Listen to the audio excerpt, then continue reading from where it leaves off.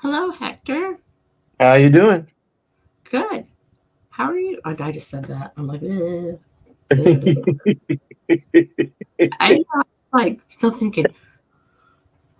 I need to click this Okay. off. It's been a minute since this streaming thing. I have to, you know, hit the buttons and the hmm things and the stuff.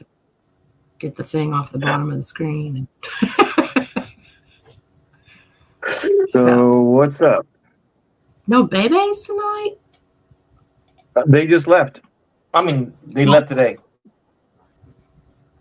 well, let's One's see. got school tomorrow, and one wanted to go home, so we sent her home.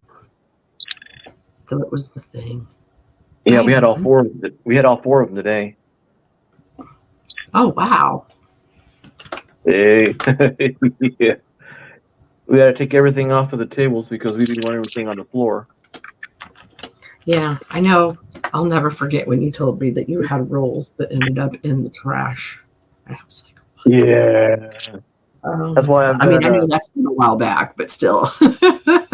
Well, actually, we've been doing some spring cleaning, Hmm. and we took out 18 boxes of files and boxes that I've used for school, and they're out waiting for the shredder to come pick them up this week.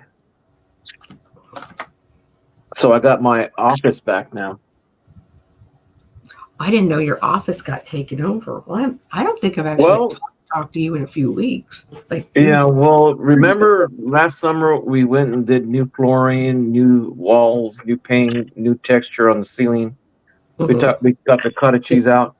Well, Because that all was the after you did the floors, I think, if I yeah, remember. we Yep. took all the pictures from the hallway, the huge living room that we have that's 23 by 30, Mhm. and everything that was in the pantry, bathrooms.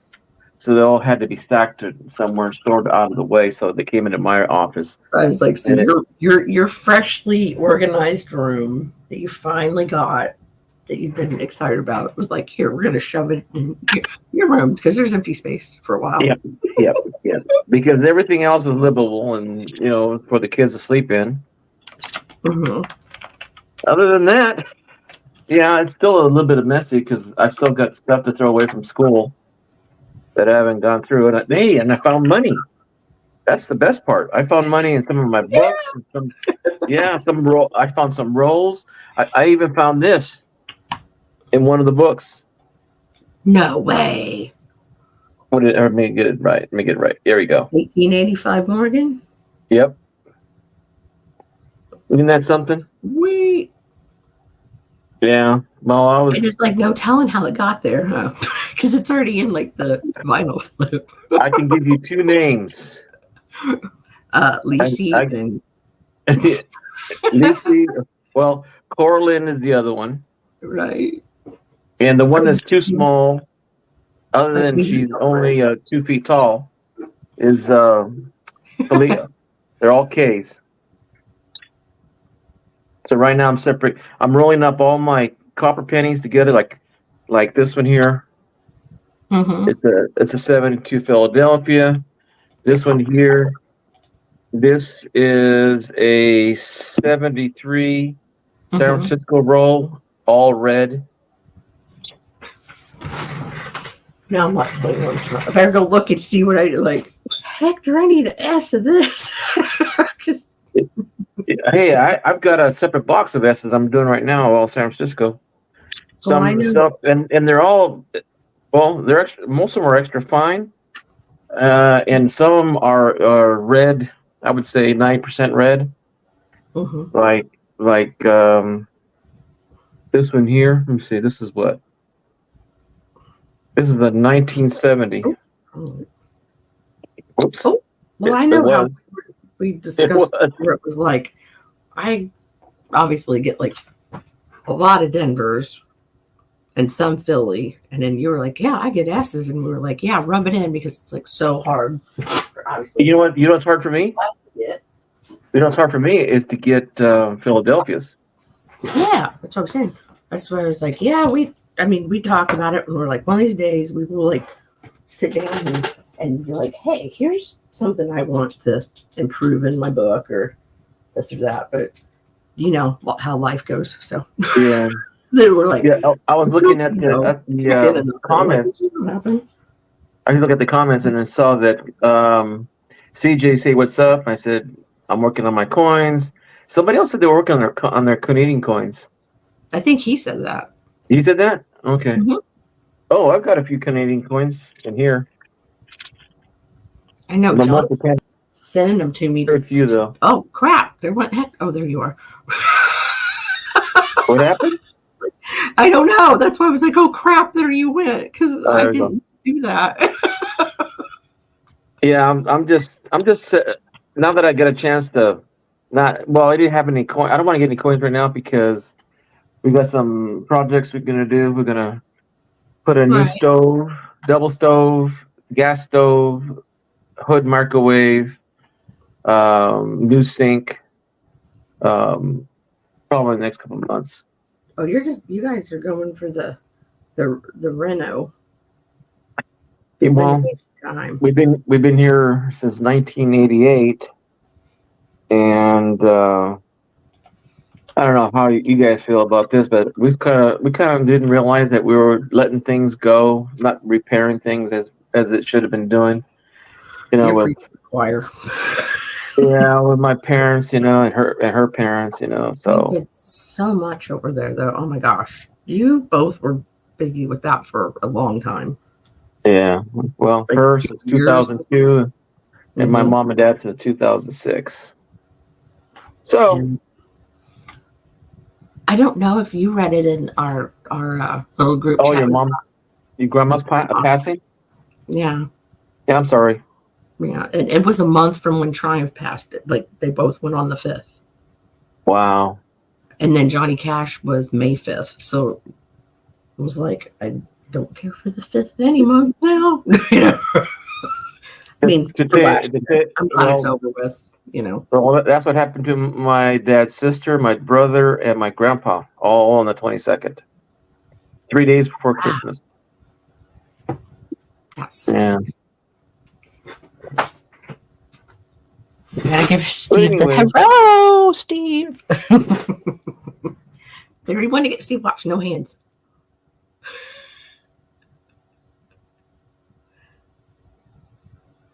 Oh dang, I think I lost him for real. Girl, I am too. I came from over at oh, there he is. Texas, or yeah, beer, beans, and bullets, and because he was going to go to bed. Oh, okay. Then I thought the drinkers were coming over with me. Hello, and then they did not. So.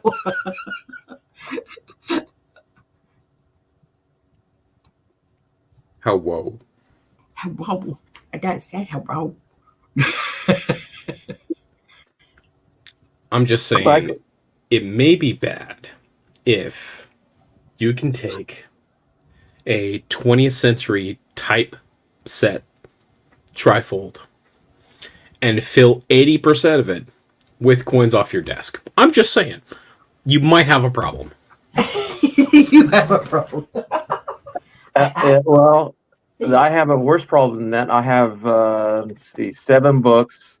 I filled 3 with, I'd say, 2 Morgans, a Benjamin missing out of 2 of them.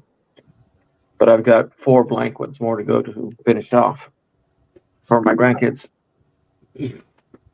Okay. Yeah. I probably don't. What's that? When he said it's pretty bad, but it's like these books were all either my dad's or my uncle that passed away that lived here, or one of my uncles just didn't want his book, so it got thrown in the pile. Well, you said trifold, so I mean that's new. That doesn't count. But Are those little kids, or the they're old. Well, they're old. So the old Whitmans then. Yeah, well, you could tell just by the sticker that's on that. That was like somebody sat and did it with the gun, and it had no UPC tape. Yeah. And they wrote in all of theirs too, like putting I can't even see what I'm doing. I have to, I think it's the first time I've heard CJ's voice and face. What's that? I think it's the first time I've seen you and your voice. Well, I was technically dead for 3 years. Sorry, That's but why I that wanted sounded to like put in chat. Oh, sorry, Hector. Go ahead. No, I was just wondering, how is that possible? He was working since been working. Is Oh, what I last knew. So that's what I'm going to go with. I had previous to the position that I'm in now, I was working a job that was technically Monday through Friday, but it was a 24/7 job, and there was 4 buildings that I oversaw. So I was working 15 to 18 hours a day, and I came home and ate something and then fell asleep and then woke up and did it all over again for months on end. sounds my target job. I'd work 6 days a week from 5 in the morning until 11 o'clock at night, reopen the store again, and I did that for 5 years, and I said, no, that's enough. Yeah. How did I start up there? And then holidays were 7 days a week. That's the worst part. Christmas, Yeah. Thanksgiving. Is saying hello. He said it twice, so that's why he's like, come on. Well, you know something? I was trying to look at chat. That's why I accidentally hit the leave button. So that's my fault right there. No, I mean, I could just put stuff on the bottom more often than. Oh, okay. Oh, jeez. I know. I used to Okay. have a friend that he gets so annoyed that I would do that. And I'm like, some people are on their phones at work and they don't see the comments. So it was like, it's kind of a courtesy thing. Oh.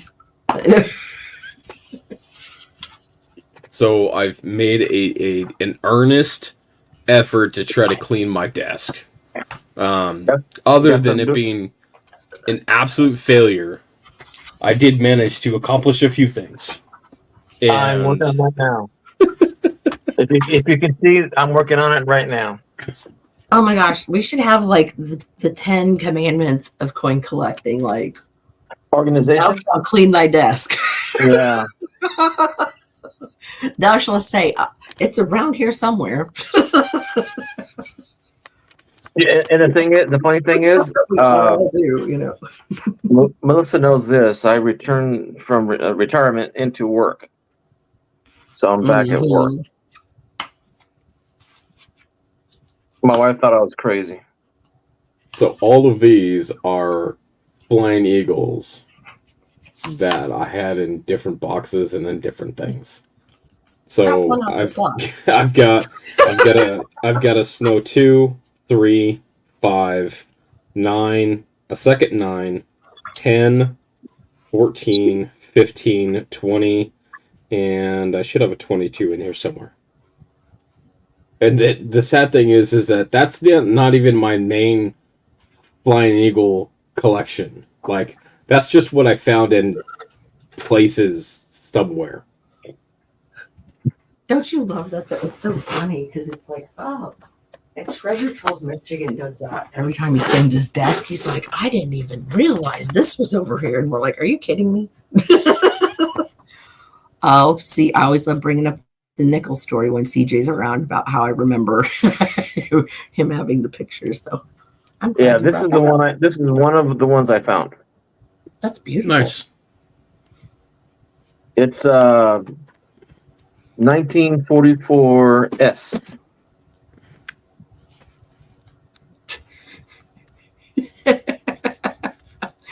Hello, sick and tired. It's nice to make your acquaintance. Hey, Steve's in the chat. Yeah, that's why I said he was telling you hello, old man. And, oh, I'm sorry, man. I didn't see it right now. That's what started the whole. I'll put the stuff since you're on. Looks like you've got your phone camera out. That I'd put the. Just listen to what Sax says to tell you. He told you to tell me, the old man, that say hello. And I said, you know something? I'm probably in better shape than most of you guys. Oh my gosh, I've got to tell the funniest story. Okay, so the other day, I put in Oh my God, Hector had me cracking up so bad. I was like, he's got to be busy doing something because I had taken or put a short in our group chat, and it was this little pug dog going, "Hello!" Just like crazy, you know? So then I put after that, "Hey guys, I found Hidden's dog." Nice. And then, yeah, and then Hector Go ahead. yeah. Well, you can say that if you want. No, And he go ahead. where? How? You know, it was like Hidden doesn't even own a dog. And then Hector put, neither do I. It's like, you smart butt. And I was like, you didn't watch the video. But I was like, that was a good recovery, though. Yeah, I'm the one that's usually the sober one, and also the one that's don't carry a line other than, I'm pretty serious. As a teacher, people seem to shape up for some reason, and I've had the situation where they say, you got to be lying. I said, the teachers don't lie. I said, oh, they don't? And somehow it goes around that my voice doesn't match my face. As a matter of fact, even Steve, well, Hector, I've been seeing folks in their coffins that were in better shape than me. Oh my God. I hope not. I Wow. hope you're in better shape than them, man. Ooh. That's rough. Yeah. I have a friend of mine who's really down in the dumps right now because he had a mini strokes over a month and he didn't go in to see the doctor. Ooh. And then it just accumulated to the point where he could not drive or even sit up in a chair without falling over. And the doctor tells them, hey, we've got a scan here that said you had 22 different types of strokes in different areas of your brain and your heart. And That's rough. man, and he's one of those physical guys that active all the time. I don't know. But I talk to him every day, morning, noon, and night. So sometimes he'll how's my buddy doing?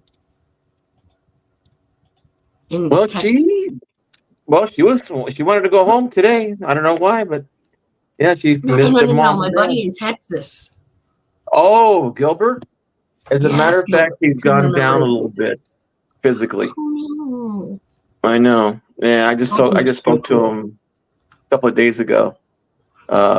He gets tired now of more talking. He just told me just be aware of my responsibilities. When they get that call, I'm going, jeez.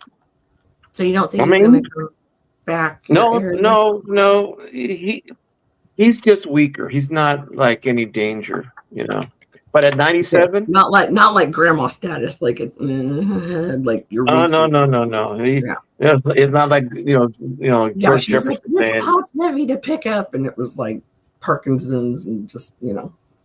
down. No, he's just a very involved person with people around. Even in the group home that he lives in, he makes his rounds every day to make sure they're okay. And I said, someone got to check on you. So I call him, but I usually don't get a hold of him because he's not in his room and doesn't take his phone with him. So he's just the man about town. well, you figure at 97 he slowed down, but you should have seen him. He was just like, oh, I want to do this StreamYard thing. We can, yeah. We'll be like, I don't know how to do that, and he was like, I want to do it again tomorrow.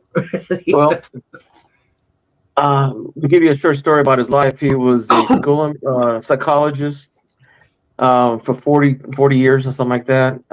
He's taught at Cal Poly, Pomona, UCLA, USC, Harvard. He lectures about psychology in the student environment. This guy's a brainiac, very sharp person, very personable. He was going to be a priest, and he lived in my little town here. And now he's asking me to bring him home when the time comes.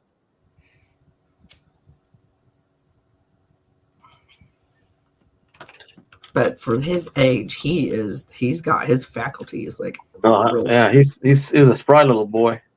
Oh yeah. Korean veteran. What else? Jeez, what else has he done?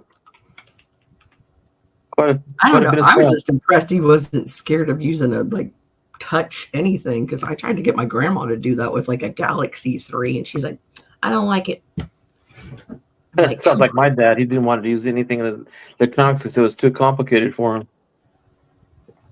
Well, it didn't help any. My cousin's wife would switch it to easy mode, and then if my grandma would call me, I'd be trying to explain it to her just the regular way. So I was like, I don't know, I'll just walk next door and show you. And I was like, this.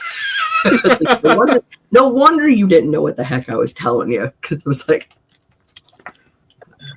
I mean, I know it's tiny little differences, but when you're trying to sell it to somebody that's never used it before. Hey, Cyclops, I still have your cookies for you, man.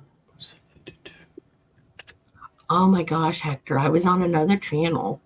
And somebody said, give somebody a cookie. And I was like, get the French toast out of town. Oh, cool. Because I was like, somebody said it somewhere.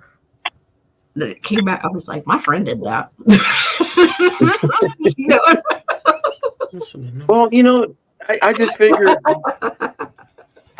that when you invite somebody over, you know, for dinner, it's more pleasant. And I figure giving someone a cookie, you know, was like the old grandma says, I'm going to give you a cookie.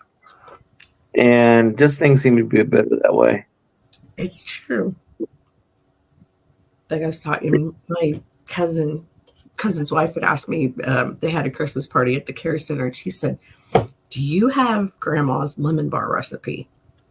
Ooh. And I said, I don't, because she'd written down a lot of recipes for me. So I just had my own copy of, like, oh my gosh, probably more than 20 years ago, easily. And said, I don't know why. I said, I'll look when I go home. And I looked, I said, I can't believe I don't have it.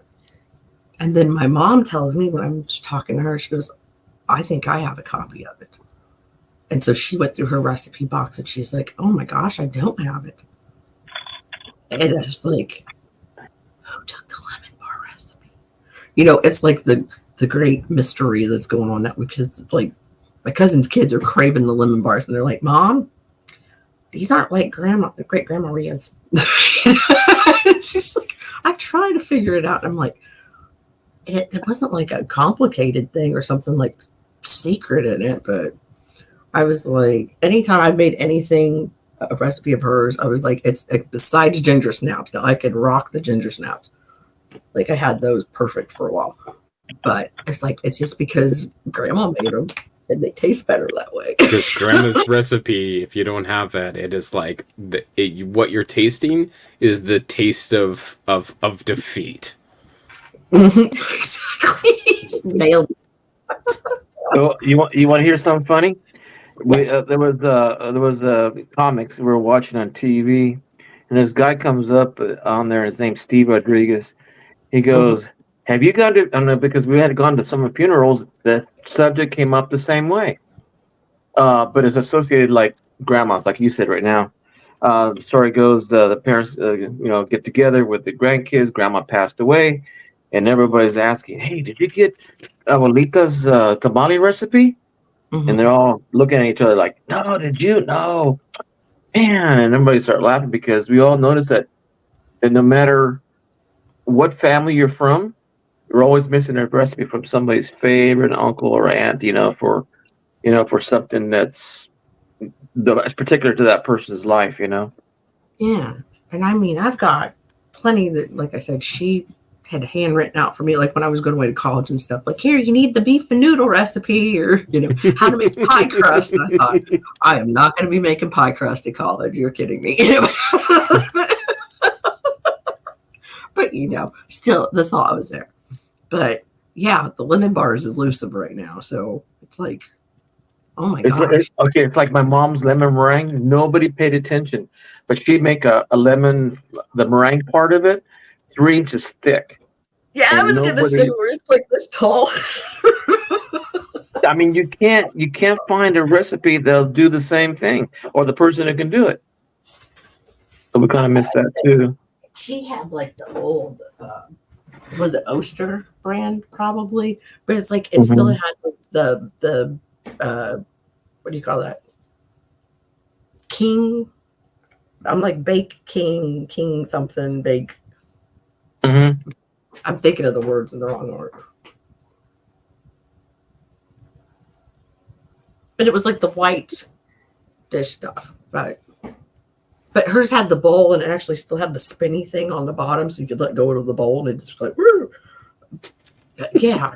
Oh my gosh, she had that thing when I was little till I was probably like 15. So I'm like, I know you've had it way before that. But I was like, it must be that mixer because it makes the meringue like stand up like a soldier, you know. Wow. Back when they made kitchen equipment that actually lasted It did. from daily use. Oh, Yep. I'm sorry.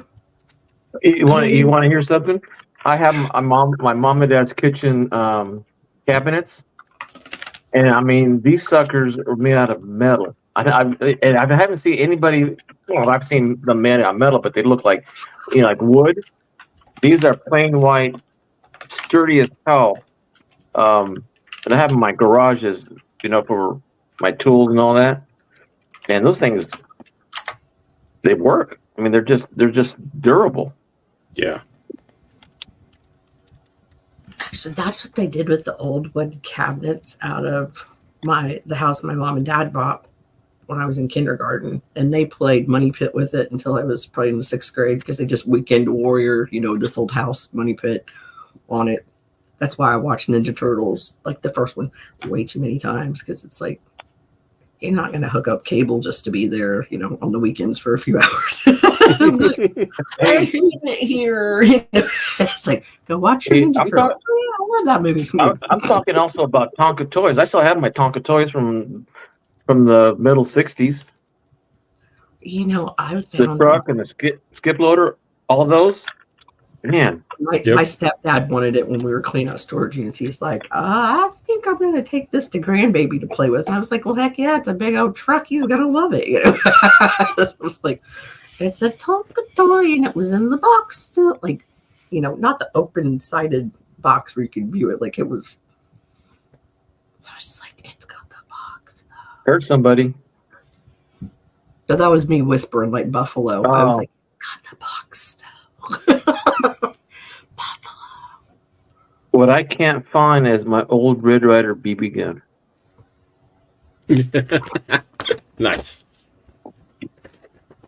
Yeah. I was like, like CJ, them. you can have that one. I was like, Dude, I still have my GI Joes.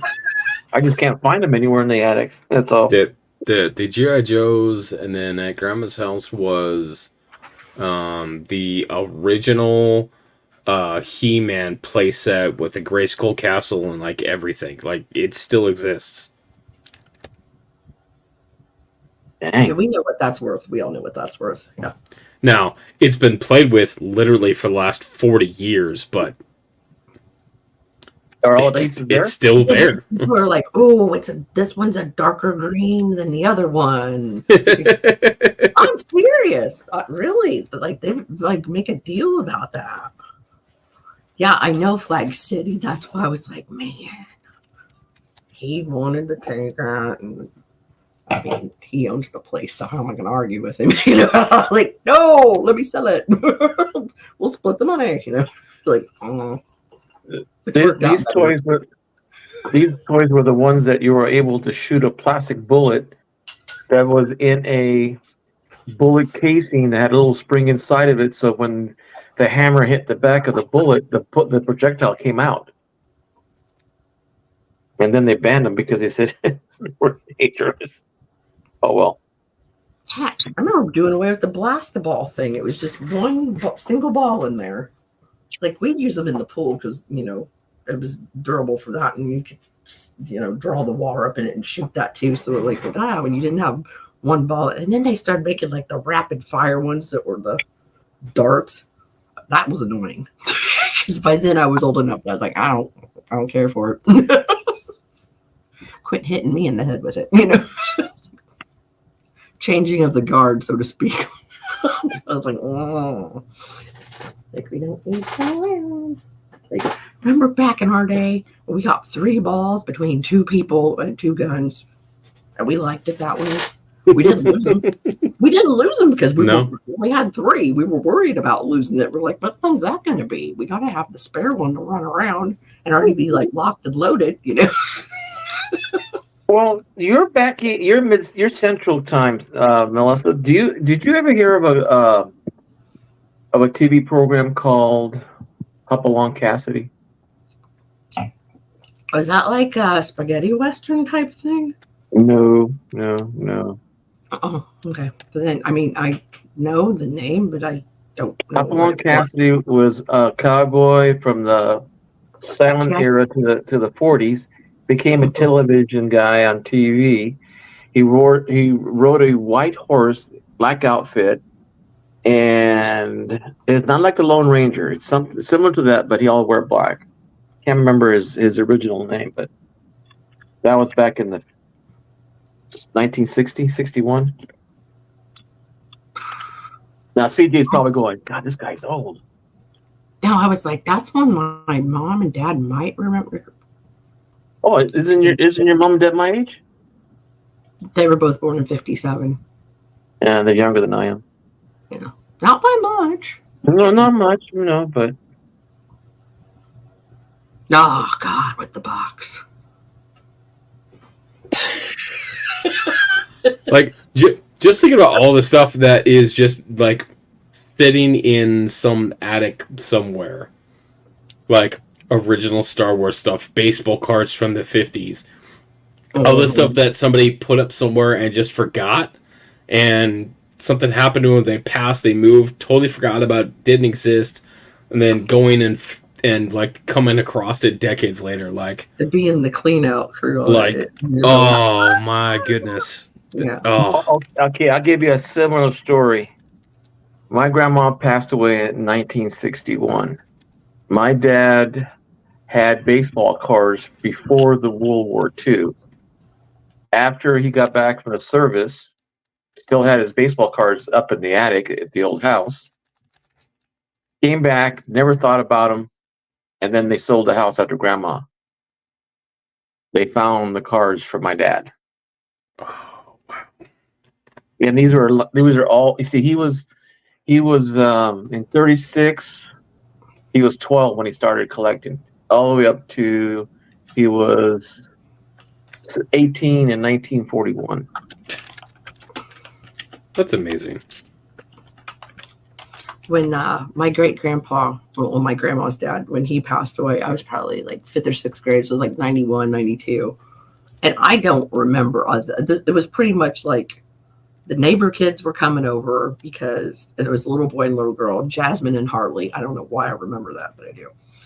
Well, their parents were thinking about buying a house, so they were just kind of like, the front door was open because we're all like in the front door and the back door, either putting stuff in the car or stuff was just going in a burn pile in the backyard. And they kind of were like, hey, Melissa, you go upstairs. And it was like, hey, and then I'm like, oh, I found like old Valentines. Like I still have them in a box up there, but just random like kid stuff, toy stuff that I was like, oh, that goes in my pile. Well, meanwhile, they were doing all the coin stuff downstairs, which wish I would have known. And, my dad tells me this, years later. He said, yeah, your great uncles were there. And, your great aunt and your grandma. And my grandma's the youngest, so she was the executor. And then, so they're all, sitting around the kitchen table and we're divvying up coins equally. And I was just like, for 6 people. And they were just kept going. And my mom told me the other day after my grandma had passed away, she said, oh, I'll never forget when we were cleaning that house out. And she said, we were finding coins everywhere. She goes, there was like $50 like in bags in the bottom of the clothes hamper.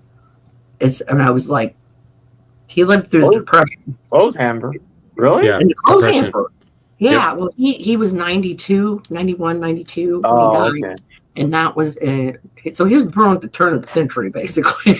Like, so yeah, he lived through, as an adult through the Depression. So it was like, we were Yeah, surprised we didn't find money in the mattress. that sounds similar to what I did when my in-laws sold their house and they were Mhm. already gone, and we found all the change, and all everybody said, "Hey, let's just give them to Hector and let them go through them."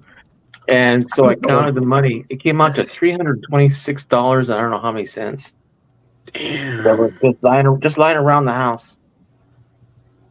Well, he had, I think, fives, tens, and 20s stuck in books because, we The all lived books. like 40 minutes away. So it just because he'd be bored some days, he would go up to the bank and withdraw money just to go flirt with the bank tellers. He didn't need to. And well, if Yeah, you're single, that sounds like a good idea yeah. to me. I mean, hey, you're in your 80s and you're like, what am I going to go do today? I think I'm going to go flirt with bank tellers, like, I'm like, man, you deserve it. Did you hear about the old man that passed away in L.A.? He would get a box of pennies every paycheck and would get paid twice a month. And Mm. he passed away, and his son-in-law, the daughter's husband, found $50,000 worth of pennies, all from 19 whatever Yes. until the late 90s. We sent that And picture around in that news story, like in our little group. yeah, and Yeah. he sold it. He's the son-in-law sold, I think, the whole lot for like 105,000 or something like that. I forget the exact amount, but can you imagine how much coins? $50,000 worth of pennies. I would have written that to do. If I had the money, I would have had a field day. Same thing. I would question like where it was. Like, was it in a garage? Because you think about like, yeah, that's a lot of money. That's a lot of weight. I think that picture showed it in the basement where the boxes. California doesn't have basements because of the earthquakes. Where it was in the crawl. No, it was in the crawl space. We have in some houses there's like a 2-foot foundation above the dirt, and there's crawl spaces in probably 2 or 3 of the rooms. Like my old house did. Mm-hmm. That one had a crawl space that was barely enough where you can, squeeze underneath it. And he put him underneath there because he didn't want it in the house, and the old man thought it was safer to put him under the house. Not wrong. It's like coffee cans in the backyard, That's another one. You hear about those people that found the gold coins? They were walking in the desert part of California. They won't even say where in case there's more of them out there. But they were walking and they found gold coins in coffee cans as they were walking through a desert part of their neighborhood. Wow. There was one I heard somebody, I can't remember if it was around Kentucky or somewhere. They were on the edge of a field and found like a bunch of gold coins. So they were like, yeah, I'm going to go back and look for some more. I thought, wow. Could you imagine? I wouldn't say anything, but you probably hear me scream initially when it happened, like, we hit the mother lode, There's a metal detector guy that's from Mexico that I watch, and I saw him one time, and I wasn't paying attention really because I had the girls with me, and I looked at him while he's watching, and he's metal detecting the walls. I'm going, what the heck? So I played it back where he started to look in the house in Mexico, and sure enough, he started beeping off when I turned the volume up, and the wall's beeping with his metal detector, and he starts hacking the wall with it was abandoned, of course. This was an old hacienda, and he's picking away the walls, and in there he's finding copper coins, silver coins, old Mexican coins from the 20s and 10s, and I'm going, why would you put it in the wall and seal it up? You couldn't get to it in an emergency because it was the walls in haciendas like 4 feet thick. But sure enough, because they didn't trust banks.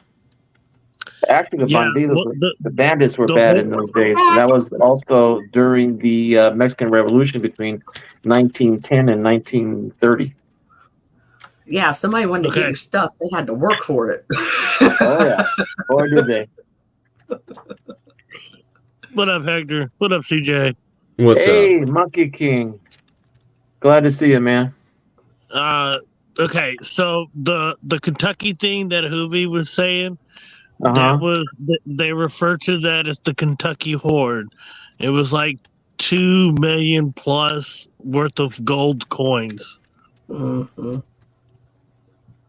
So when Stack says that he has a property that he wants hasn't metal detected, and come to find out some key information about this place, I'm going, oh, I need to go back there so bad. Well, what about the Confederate gold that they collected together? It was either absconded by the Confederates, or they put it someplace where they couldn't get to it, and the people that had the secret to the Confederate gold is still missing after all these years. Hector, so the original property owner had the place back in the 1920s. Didn't trust the banks. Didn't trust the banks. Okay. And so in my mind, I'm going, there's metal cans all over the place. Everywhere. And I'm going to focus on key spots because I want to look at old land development plans from when they actually put a building on there. Yeah, trust me. I know exactly what I fucking want to do. So, other than like around the house, trees, benches, picnic areas, and then posts, old fence posts. Oh yeah. Because they knew if you go down the fence and it's the 5th post, there's coins at the bottom of it. Old outhouses. I can give you one also. I'll give you another one too. When I was teaching in elementary, a lot of the kids would play on the jungle gyms. You'd be surprised how much coins are in the protective material there that falls out of their pockets because they hang upside down. I go hunt schools just because you can usually get maybe $1 or $2 in change just out of the bark dust. Oh shoot! My master teacher. He used to say, "You idiots don't know how much money I've made just from picking up pennies because you guys are too lazy or too cool to do it." I was like, "Not me." Well, I can tell you, my master teachers used to bet on each other each week on Friday. Whoever collected the most change by the end of the week, whoever had the most coins collected or change collected, the other person had to buy lunch. Like won the whole pot. Lunch is cool too. Yeah. Okay. So I've been telling people that I worked with and so on and so forth, and even people that I talk with at the bar, is that I will buy your piggy banks just to search your coins because 99.9% of the people in America don't search their stuff. Correct. Whatever. Here. I got in trouble at a grocery store because I put a Coinstar sticker with my number on it, and I said, "I'll buy all your coins." That's smart though. Good looking. I would have done it. Well, it wasn't the store. It was actually a person cleaning out the Coinstar that called me up and said, "Hey, you can't do that." I said, "Oh well." You're like, you can't blame a guy for trying. I'm gonna do that anyways. I got 2 calls out of it. Yeah. See, there you go. There you go. And then one of my coworkers actually had said he had like around $60 in change. I was like, hey, I'll give you the cash for it.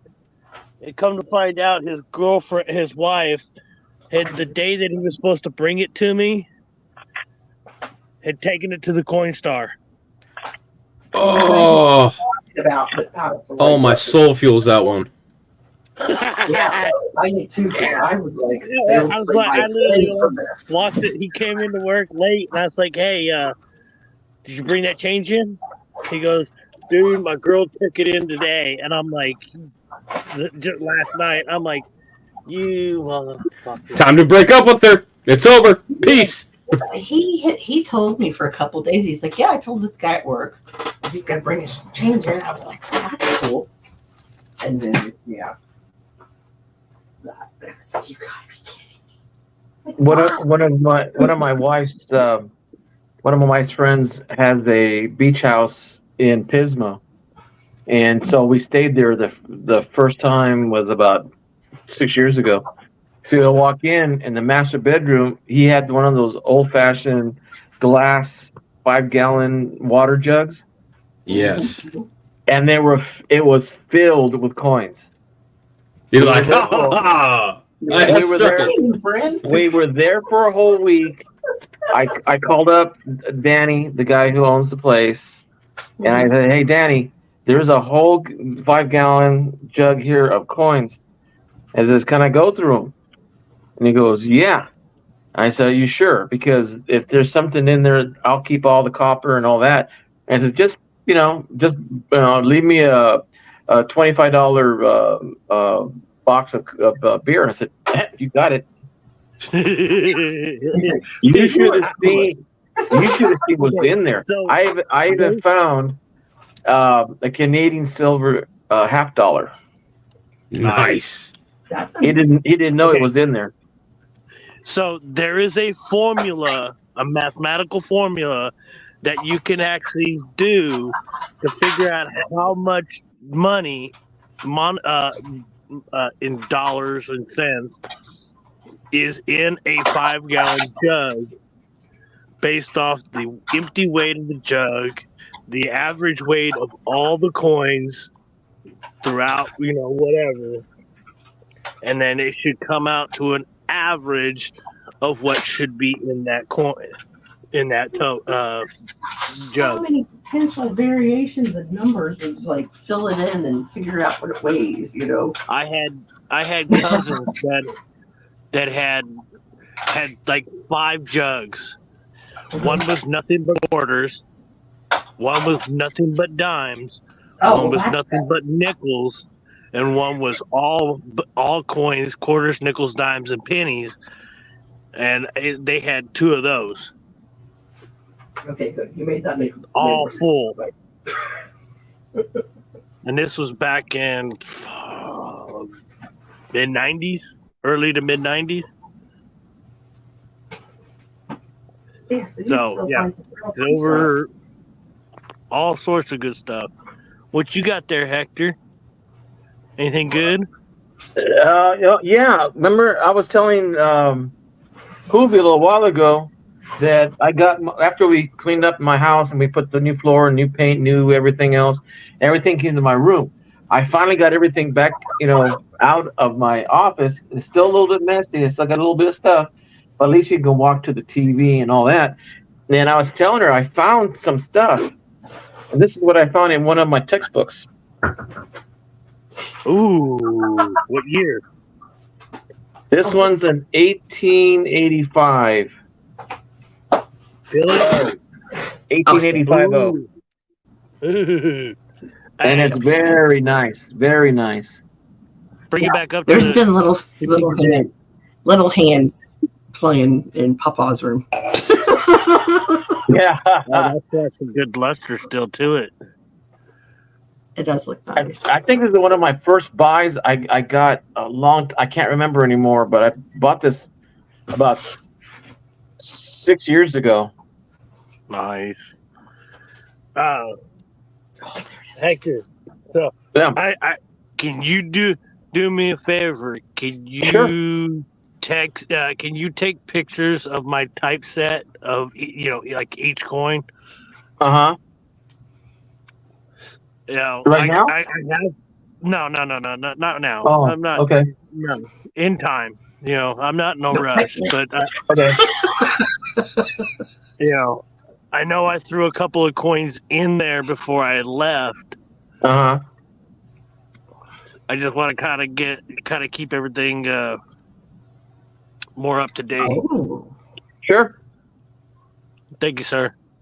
Not a problem. So that's interesting. Oh, that's right. You never got it in this room because you can never walk in it. And that's why I put the stuff that you have, I put it in this room because I had to walk over everything and move everything and put it where I thought it would be more secure, the things that you left here. And I put it back there. Little hands going, ooh. Well, I didn't want. That's the one thing. She gets in my stuff. You don't think she's going to get into anything else that she finds or could find? Her mind. She'd be like, ooh, that's new. Let's check that out. Yeah, I put that away early in the time. I know it's safe. Oh no, not for me. It's safe for me. I'm not sure about my grandkids though. I just did. They like shining little things. As a matter of fact, I don't know if I told you this, but I found a few rolls of my pennies. I think there were 1950 rolls of pennies in the garbage can because my little one got into it. Uh-oh. Had I not checked it, I said, "This sounds kind of funny. Why is it banging at the bottom like that?" Sure enough. So, Glad you heard it. Hoovy knows about this one, but I think CJ. I know CJ hasn't. I know you haven't, Hector. Mm-hmm. So, one of the guys that comes into the bar that I charge up my devices at, Mm-hmm. he owns a coin shop just up the road. Oh, jeez. And it's I looked at the website. They've been established for, I think he said 11 years, the shop. But I had told him that a couple people had told me that since I'm as passionate about coins, because I tell them, hey, bring your stuff into me, let me look at it, and I'll try to help you out, and they're like, hey, you should be a grader. And I'm like, yeah, that's very subjective. So I told this guy about that people were telling me I should be a grader and whatnot. So he just so happened to have some coins in his car. And he comes back into the bar and he says, here. That's got to put on the spot test. Yeah, exactly. Yeah, that's the best way. That's the best way. So I looked at them. They all had it was three Morgans, 1885 and 1886 and an 1889. Two of them were Philadelphia, one was an O. I looked at the fronts were just blast white, MS condition, and then you flip them over and there's this, how you see the coins, they got the tape mark across it where it's been toning. Oh, yeah, it hurts. Yeah, all three of them. Hurts. All three of them. Oh. And CJ, it's gonna kill you even more. My soul. The toning was not good. It was like brown, like rough brown toning. All I said was like, Zach, it was going terminal. It sounds like great. The fronts were great. The backs were shit. Oh. And so I looked at them, and I looked at each one of them, and I was like, I gave my my grades, and he's like, yeah, that's about where I had them at. And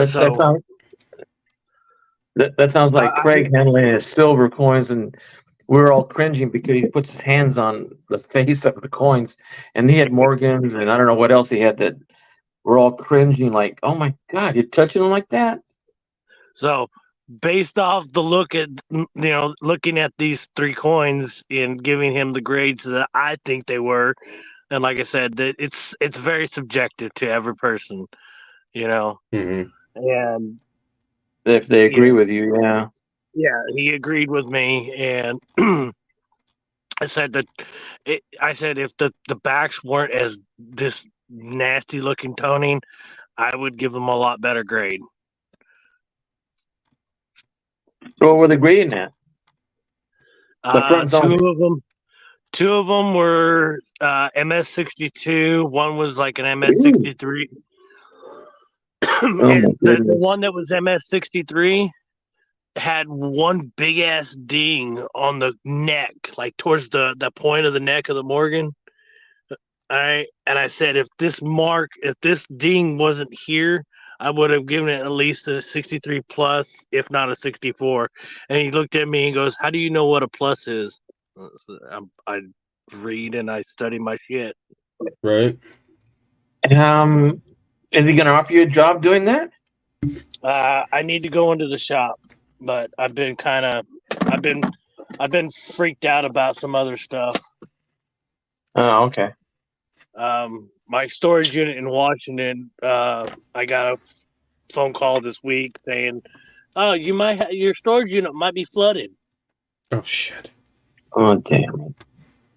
Yeah, I'm 2,000 fucking miles away, We're out in Washington. like 20 miles from the Canadian border. Oh, okay. Because Because I'm like, I'm in the middle of Oregon, so I'm a little bit closer. Yeah, That's so funny. I always thought you were like East Coast I'm back in the day. north of Seattle. Mm-hmm. Nah, I don't West know, Coast for life. My brain just assumes. I mean, you didn't have the accent or anything, but that's why it's like, I can't believe how late CJ stays up. Oh my god! But now it makes way more sense. I'm always like, I have always been, like I've always been like a night owl. Like Yep. my peak, like my brain power and everything is up to 11 is like 11. like 9 o'clock to like 1, 2 o'clock in the morning, depending on what's going on. Like that's prime, like processing. Yeah. My husband doesn't get that. Like about that time, I'm like, oh, I'm gonna get up and like start through the house, and he's just like, it's time for me to go to bed, and I'm like, do you want anything done around here? Because 10 a.m. is not the optimal time for me at all. Like 10 p.m. is. It's been so not. Zach will know this from CJ. You probably know when Scott worked on the road. I had my run of the house, night and day, week on, week off, basically. But, so I was used to just keeping what hours I wanted to do. And then now it's like every night he'd be home like 3 to 5 p.m. And then I'm like, okay, so I have to be quiet at like 10 p.m. I'm like, this is like screwing my world up. It's crazy. But I'm like, I'm not lazy. I'm just not used to this. What's up, big man? I will say this, CJ, is that we coin nerds, we're all, I think most of us, a good majority of us are night owls. Oh, for sure. We get on those, our own little, even when we're not here on YouTube and we're just in our own little world in our own apartments or wherever, you just get sucked in and you're just like, the time flies because you're not looking at the clock. And then you're like, oh, the sun came up on me. Yep. Yeah, we did it a few times that way too, Melissa. Don't forget. Oh, no, not at all. Oh, no, not at all. Shoot, I used to do it at Rich Cali 21 like once a week and going, oh my God, I got to stop doing this. And then go to work an hour later. It's easy for all of us to do it because we just get so into what we were talking about and then go, oh, it's 9 a.m. I'm surprised you're up right now, Hector. I still do that, like when Blues or I are doing our hangouts or whatever. Like it will be up till it'll be like 1, 2 o'clock in the morning for him, and he's in Central. He's 2 hours ahead of me, and he's like, "Oh my god, it's 2 o'clock in the morning." I'm like, "Well, hope you didn't have anything planned today, because now you're gone." That's like the farm thing. So like I get up with the chickens. Literally means Right?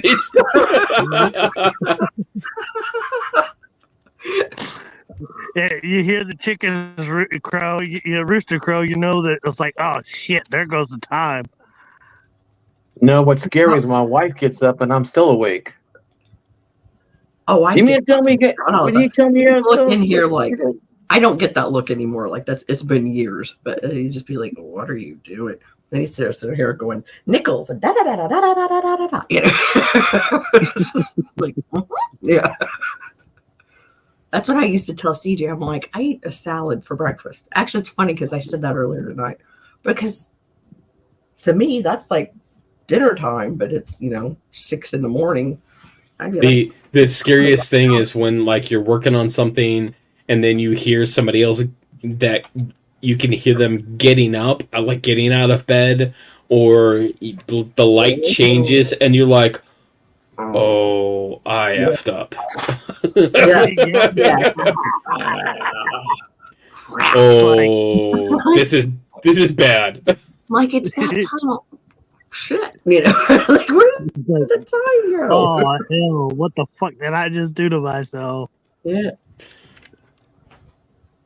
Yeah, especially he'd get up. I never knew it'd be sometime between 5:30 a.m. and maybe 7 a.m. So either way, I was just like, I stayed up way too long. So, You know what I should have done when I was working those late times over at Target, or even the grocery store when I was working as a night shift manager.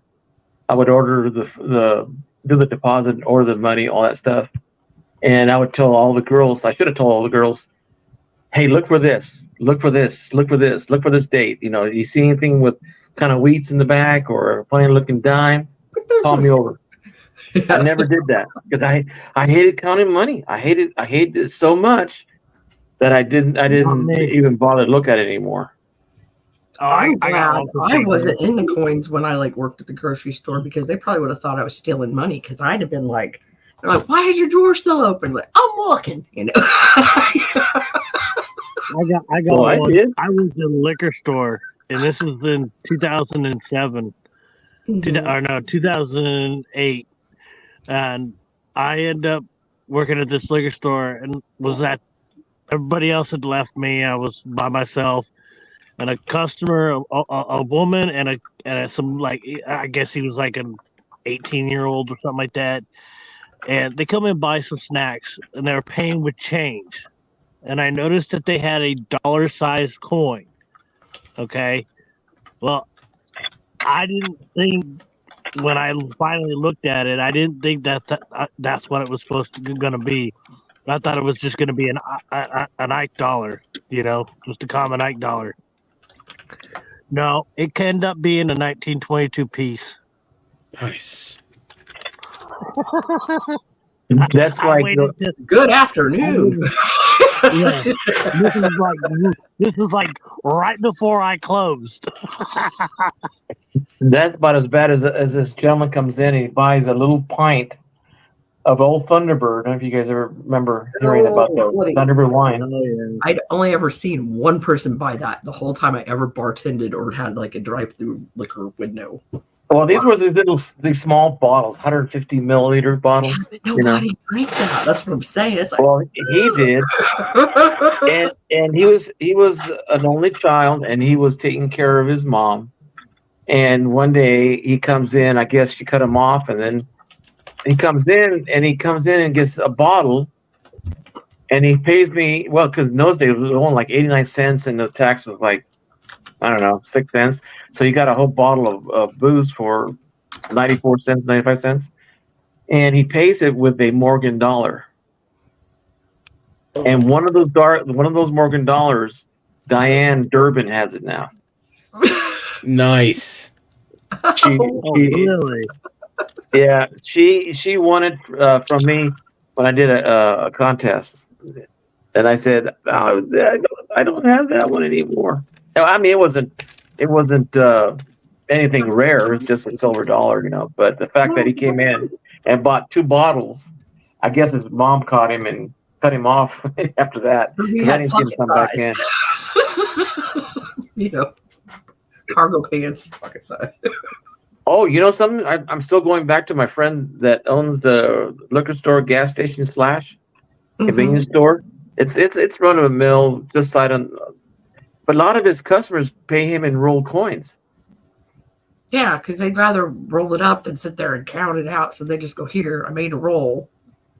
Yeah. And if they come in enough, I they find trust them. And if not, then they count it. And it keeps like, oh, I know this person came in Monday, Wednesday, Thursday. And then they're like, okay, it's been short all those times. And it was you that came in. And probably figuring out who it was, And he hates going to the bank and taking to have it when he has too much of a certain coin. So one day he calls me up and he says, hey, can you, I'm putting gas, I should say, not call me up. But he says, hey, remember you said you'd buy all my coins? I said, yeah.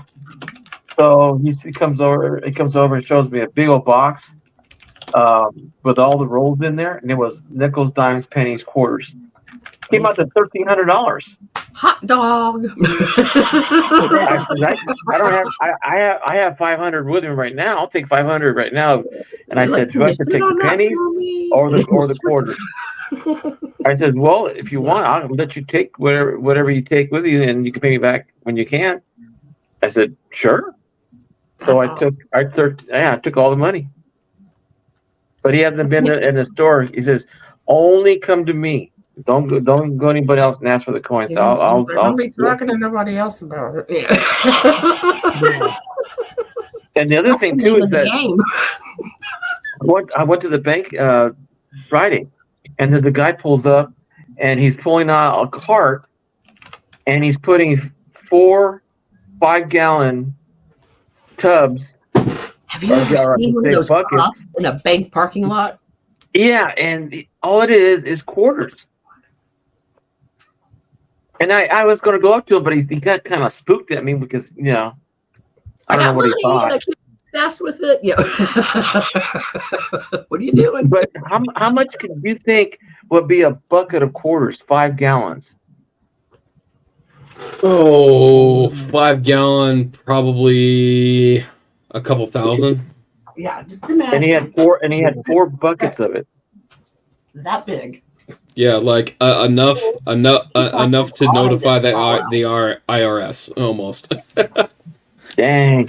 And then the guy who fixed my maintenance for my air conditioning, we start talking about coins, and he says, "Yeah, I have 3 laundromats, and I used to keep a bucket or 2, in my trunk because sometimes I'll go buy my laundromats and refill all of the."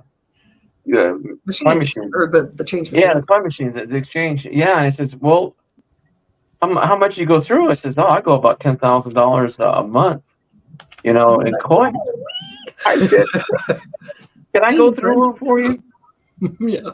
He hasn't called me back yet, but we'll see what happens.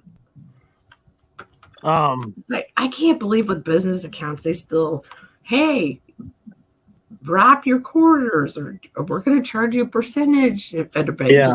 I'm like, business account means you're kind of busy and got other things to do. So I feel really lucky that I don't have those problems here. Well, they have the coin counting machines that sit in the back that's not open to the public. It's one of those industrial ones. I said, then why don't you have that one back here so you don't call on the repairman to come fix the ones that you guys have for the customers? And she goes, well, because we don't want the coins. We don't want to have to deal with them. You should have stuck that sticker on there with your phone number. For real, though. Yeah. For real. And my phone's ready to die. I'm going to go plug it in. Okay. See, Hector, we did something productive. We found a place for you to stick a sticker. They're never going to fix it. You can help. You're helping people. I mean, it's facilitating a need for the public. You're just trying to help out. To help myself. Right? You have to think of some catchy like name for you. And then if you get a sticker or something and stick it on your car or window, then I think you get a discount on your insurance too somehow. Pretty sure. Yeah, maybe that's true. No, it is true. Trust me. My stepdad with the tackle shop and the storage units, he put it on my mom's vehicle and on his. And they discount your vehicles for that. I don't know. Yeah, they're expecting rain in an hour and 8 minutes. Well, it's raining here like cats and dogs right now. Yeah. It's supposed to. It's not quite hit me yet. Well, you know my neighborhood. Going due east of the mountains, they're having a storm warning until Monday night. Oh yeah, you got flash floods up that way. Mm-hmm. Native. What? My phone wasn't turned up, and I just got ready to look at the weather since you were saying that. Native Katsu, are you still in here? You are. I went from 5% to 1% right now. Thank you. What, Hector? My phone went from 5% to 1% right now, and I put it on the charger right now. And if I go blankly blank, that means that I got cut off. But it shouldn't have dropped that fast. Yes, it can. StreamYards eats up the battery quite fast, and when you get down to 5%, it doesn't take much because. Oh, yeah. Wow, I haven't seen Iceman in a while, or Inkman, I should say. He's been in the chat a little bit. Well, I wasn't on my phone, so I didn't get a chance to look. I did bid on a coin today. Stop it. I couldn't pass it up though. I'm gonna start calling you somebody else's name just to make fun of you then. It was a wide rim Susan B. Dude, I have an extra one. I would have gave it to you. Oh my goodness. 1979. Yeah, Yep. EP gave me one in a giveaway, and then I think I already had one. I need to email EP and get my wallet out to me. Well, if he is, and you're like accepting mail somewhere, let me know, because your pile is right here, and if I touch it, I'm gonna knock this over, so it's even double secure now. Ooh, look at we can have. I'll have you send it to my aunt's house. You guys need to get some of these. What's that? I want all sorts of plastic stuff from CJ. Take it away. So I found the mint specifications for almost all of the dies. So this one is a one for a dime, and that is the size that they use for the dime. And I actually found pictures because the one that I've been looking for is a $50 die, and I have not been able to find pictures or anything. Well, I found an eBay one that was selling a partially canceled Kennedy $50. $50 die, and I actually used the pictures. There was enough there for me to go off of that I now have a $50 die to add to the mix. So I have full-sized mint specification penny, nickel, dime, quarter, and $50, as well as I made master dies, master hubs, and blank dies. Ooh. Blank planter. What happened? No. blank dies. CJ, that it would make a blank one? Yeah, so this is to make a die, they start with this before they press it. And when they press it, that's when you get either the hub or the die. But it starts off like this. So the think of your Lincoln Sense, right?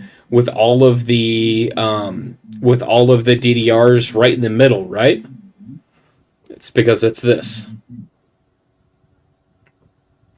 I love you, CJ. That's where it's hanging up at. CJ, may I ask a question? Absolutely. What the purpose of collecting those items? Is it for demonstration, education, or what? All of the above. Okay. All right. Yeah, it's something that I thought was really cool, and that especially when somebody wants to teach or show or to learn how the dies are made, or how the minting process works, like how the dies come together between an anvil die and a hammer die, to learn the actual minting process, so that you can explain and prove some of the things that you find on coins.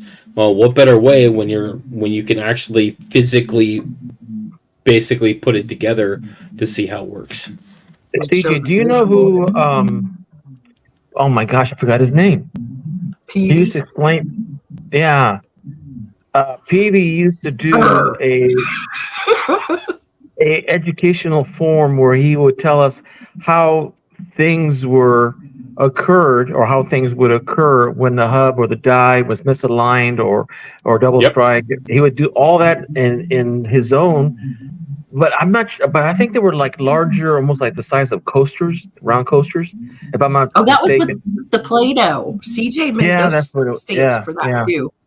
Yeah. I was like, CJ made those. You know who that is, CJ? Those ones, especially the one with the cud section of it, I made that. That's why I said he made those two. Because that particular one was, I had missed a setting on my 3D printer, so it finished the print, and then it buried the nozzle into the edge of it, and I was trying to get it out, and that part broke away, which made effectively the cud, basically the broken part of the die, which turned out perfect. Happy accident. So you're like, there you go. Happy accident. Yep. I'm substitute teaching. That's my return back to teaching after I retired. I'm talking to this teacher who does CGI, not CGI. He does CD printing, and I saw 3D printing. Sorry, where he can actually scan an item and recreate it. And the thing is that I tell him, can you do this, but edit it where it multiplies the penny slot and program it to that it automatically weighs up 2.5 penny and a 3.11 penny and separate it by weight. And we're working on that. So that nice. Pennies, quarters, nickels, dimes, quarters, silver versus clad. Yep. And I talked to him about the specifications. So we're working on it. It's going to be one of those tables from the 1960s that were called shaker racks. And the shaker racks, we used to call them in grocery stores, would actually separate all the coins from all the coinage using a slide and vibration on the board. It's about 3 feet long, and then every time they would fill it up, you pull out the coins, and then you would wrap them. Oh, Hector! I wish you would have been around when me and Blues and Cajun all started at the same time, because that's when CJ was printing like everything. We don't be like, how about this? How about that? I still print my own coin tubes because I can't go to the coin store at 2:00 in the morning. So I can imagine. Let's see, you made Jeeps's W quarter holders too. Yep. Those were so cool. I made custom inserts for the proof cases, which I actually found a box of a bunch of empty proof cases in my garage. So I'm gonna start printing some new inserts. I did the W quarters. I did. I made some custom designs for. There was a one for Les Wiley, Nova Stacker. I made a desktop thing for him. There's a lot of different things that I 3D printed over the years. How much You'd be do you charge surprised. for the tubes?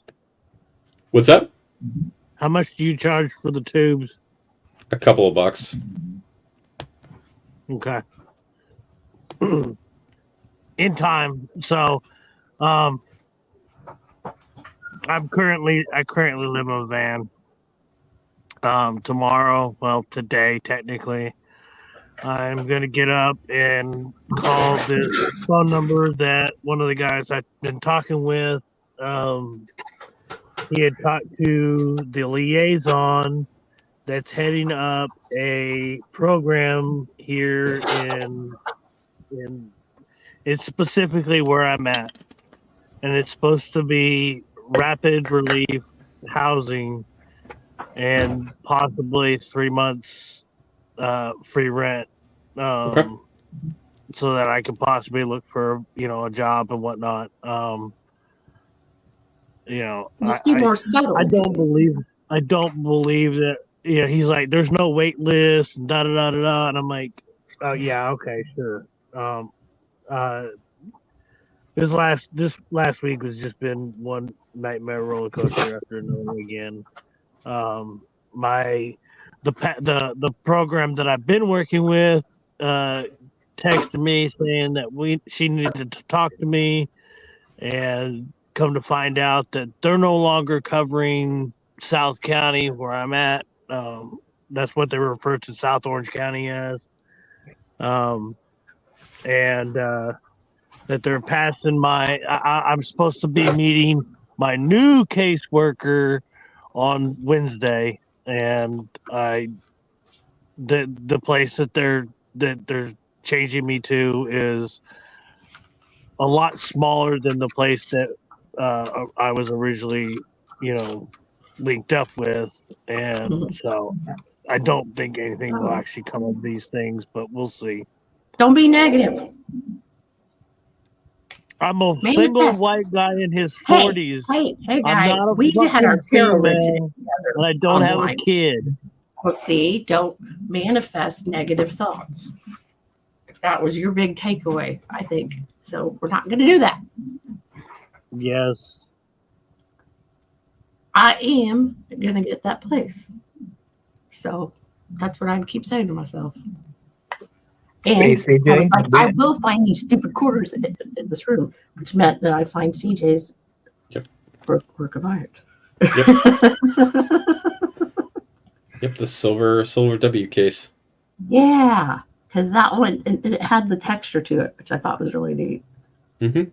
And then the ones you did for Jeep were the black ones, and they all were numbered in the series.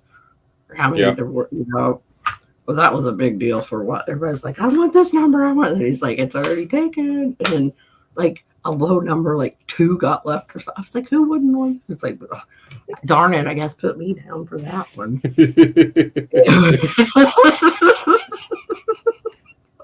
And now that I have more than just I have 4 3D printers for that print these. I also have, you can kind of see I've got the wall station right here, but the other 3D printer that I print in resin as well. So I could print these same things in resin if I wanted to, which that would not be a bad idea. CJ, correct me if I'm wrong, but I remember you making 3D printer parts for another 3D printer. Like 100% truth. I was like, how smart is that? Yeah, 100%. That 100% happened. That's pretty good. CJ, we have a brand new high school that was just opened 2 years ago, and the facilities of them training kids with what they call STEM, science, technology. Yep. You know that term. Good. Yep.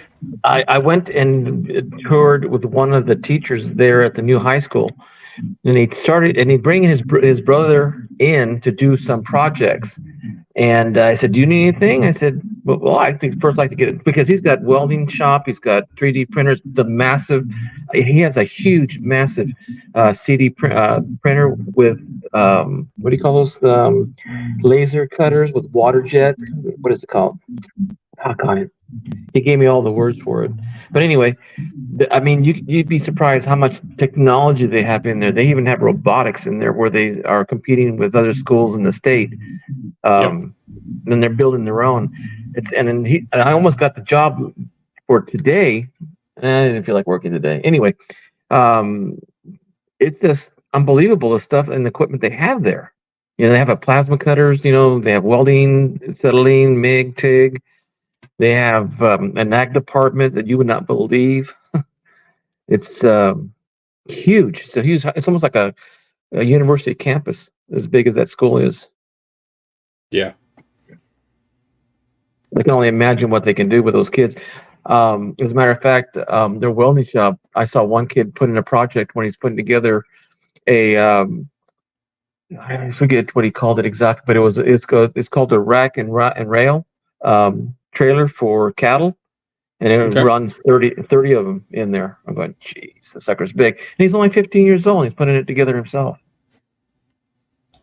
Yeah. So his crypto mine is how big too?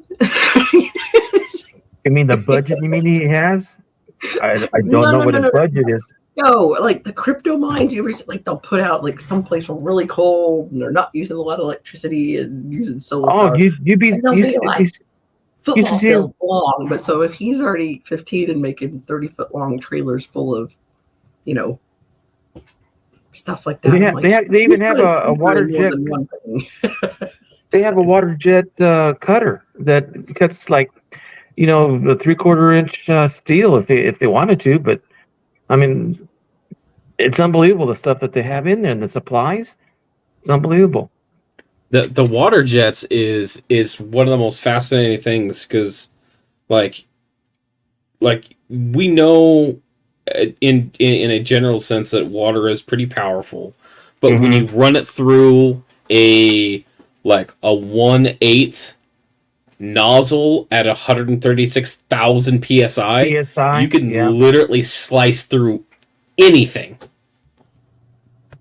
Well, he demonstrated it was pretty fascinating, even at a 1/4 inch plate. Oh yeah. Like, wow. I mean, it's what the thing is it's so precise that when they cut it, it's almost like art. Yeah. I watched videos of a guys had a water jet table and they took like a camera and cut it in half. And they were taking things and just cutting it in half. They even took a bullet, like a round, and they cut it in half. And it's like this is the thing. Like, if you want to figure out how stuff works, like this is what you need. Is you just need a big water jet table. Like, I always wondered how they did transmissions. Well, in the shop, they have transmissions and engine blocks cut at certain angles to show the cycle of the pistons and the transmission and all of the gears and I mean, it's unbelievable how they cut it. And I mean, you don't see no burrs or nothing. It's just clean cut. It's just clean. Sweet. As a matter of fact, I'm going to sort of hit him up on it too, because the kids over at the other high school that I'm covering, they do the same thing, but they're more into computer science and 3D printing for modeling, you know, for robotics. And when I went there, I told the kids what I thought, could this be possible? Like when I told you about the shaker tray for coins. I said, oh yeah, we got a guy who knows how to do coding. I even had a kid in the class I said, hey, you need to get off the computer because you're not doing an assignment. You know what he's doing? He was day trading. He's only 17 years old. He's got $18,000 already. Like I said, the crypto. I was like, so how many is his crypto? I couldn't believe these kids. I said, what the hell you guys are doing in school? You guys should be day trading at home. No, but then it's not during the day. It's late afternoon. Look, you got the thing is, he's not supposed to be doing it on school property. Computers, fire me then. Because if they get caught, I mean, too. I'd be like, I'm trying to make my money over here, sir. I'm sorry. Just 5 more minutes. Well, he was doing it. I mean, he said, oh, I had to check my stocks today. I said, your stocks? I said, what are you doing? And they look at his computer, and he's got the candlestick formation of Chart. the day chart, and I'm going, dang. My son is really interested in computers and especially robotics. So he's in both an engineering class and robotics class. Mm-hmm. And so some of the things that I've been talking to him with is like, hey, this is what I want to do, because I know it will interest him and it interests me, and also it solves one of my things. So what I want to do is I want to run a Raspberry Pi, and have ESP32 sensors around my house that will give me temperature and humidity, and then basically map it out on in my house and have this base station have the weather and be reading the temperature and humidities from the different sensors around the house. You know what's crazy? My light bulbs do that. Like it'll show like on my app and stuff. Mhm. I know you're talking outside, but like yeah. But to have it, Same thing, only the program, basically the GUI, is all custom. yeah, because you know what stinks when the power goes out for like more than 2 minutes, like when they're working on, and then it comes back on, then all your lights are blinking because it has to reset to the router, and you're going, really? I have to set all these light bulbs again? Like, are you kidding me? I'm glad it usually happens during the day when I'm here by myself and not like. But especially and for me, there is certain things I'm going to use that for. One, I want to know the efficiency of my HVAC system. Like if I'm getting low temperatures on in one section versus another, I know that there's something wrong with HVAC. The other thing is that all of my wood stuff for my CO2 laser, like I need to make sure that the wood that I'm using stays relative in a humidity sense, because otherwise if it gets too dry, it'll start cracking. Yeah. So what kind of wood? What kind of wood are you speaking of? Wood floors, framing the house, or what? Stuff like I've got oak, I've got maple, I've got plywood, I've got birch, I've got acacia. You're a carpenter. You're talking about humidity of your wood content. Well, yeah, because if I'm running projects like cutting boards on my laser, they need to maintain the humidity. Otherwise, if they get too dry and there's humidity in them and it evaporates out, it will crack the wood. Because of like the right integrity, like you said, cutting boards that are crack don't work very well. Yeah, I was like, just forget it. when you chop it and the whole board breaks in half, that usually doesn't work. Right. See, it's funny. It's funny you should talk about wood. It's funny you should talk about wood because my father and my grandfather worked in the lumber industry up here in Yosemite National Park near Sugar Pine, here in California, and they used to measure content humidity before they put them in the kiln, or after they took them out of the kilns to dry them earlier for shipment.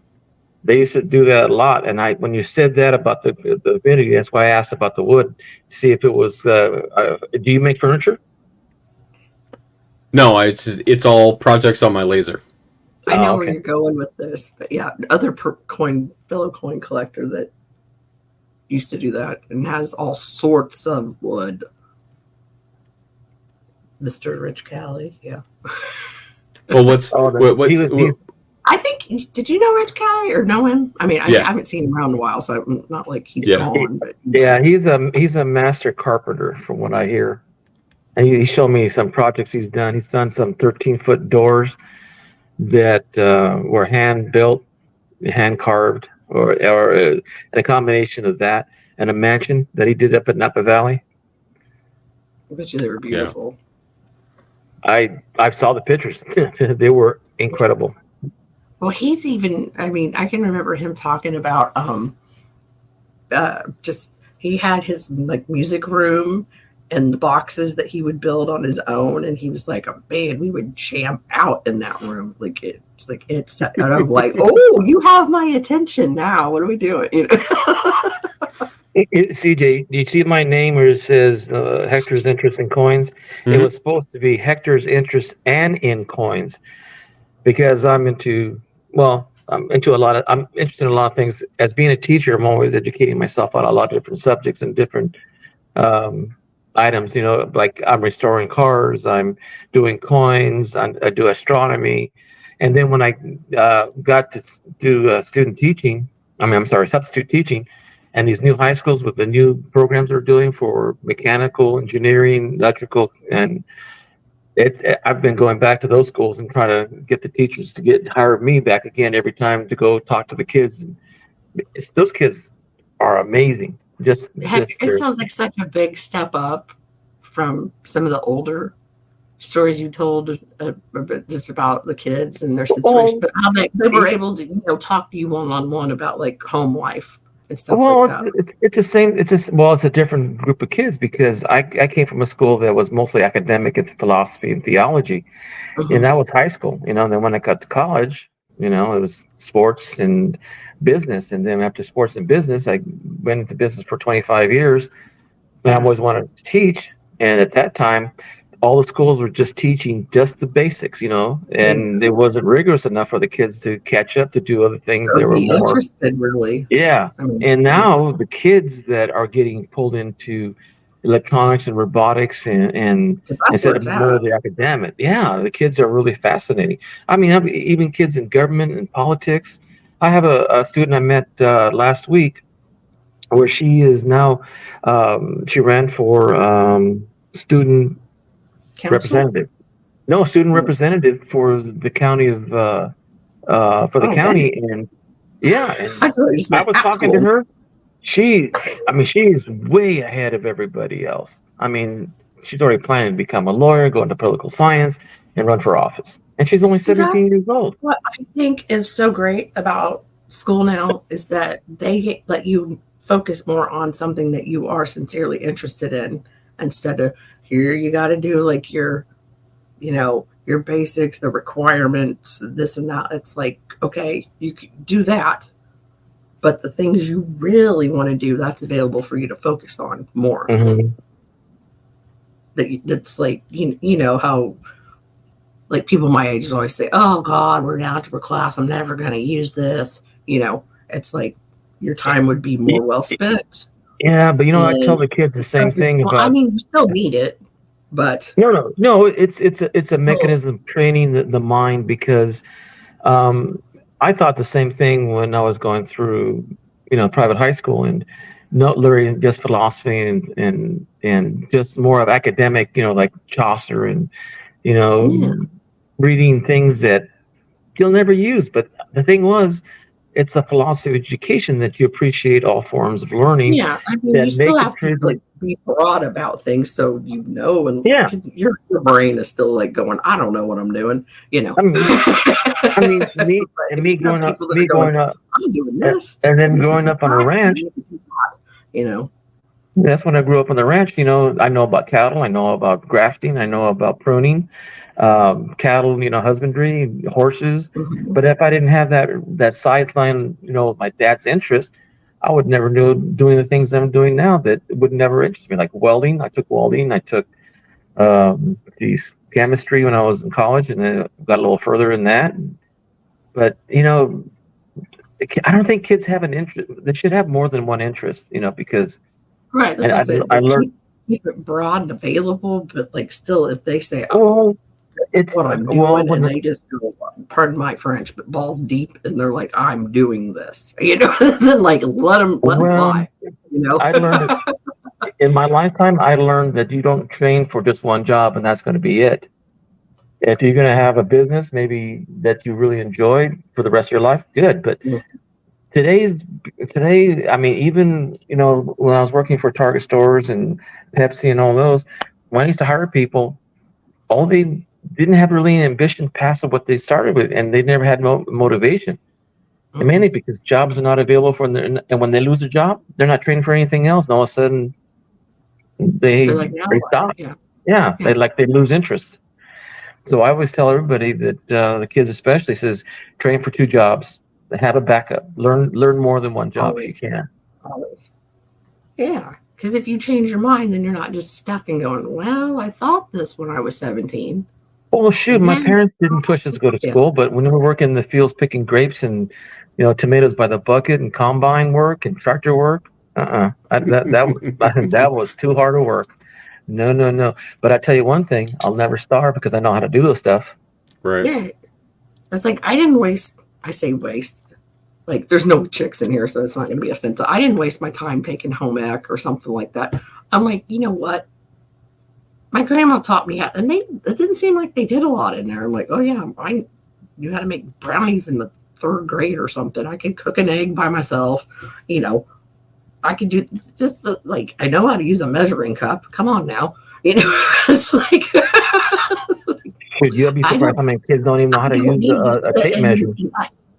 Oh gosh, I still knew people in my 30s know how to use a speed. I mean, there's Like, 16 lines. There's 16 lines. All you got to do is just count the lines, and they don't. I don't know if it's too hard or too simplistic of an idea that they can't grasp it. I have no idea. Making it harder than it should be, or like, well, they can't figure out. They can't figure out that 1/25. They can't figure out a quarter, 1/8, 1/16, 1/32, or 4/32. They should be doing it in 2nd grade. I mean, I know we were like, You know how bad it was for me speaking 2 languages, only one at the beginning where I didn't understand a lot of what they were trying to teach me. Jeez, that was something else. I can only imagine when the kids can get a concept and they only speak one language. I don't understand it.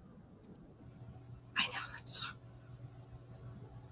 some stuff just baffles me. It really does. Shit, I'm taking a course for. Not like, hey, somebody's actually sincerely trying and like, like I'm sure you worked your ass off to be like, okay, I'm figuring it out.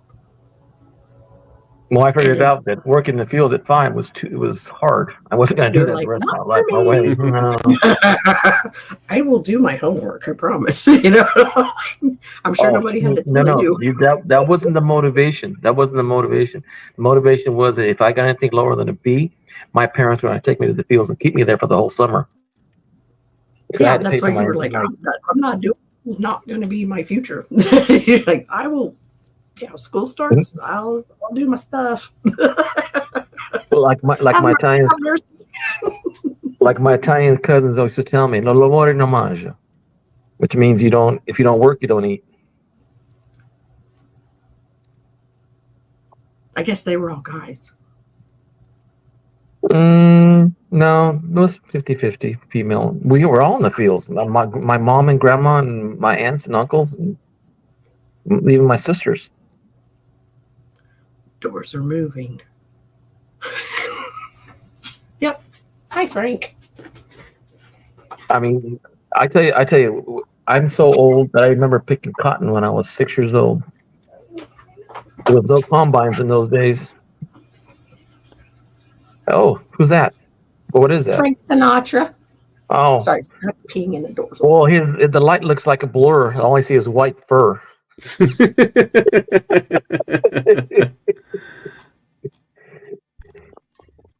There's Frankie. Hi, Demon Boy.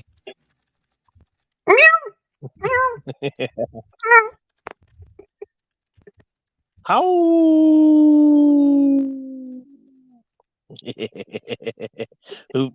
Mama's like, nope.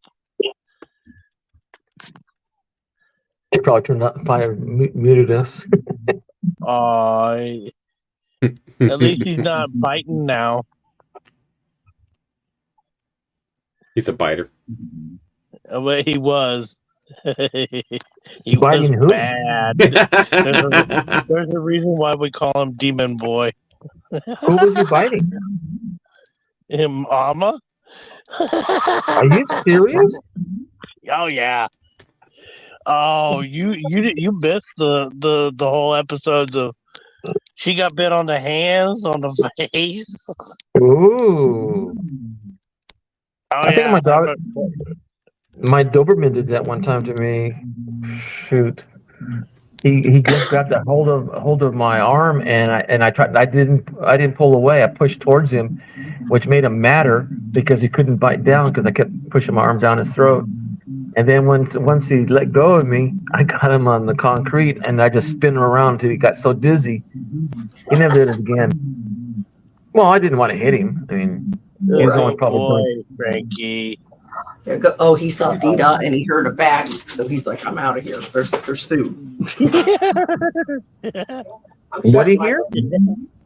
Scott Yeah, had 5 o'clock in the a morning. bag, and he heard the bag crinkle. That's what Scott Oh. said to him. I'm shutting this door. Like, you better make up your mind which room you're going in. He bit me in the butt today. I couldn't believe it. I took a piece of paper. He got under my desk and took a piece of paper. So You know what? You know what I would do? He was coming down the hallway, and he went. You know what I do? I get him a mouth guard. Every time he does it, put a mouth guard on him. Put him off what? Put a mouth guard on his mouth. Oh God, I need to get something. It's Well, ridiculous. He'll understand every time you. It's not a physical punishment. It's more of a psychological one because dogs don't like being restricted. So when you put a muzzle on him, either I don't know. I guess I had somebody send me or show me. Her name's Pinky Promise. She's on YouTube. A dog she rehomed, foster, not fostered. Or you can put a cone on a him. soft mesh one. Come in here, Frank. Frank. He's like, no, Dad. We used to have Chihuahuas. My dad liked dogs, small ones, and we had Pekingese and Pomeranians, and they always were biters. Yeah, Frank, let Dad sleep. Come on, come in here. Right. Good morning. He's like, Frank, because he'll get into bed and he'll just be like, let me lick your ear and your beard and do some stretches at you like this. And then he talks to, oh, you didn't do it. You almost yawned. He'll be like,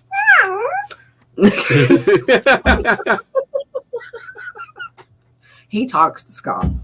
That you hear that he's banging on. He's like, no, I know there's snacks out there. Well, at least my phone hasn't died yet. It's still at 1%, and it's on the charger, and it's not coming up. I wonder why.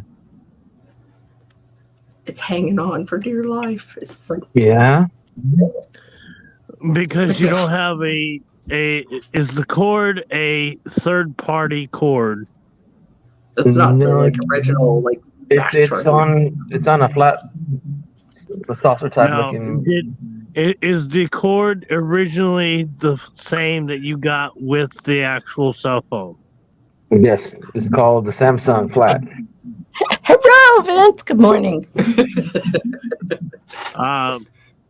The reason why it hasn't got past 1% is because you're still on StreamYards, and StreamYards is drawing off your battery. It's Wow. a vampire of batteries for phones. For sure. Once you come off of StreamYards, you will literally start charging way faster. Well, it's a good thing I'm not working today. I was Sorry, going to ask, I 2:30. was like, man, you're up late there, Hector, because Yeah. I hope you don't have to work. Is it President's Day? No, that was last week. It's The like President's Day is in February. MLK Day. plethora. The of MLK Day was Monday. last Friday. I I mean, thought last it was Monday. last Monday. Yeah, Monday. So then what's today? No, we have school today. That was- Did we even get president? Because we used to get President's Washington Day is and in February, isn't it? separate, Isn't it in which was February? Awesome. Sorry, I was talking too much. Dude, it's been so long since, with all the different holidays, everybody's like, oh, I gotta have a holiday. Let me see. Let me check out. Oh, brother. I love reading the Google coin stories because they're so stupid. I did when they pop up. I'm like, are you kidding me? Like the blind Oh. bat quarter. That's what popped up. Speaking of coin stories, 128 times more than the regular one. Well, yeah. Do the math. so Oh, this addition. coin dealer knows of the 33 gold double eagle, but didn't know that there was one that actually sold on the open market. Well, you can't know everything all the time. I'm sorry, but if you say you've been doing coins since you were 3 years old, and he's in his 40s, like he's older than me. No, actually, he's younger than me. Hell, I got into coins back in the 80s. I got you beat. Yes, I know, Hector. You got me beat. You got all three of us beat. 1969. I was a Boy Scout getting my coin badge for Boy Scouts. I think I have a Boy Scout manual from the 60s here. Do you? I had some Boy Scout coins. The memorial coins or the commemorative ones? Do I still have them? I was like, were they big like challenge coins? What did they do? I don't know. Well, they're not like challenge coins. They're more like Jamboree. I didn't know if they were coins. like big like that.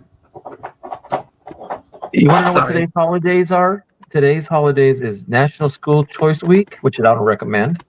Choose to go or not? Kiwanis Week. Grandma Day. Oh, today's Grandma Day. Today's Mariachi Day. Today's Mariachi Day. What makes me happy? Today's National Bakers, Crafters, Makers Day. Oh, today's National Hug Your Puppy Day. Find Your Puppy Day? No, National Hug Your Puppy Day. Oh, well, I think we've covered like all the bases of like what day it is. No, there's more. I just don't want to go. So I did have one of the jamborees, but I think I sold it. Oh, okay.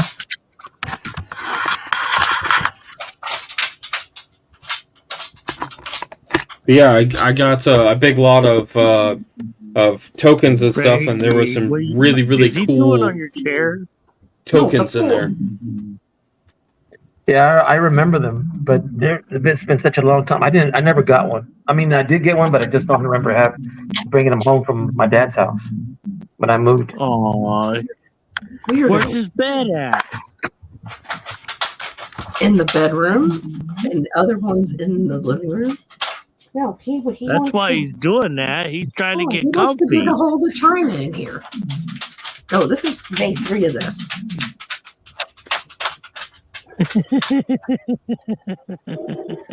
Okay, so CJ, long story short, I know you don't know this, but when Johnny Cash passed away, and then about a month or so after that, roughly, my mom's like, I got to get you another corgi. Oh, his name is Frank Sinatra because he's old Blue Eyes. So old Blue Eyes came to live here after Johnny Cash passed. So Johnny Cash died on Cinco de Mayo. And then poop. Is that his nails on the floor, or is that someone typing? Well, that's him. And I just cut him last night. Oh.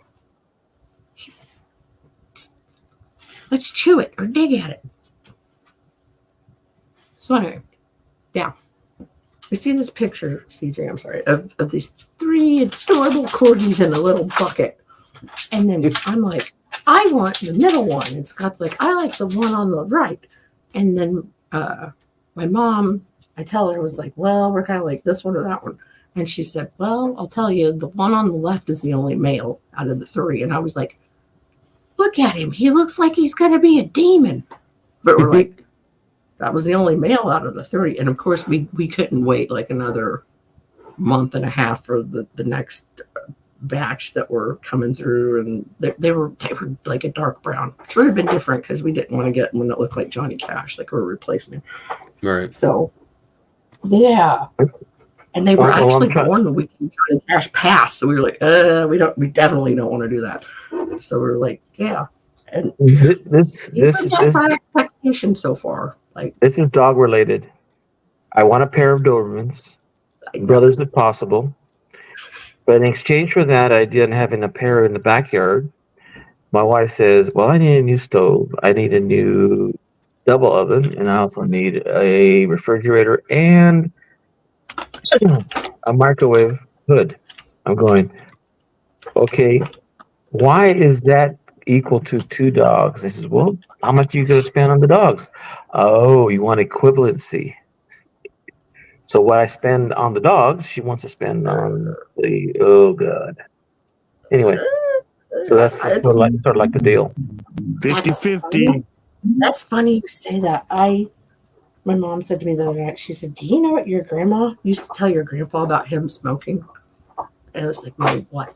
And she's like, "Whatever he spent on a carton of cigarettes, since he didn't want her to work then, that whatever that was, she got the same amount of cash to put away for it." And I was like, "Dude, I made that deal with Scott on something like last year." I don't remember ever hearing that story. So I was like, that's hilarious. Like, either that's like something ingrained in the brain, or I probably remember hearing, I don't know. But I was like, or maybe it's just a woman thing. Like, nope, if you're going to do that, how much do you really want it? You know, it's got to be even Stevens. But that's why this worked out good. Because my mom's like, I'm just buying it for you. I'm like, what? But then I felt better when she said, "Oh, they don't have AKC papers because it's an American corgi, or they call it a cowboy corgi, since it looks more like a Australian Okay, I just look at the price. I look at the price of one cigarette box, not a carton, but a cigarette box. That's ridiculous now. Oh my God. $11 a packet of cigarettes? I quit when they got over $5. So that's been years. And there's 10 in a box of a carton. So that means it's $110 plus tax for a carton of cigarettes? Mm-hmm. You know what I can do with $110? I paid like $23 a carton of Marlboros, not like generic stuff. Because I'd be like, payday from the pizza place. I'm buying 2 cartons, and then I don't even have. I barely smoked half a pack a day. And then my mom took them away from me because she thought I had alcohol in my car because I was going to a concert with my friend. And I was like, are you kidding me? I have cigarettes I just bought. I just want to go to a concert. I'm a good kid. Shoot. Shoot, beer's cheap. A 6-pack of beer's cheaper. Yeah. Oh, I know. My lady friend down the road, she'd be like, Hoove. I'm like, yeah, she's like, will you pick me up a 15-pack of natties and get me a pack of Marlboros? And they're like, yeah. And it'd be like $30. And I'm like, how the heck is it $30? I just got cheap beer and cigarettes. And then I look at, I take her the receipt, and I'm like, oh my God, I can't believe the cigarettes were like $9-something at the time. I'm like, this is crazy. Ugh. I was like, we used to joke that it was a car payment. I'm like, now it's a house payment. Oh my God. It really, imagine somebody that smokes a pack a day. Just multiply that times 30. It's like, oh my God. That's more than a house payment. It's can you imagine the coin budget a month? And you're just, right? Nope. That would be enough motivation for me to quit if I smoked. It was like, all the goodies that we could buy and keep, and they don't go in an ashtray and then go in the trash. Shoot, and I thought smoking my Arturo Fuentes 808s were expensive. Jeez. Are you talking about cigars? Yeah. Okay, because I'm like, that's out of my wheelhouse, but I was guessing. That's a good guess. I try. The only ones I won't smoke because they're too expensive is my brother-in-law brings them to the house sometimes, and they're Cubans. Well, then he can just bring them whenever he wants. Yeah, but he doesn't go to Mexico that often anymore. But still, it's a good treat. It's not like, hey, you're coming over, so I expect you to You, bring, you know how he that makes you know it how he gets them special. off. He takes off the bands off of the cigars, and then mails them to his house, the bands, and then he declares them at the what do you call it? Customs? Yeah. Yeah, and then puts them back on when they get home to him. Hmm. Yeah. That's one way to do it. Yeah. I mean, they're good, but I wouldn't pay $150 a pop, and that's the cheaper ones. I mean, he's bringing some other ones that are really Cohibas and really nice ones. Yeah, that's why I was like, makes it special because you're not going to just be like, hey, let's smoke some $150 cigars like every weekend. It's like, no, that's 1/10 of a purchase of a dog, Well, the ones I saw that this guy in town raises Dobermans. He wants $2,000 a piece for the blue ones, the royal blue ones. He wants 3,000. For the two. Nope, each. That's not bad, actually. Oh, no, I meant for the two, like as a pair. He wants Oh, three yeah. of these. Oh, Yeah. But I told them that if they're brothers, they're not going to be one's going to be. I just want to tell them just regular black and tans all I want. Mm-hmm. They're so pretty. I've had 6 pair. I mean, not 6 pair, six all together. This is the only time I've had a pair. I want to And the get a pair. neighbor dog wanted to be yours. I would have taken him. I know. I was like, that dog wants to be with you at your house. He You've been weighs training one. it so good. He's lean right now at 155 pounds. Dang. Nice. He's a That's huge dog. He's a what King Triumph. Corso. Oh, I love that. My buddies, they got one when we got Triumph, thinking, oh, well, you guys got a big dog. We got to get a big dog too.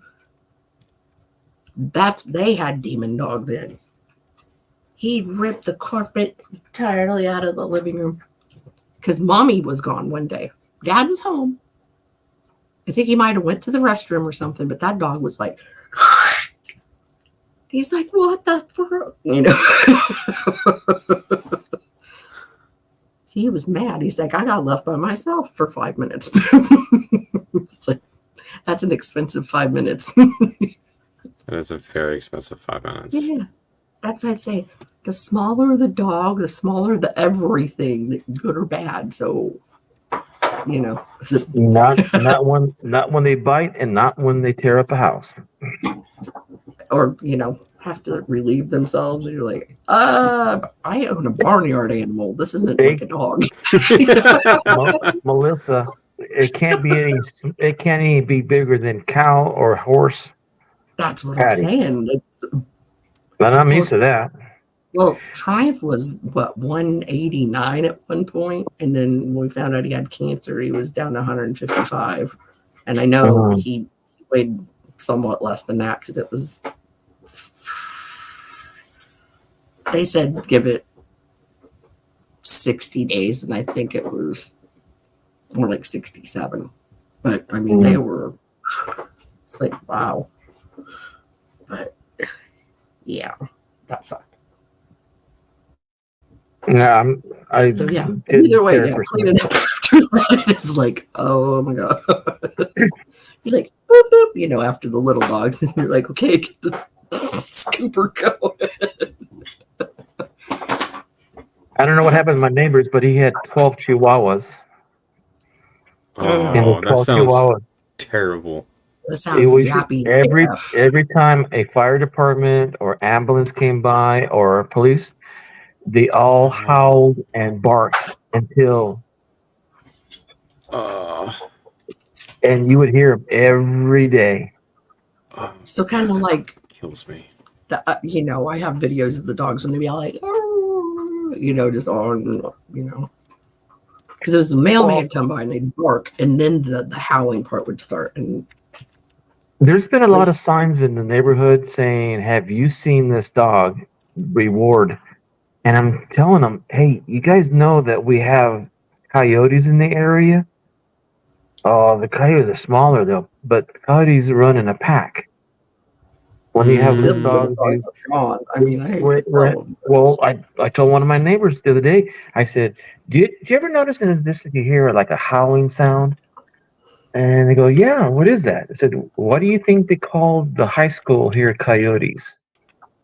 Because that's Dur. numerous.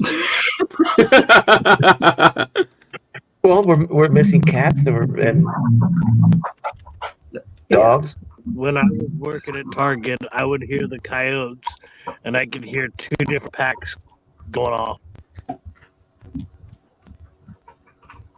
Yeah, we lived out in the country, but we were up on a hill, and all the fields around the house were cut, and it's snow and stuff. We're like, "Whoa, we're gonna go like sledding down the hill. You don't have to wait on anybody. Be afraid you're gonna run into somebody." And you could hear like there was a tree like kind of gathering at the bottom. It was like, well, sled's not gonna make it down that far, so like, you know, I'll leave them alone. They'll leave me alone. But you could still hear like, oh, it is crazy because it's like I don't want to go down. But I did see one in the yard one night with my German Shepherd, and I thought, oh my God, he's dead meat. Like, but he wasn't an aggressive dog, and I don't know what they were doing. I guess having a doggy conversation, and then the coyote walked off. And I was like, oh my God, Let me ask you this, Melissa. Do they, when you insure your house, did they ever ask you what kind of dogs you have in the house? No. My insurance did. Technically, they should, but if you don't bring it up, then they're not going to bring it up. No. It's for my, I guess for my company. They automatically say that because of the lawsuits that this company says it's been prevalent in their coverage. Yeah. Well, like the insurance, we've got State Farm, and my grandparents had them, my dad had them, like a couple of my uncles, like we've got them for probably since before I was alive. Who knows? So I guess none of them really had dogs or anything or Well, they were specific when they were asking. They said, "Do you have any dogs?" And I said, "No, I don't." Pit bulls, Dobermans, German Shepherds, even Labrador Retrievers. You believe that? Oh, don't pick on the bush beans dog. Yep. Oh wait, or is he an Irish setter? I don't know. I don't know. But that's like the American wholesome dog in every video. Like the golden retriever. No, I've never had that. Rip your face off or something. Now a chow. No, my fear is Chihuahuas because I got bit by a lot of them when I was a kid. So I don't like Chihuahuas. Chihuahuas are evil. Yes, they are. A 50-pound. I call them the bitches that eat with.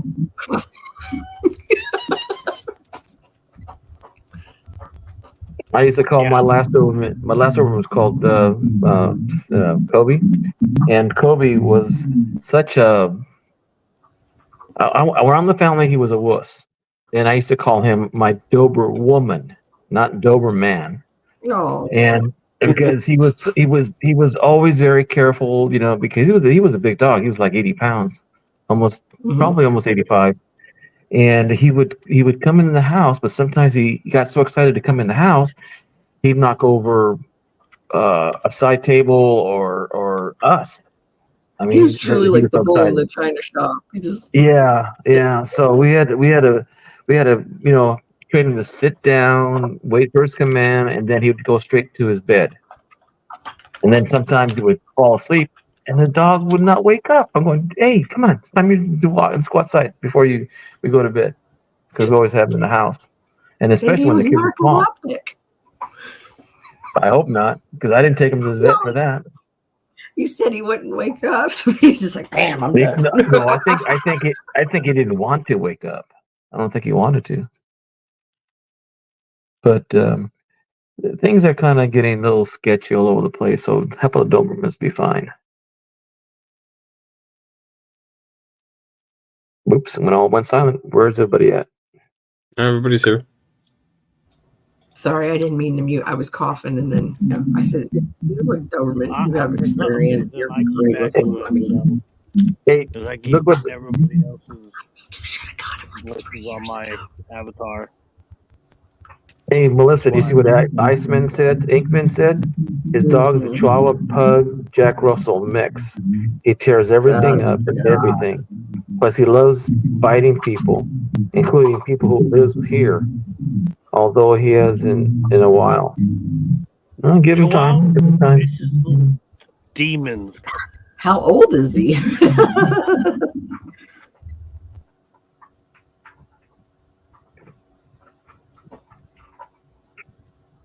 CJ, I can may I believe I got inquire? bit. Man quarter. What?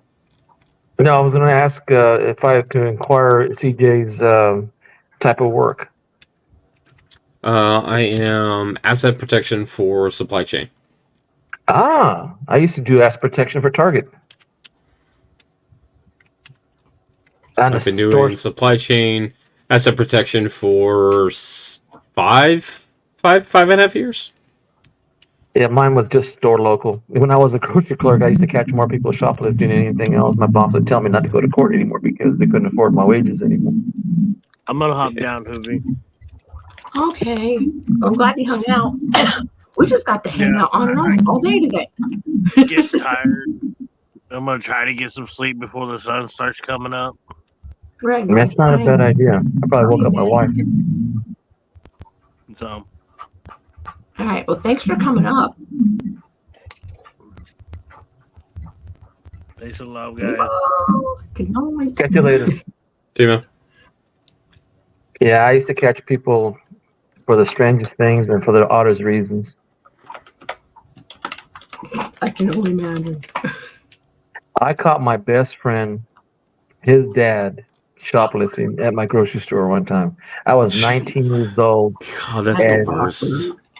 And you know what the worst spot it is? I went home and here I am, 19-year-old man. I thought I cried like a baby because I'd never felt so bad for him, and I never told Ken about his dad, never. But that was the worst feeling I ever had in my life. I wouldn't recommend doing that to anybody, but geez.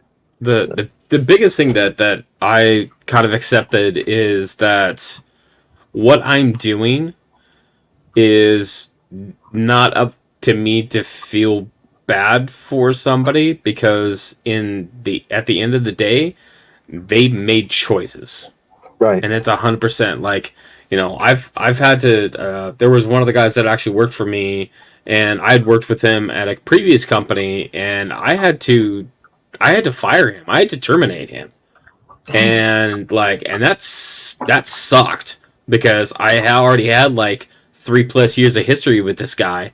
And I was like, you know what? At the end of the day, like, he chose to not do his job, and he chose to mess with his timesheet, and I can't accept that. Like, yeah, that's just what it is. So it is 100%. Like, I accept that people make choices, they make bad choices, and I still have a job to do.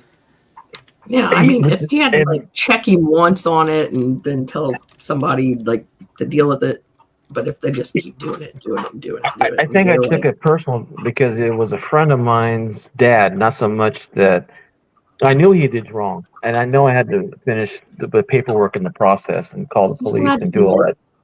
No, it was just that it was something very new to me, something I never had to do before. It's something that was a personal, something very, and it still bothers me today. But I accepted more that it's his fault, his choice, like you said, CJ. But at the same time, I used to do that when I caught people shoplifting for the most stupidest reasons, and yep. I mean, I even had to. I went and did an audit in a store, and because I noticed there was some things inappropriate with Target when we were doing the regional audit, we had to let go some people, and I had to sign off on the paperwork. This was the evidence. This is the causes. This is what's missing. And You're like, oh. there was guys making $100,000 a year 10 years ago, 15 years ago, and man, I can couldn't imagine do them that. going through that. I'd feel like a dick.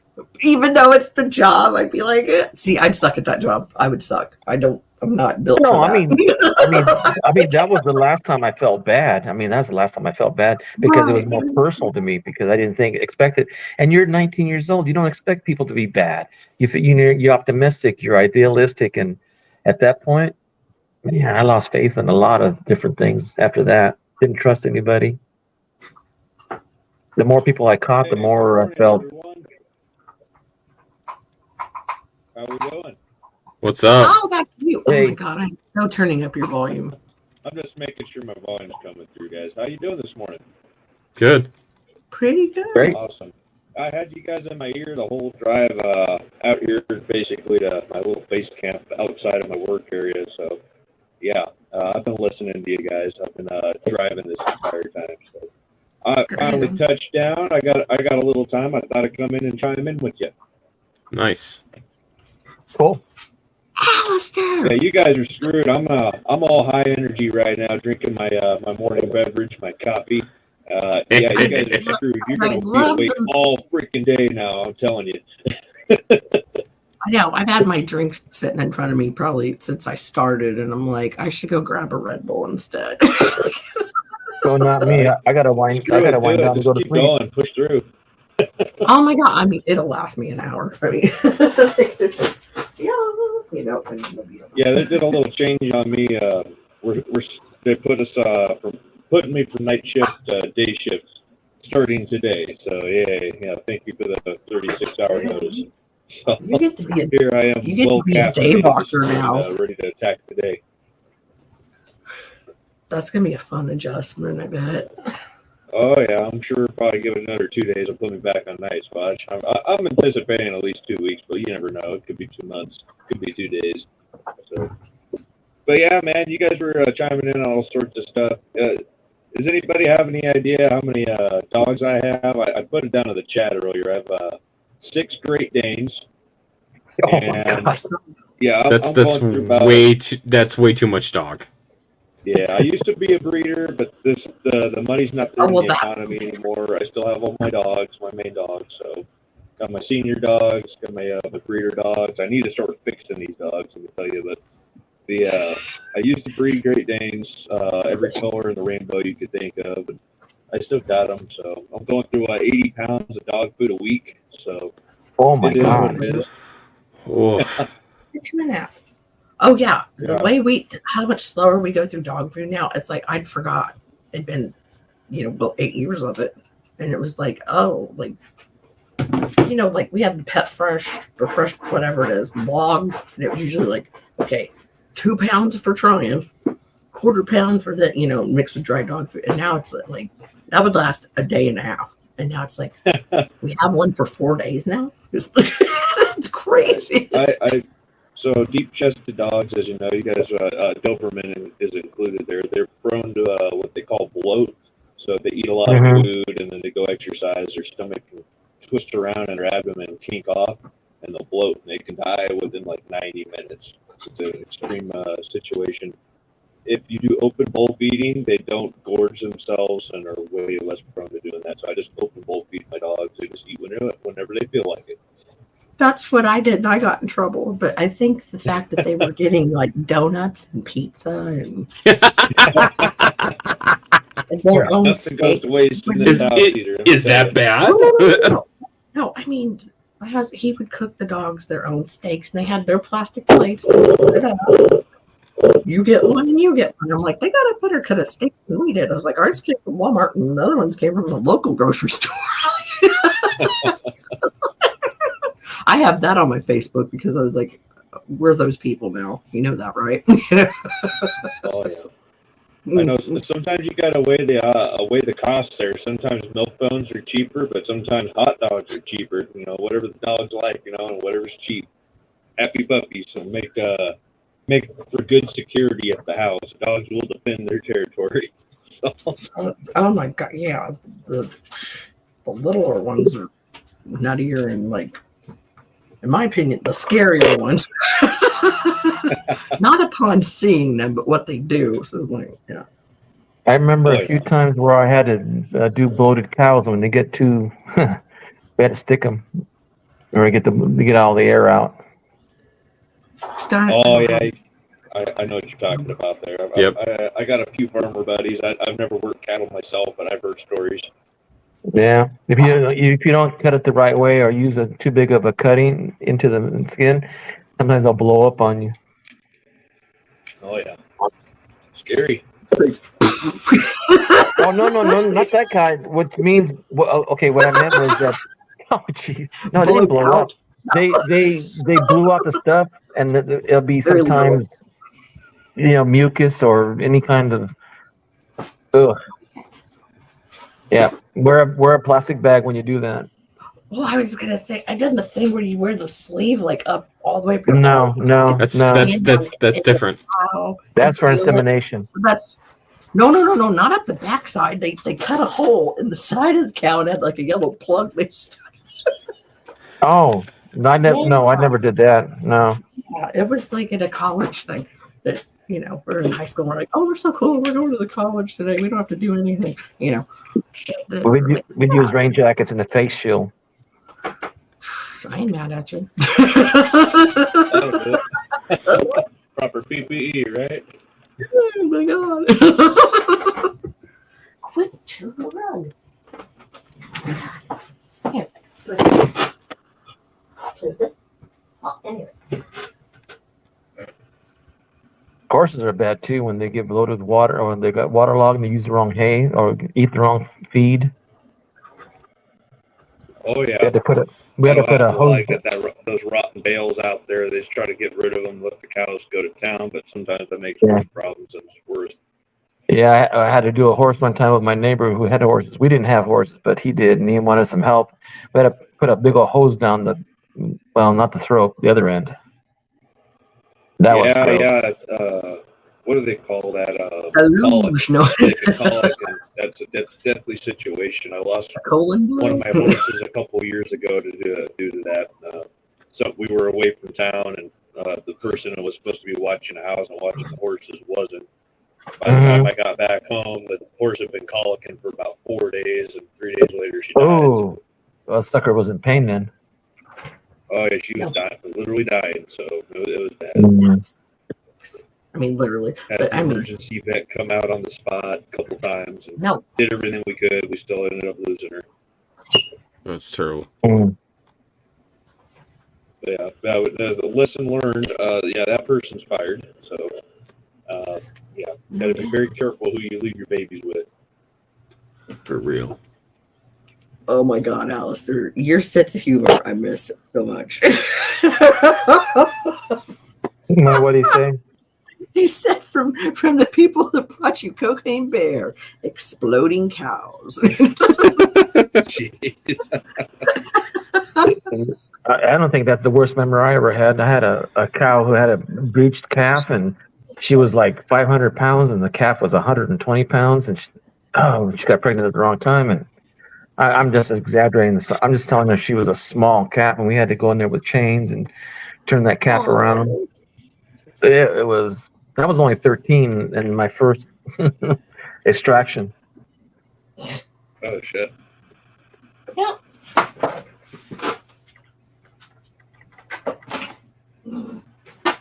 Oh, they finally got the 2% on my phone. Ooh, going in the right direction. Right.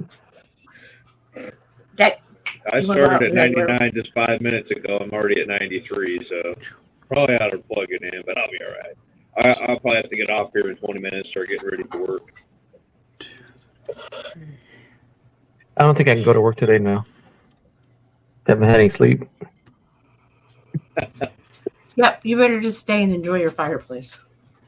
Oh, today's raining right now, so I'm going to put on a movie and go through my coins at the same time. Finish up my project today. That's what's up right there. I need to do a little coin roll hunting. At least go through my piggy bank there. It's getting pretty full. I have no idea what is or isn't in there. I'm pretty sure there's no silver because I'm pretty sharp looking at that. But key dates. I'm glad you said. I'm glad you said that because my brother-in-law always saves his change in a big old wine bottle. It's about 4 feet tall, but I'm not sure the size of it. But it's about 4 feet tall. He says, and he fills it up, and he takes it about to the coin machine. It takes about $300 in there. Usually, he has in there. Oh, wow. All his change goes in there. I said, well, the next time you go, call me. I'll give you $100 more of whatever's in there. And he goes, you're kidding me. No, he said, no, he says he's gonna bring it to me before he goes to Hawaii. That's where he goes for his birthday in February. Nice. I mean, you're like, just quicker, more fun for you. Hey, guess who contacted me? Believe it or not, Spencer on Facebook. That's crazy. I just was on the stream I was on before this. I told this guy, I was like, you look like my friend Scent Hoarder. And I was like, but he didn't have a beard. But like, he just had that same little teddy bear cherub face. No, but I have Scent Hoarders following on Facebook on the coin collection. Oh, his page? Yep. And he sent me a message saying hello. I'm going, Spencer? And he goes, yeah. How you doing? And all of a sudden, nothing. After that, he stopped. He's gonna hear it now. Well, I don't know if EP's gonna enjoy that. That's what I'm saying. Yeah, because even EP is the one that like reminded me last year when it was Scent Hoarder's birthday, and then I forgot, and then I messaged him the next day and said happy birthday. But the funny thing, the thing that's happened or what that allegedly happened, and what he gave me was far beyond what I expected. That's hard for me to decipher because there's two things. One's good and one was confusion. So I've only heard the confusion part. If it's the same story, I really don't feel like that was like anybody's like fault. Fault is like, how they ship things to each other or somebody was doing a big Yeah, I mean it's not like bad. Like, oh, we're blackballing you, like that. But yeah. Just it's kind of it sucks when you're the one stuck holding the bill. Yeah. But his generosity towards me far exceeded what I expected. I love that video. That is like my favorite coin video ever. Well, that's why, like I said, I didn't expect the amount that came through. And I kept pulling out more, and I kept pulling out more, and pulling out more coins. And I knew everything that was in the box before it got to you. Man. Yeah, because he told me, don't open the boxes for Hector. And I was like, well, you better tell me what's in it then.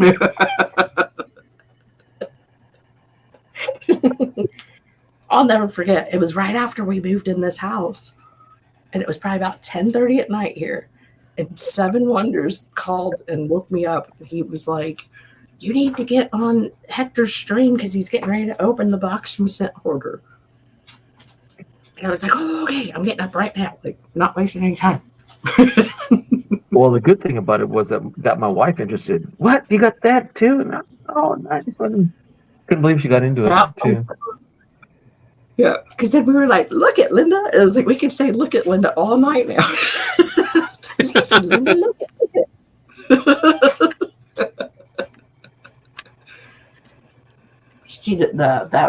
That's another part that made it. I was like, it's like it's Hector's birthday. I was like, because you were just smiling. And I was like, it was after my birthday. Yeah. Well, yeah, our birthday's the same month, isn't it? Yep. Yep. I felt so bad. That package. I'm past my maximum. I'm past my maximum Social Security age. So therefore, I'm regressing my age now. I'm going back a year every year. You're gonna pull a me. Oh, dear. I started doing that when I was 30, and I got away with it for a couple years until my what would have Yeah, I been know. your mother-in-law was like, you were 33 last year. And I'm like, shut up, via Facebook messages, Well, like comments, not, chat. which reminds me, I forgot Gilbert's birthday on the 14th of November last year. I don't know how I missed it. I don't remember what was going on at that time. Hey, I was going to ask You were you at the guys. farm a lot. I'm going to be doing some of that coin roll hunting or whatever. Do you guys know those little pads, mats, whatever, that has all the key dates and stuff and all that? You know where I can find one of those? Are you talking about key dates like a Like John Argent Robert has. Price pen? Or like Rob Fine's Treasure has. Yeah, exactly. I don't know if he even sells them I haven't anymore. looked that hard, but I was just wondering if you guys knew where I could find one of those. Make Quinn's my life a little easier. Coins has. I mean, he did have one. Quinn's Coins had one for the pennies specifically that had all of that on there. Right. I have one right now on my desk. That's Rob Fine's Treasure. Okay. Does he sell those, or Yeah, he does. is there a place Yeah. on Amazon or something? I don't know. Yeah. Well, no, you probably have to buy it off of his website. But then if it's associated with the, well, who else does it? Doesn't $50? Probably has a description of one of his videos. There's quite a few. I think Flip might have them too. Oh yeah, Flip doesn't too. Yeah. Yeah, it seems like it's a common item. Yeah. I just wasn't sure where to commonly go find the thing. I I'm mean, gonna see what one John Argent has. like, He's had it for get yourself a road book and just memorize it. Yeah, no shit, right? Oh, yeah. I'm pretty good with numbers, but I'm not that good. Not for every freaking coin out there. Right. When you're like trying to look, it's so much easier. I wish I had a map, but I didn't. And then like, if we do like box battles and stuff, like I keep the score sheet up for like, because like Quinquester and John and I did that box battle like a month ago, or probably 2 months. I don't even know, but they were like, "Oh no, we do key dates," and I was like, "Oh great," because I'm just used to we're doing, 2009's oldies, this that miscellaneous. And then they're like, "No, Hoover, you got extra points." And I was like, "Well, hot diggity. Okay, I like the way you guys play." And I won. Barb Carbone, Al Carbonaro. Hello, how have you been? The information that I'm lacking on personally are like the key dates of the older ones. Like, yeah, that was kind of obvious. But then some of the more modern coins, there's like mint errors that are just so minute. Like, I'm not really educated on all of them, especially like just even like a penny. Like all the little mint errors for the last 20 years on pennies. I don't even know those. You know what I mean? Like, Well, are you looking for mint errors or are you looking for varieties? Because those are two different things. That's why I was like, dude, well, like, take it away. really. So Like, if you wanted to look for varieties, so like double dyes, that kind of thing, Variety Vista is a great website. Doubledye.com is another one. I use for me personally, I use a Variety Vista, and I keep it up as basically a reference when I'm going through, and I'll go look through it. Now, in terms of actual errors that can be found on any coins, your best bet is actually to read through and reference errorref.com. So it's ERROR. I still got my little list of them. Like, I just like plug them in the chat. Error ref, and that gives a whole list, and it even has pictures of some of the errors that you're actually going to find on different kinds of coins. So your off-centers, your misaligned dies, your struck through, your die caps, laminations. Right. I mean, all of those. Counter strikes if you're lucky. Mules. Mules. Oh, mules are easy to find. I mean, easy to identify. I wish. I mean, common to find, not easy to spot. Easy to spot, not common to find. The other way around. Right. I knew what you were stepping in. I just Amazoned it where I just put down key date coin mats, and I found that it has Lincoln Penny hunting mats for $18. Coin U.S. dime hunting and collections, U.S. coin junk silver, constitutional silver. There's quite a few mats on there. You can pick and choose what you want, including dollar bills, not dollar bills, currency. Amazon has some too. It's okay to call them pennies. Yeah, up until about a year and a half, 2 years ago, I didn't even know about the damn serial number things on bills. Like people were into different serial numbers. I didn't even know to look out for that for pretty much most of my life. It's like, man. Oh my God, I was yelling at my husband about that before I went to bed, or he went to bed actually. Anyway. Did you know that if you sell $101 bills in consecutive numbers, all 100, there's a guy selling them for $125 to $150 per bundle. Oh wow. I wonder if he's actually getting that for him. There's a couple of them sold already, and the thing is that my bank feeds it out that way. They actually have brand new coins, brand new currencies that are consecutive to $100 or whatever you want, and they dispense it by a machine, and then they wrap it, and then they stamp it from their bank, from Wells Fargo, and that's where I got my $100. and they're brand new. They're just absolutely crisp clean. Beautiful. Nice. Yeah, me and the wife were to, I don't even remember. I think it was like Barnes and Noble. She just wanted to get something real quick, and she got change, and they were consecutive bills. It was like, and they were brand new, 2017s, nothing special on them. I was like, yeah, go ahead, just throw that in your book. They're like, yeah, they're a good bookmarker if all else. You got some crispy bills there. Not a single fold, nothing on them, and they're consecutive, both of them. Like, man, I was like thinking to myself, I wish I had another $40-$50 or something like that. I'd offer to tell her, like, yeah, I need some ones. Well, if you got it from the store, that means that store actually got a bundle or bundles of cash that have consecutive numbers. And if she's got two, it may have been, well, depends on the stores. I used to dispense $25 bundles through the registers as they issued money to make change. So they might have 23 more of them inside the Barnes and Noble store and that one cashier or the cashiers that were running it.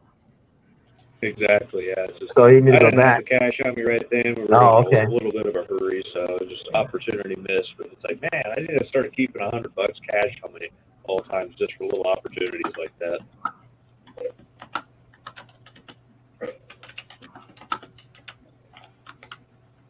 I After a while, do, but not that time.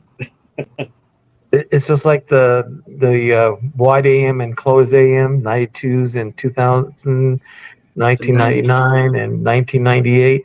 After a while, you start picking it up and you start remembering those things, like the double D's, repunchment marks and all that. That all comes Honestly, out as time. I keep a list on the wall just because if I'm getting distracted by a demon dog with razor teeth, then I'm like, oh, I can't even think right now. Then I'm just like, I used to be actually, Melissa, I do. Oops. What? I'm right here. I just put it back on the wall. You were saying? Hector? Did we lose? Man, I hope he stayed above 1%. Maybe his phone died. Crap. That was 0.2% on the battery. I remember we all used to be like, just put your avatar up for a little bit so everybody can, like, their phones can suck up some more juice. Right. Yeah. Yeah, I'm gonna be. I'm trying to make it a more friendly environment for myself. As like one of those mats to go through everything. Maybe I'll start off by segregating all because it's all just loose change right now. I'll put the pennies over here, dimes, nickels, quarters, that. Separate those, and then start going through those like piece by piece. I think that's going to be the best way to start. I mean, how do you guys do it? So when I originally started, like, the hardest way you could possibly do Had a it. hot mess.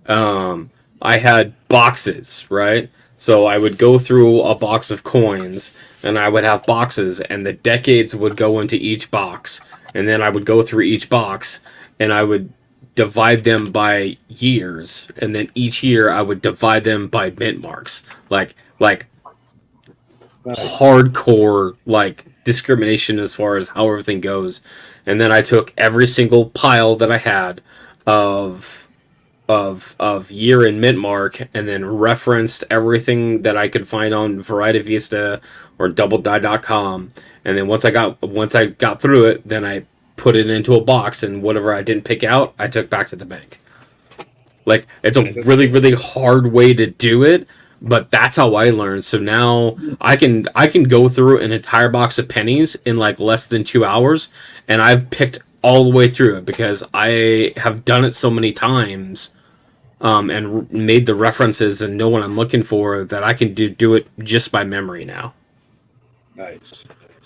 I look back on my youth here, and it's like, how many coins probably passed through my fingers that I didn't even look at. I just Exactly. put them in a roll, took them to the bank, and didn't care. I've never been stupid enough not to look out for silver. Don't get me wrong there, but as far as like key dates and stuff like that, I mint errors. I never even look. I mean, you Right. don't know what you don't know. Right. There's one thing that I have, if I was going to regret anything, it would be this one thing. I had a penny, and I looked at it, and I said, that looks weird. It looks like that it's doubled. And I didn't think anything on it, and so we had the pop machines, right? And Right. I put it on top of the bill collector, like where you put like dollar bills in, and I didn't think anything of it. I just like, oh, that looks weird. And then it was like 2 weeks later that I was looking at double dies, and the light turned on, and it dawned on me. I'm like, that was more like the probability of that, what I think that it was probably a 1995 double die, because I know it wasn't a 1955, but I'm like, that was probably a 1995 double die offers #1. Like, I'm pretty sure that's what it would have been, because that's the only one, especially in the modern Memorial series, that will have doubling that strong that you can see with the naked eye. And I went back and I looked around for it, couldn't find it. I'm like, oh my god, I lost the coin. The coin. Passed through your fingers, didn't even know it. Didn't even know it. Yeah, that's why I'm trying to get into the habit of doing some coin roll hunting and all that, to know what to look out for. You know what I mean? It's just honing your senses and honing the craft here, if you will, to make sure that doesn't pass through your fingers, so the opportunities aren't lost. Yeah. It's best to educate yourself, and the only way to educate yourself is by doing, I believe. I think that'd be best practice. Yeah, it's repetitiveness and yeah.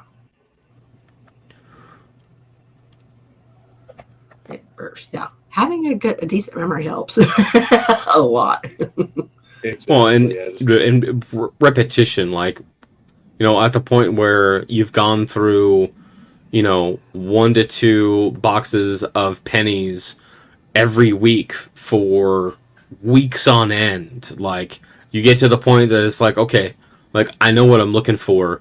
Now, then you start looking at, okay, what else can I learn?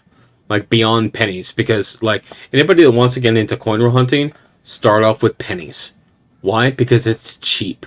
It's $25. Can you spare $25? Cool.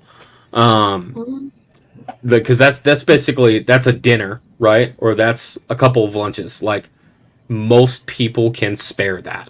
And there's a lot of things that you can find in a single box of pennies. And the best part is about coin roll hunting is that whatever you don't find, you just take it back to the bank and you get another box. Like, you're not losing anything. Yeah, it's very reciprocal, right? It's the best kind of gambling. That's what I call it. Yeah. So You you can't take without a chance of a loss. So. you take what you learn out of pennies, and then you apply it to other denominations, because the other denominations are going to have doubled dies. They're going to have mint errors. They're going to have all of these things. They're going to look a little bit different, but they're going to have the same things. And that's when, like, and if you just want to do coin roll hunting and just keep enough to put together a couple of books or something like that to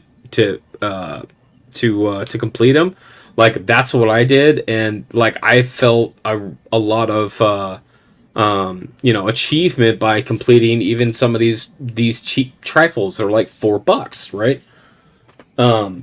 Start with pennies and then learn what you do, like learn something else from there. So it could be moving forward. Always yeah, it could be if you Tonight, wanted to go in. Thank you again for coming in, and we will have Giggle Fest soon. If you want to go dimes, if you want to go nickels, if you want to do quarters, and like you can really take it anywhere, and then just learn some of the nuances for that particular denomination. Because I started with pennies, and now like the only thing that I don't really dabble in is dimes. I hate dimes. Dimes can suck a box because I hate dimes. They're just too damn small, and I just can't do it. But the thing that I've learned is I've learned so much more about coins and the history of coins. Like the fact that I have an entire commemorative series of videos that I've talked about, that I do the history, and I make these videos on the history of some of these commemoratives. Like if you really want to add unique pieces to your collection, talk about 2 cents, right? Talk about 3-cent silvers, chimes, 3-cent nickels. Little chimes. If you want to go like outside the box, how about a 20-cent? Do you have a 20-cent coin in your collection? Like, not a lot of people do.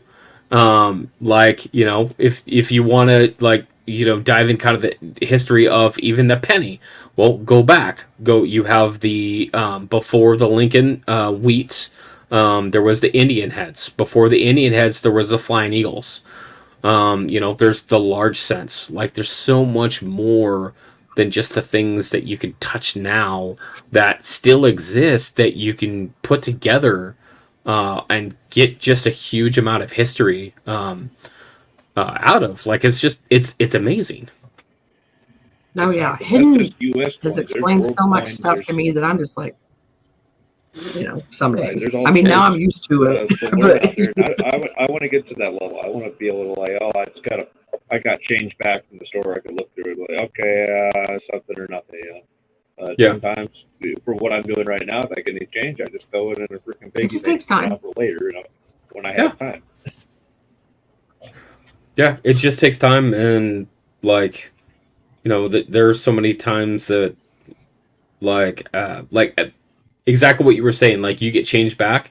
I look at every single thing that I get back. I have to look at it. Like, there's not a single time that I get any change back that I don't look at it. Like, it's just a force of habit. Like, you want to talk about, and you can take the things that you learn from the minting process and actually apply it to currency. Like, there are certain, bits and pieces about currency that you can learn, and you can actually look through your currency that you get back, your dollar bills, again, because they're cheap, right? And you can look for special serial numbers, ladders, radar, bookshelves, binaries, pinwheels, binaries. What about web notes?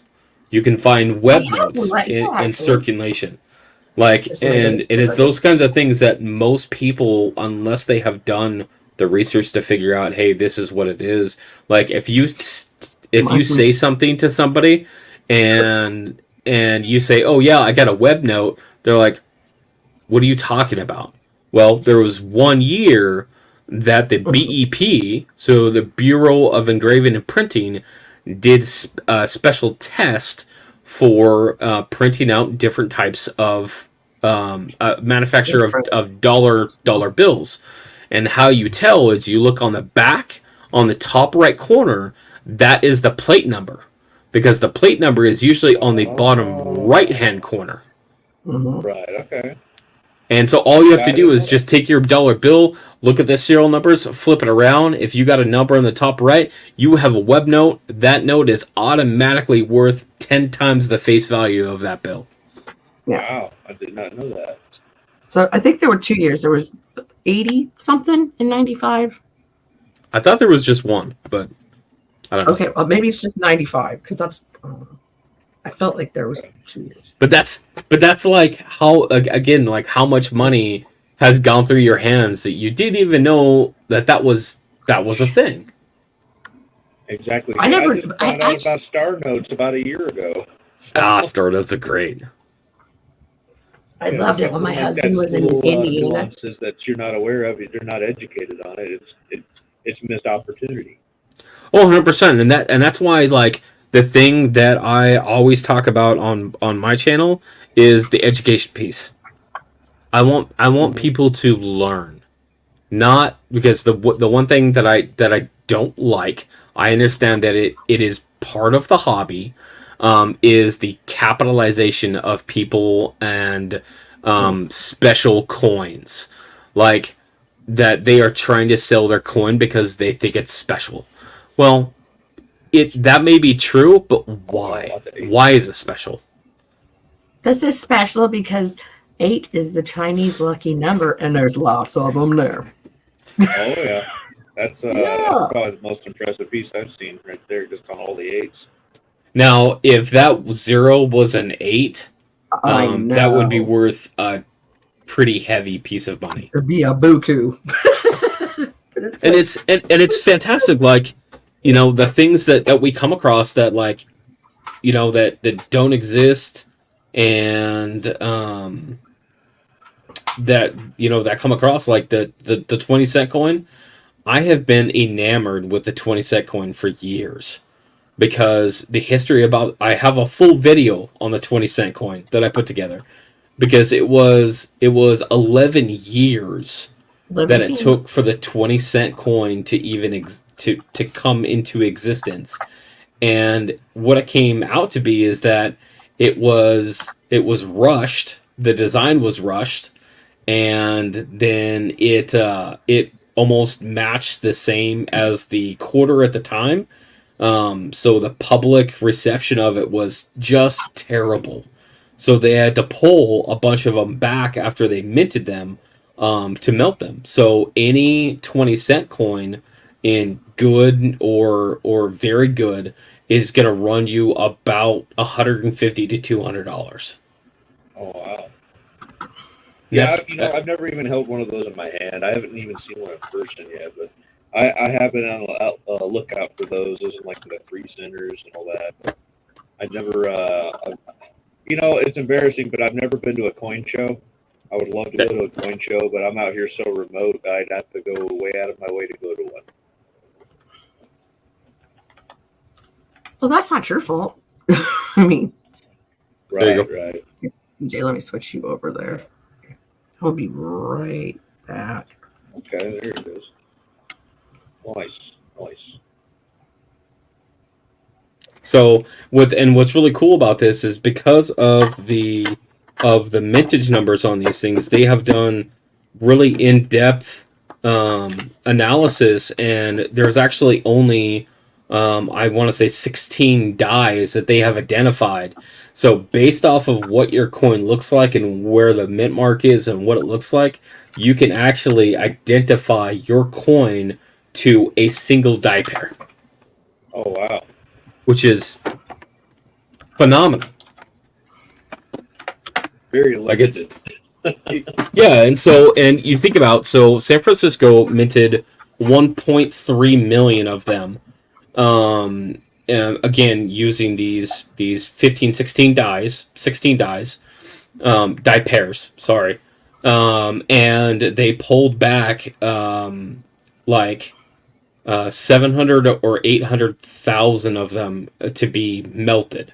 So you think about your total survivability for a 20-cent coin, which is an 1875 from San Francisco, is like, basically it's like 30% left of what was minted.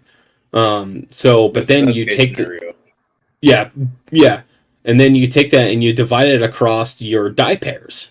So your 1 in 1.3 million, right, now becomes 1 in 100,000 if you're lucky. Because you can narrow it down to the single die pair. Because those die pairs are only going to last 100 to 200,000 strikes before they're used up. Because they only minted, so many of them. So you think about like that number gets smaller and smaller. So it like in reality, taking everything to an account, if you have a 20-cent coin, which is a great investment by the way, if you have a 20-cent coin, you have a 1 in about 75,000 coin, which is a very rare coin. Yeah, I'll definitely have to keep my eyes peeled out for those more. But eventually, I don't know if they're going to have any coin shows out in the Boise area or Salt Lake. Those would probably be the two most likely areas I would be able to go to. If they do have one, and I actually have some time, I'm not freaking at work. I'd love to go to my first coin show. Check out PNNA. It's a Pacific Northwest Numismatic Association. They have a list of coin shows coming up. So they have a pretty good sized one every quarter. And I want to say that either in February or in March, there is a big one in Washington. Okay. Yeah, I just gotta, like I said, I don't get out of the house much other than for work or, they're on the property doing work on the property. You know what I'm saying? But Yeah. it's hard to balance everything as it is. But one of these days, I'm gonna get out there and go see my first coin show. That's like a bucket list for me. Yeah, I have not been to any coin shows, and that is one of the things that I want to do. I've been to a number of coin shops. Most of them I've been kind of disappointed in because, you know, they most coin shops, most brick and mortar coin shops, their money is made in dealing in bullion, so silver, gold, Right. ASEs, that kind of stuff, but there is a lot of cool things that you can see in a coin shop, like the coin shop down here in Salem. I've asked them and be like, "Hey, do you have any commemorative coins?"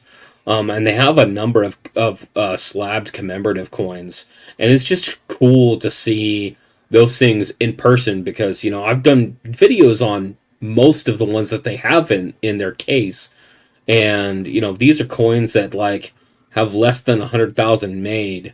Some are like there's a couple that are like 78,000 that are left, right? And they have one slabbed in a case. Well, obviously it comes with a price tag, but it's cool to go in there and be like, you can touch this thing and say, hey, here's the history behind this coin, and where it came from and what it represented. Right. And that would be excellent. Like you said, an investment piece, not only just a hold on for yourself, but for something education of your family, something to pass down to the next generation. Generational wealth, if you will. That's not just bullion; that's history.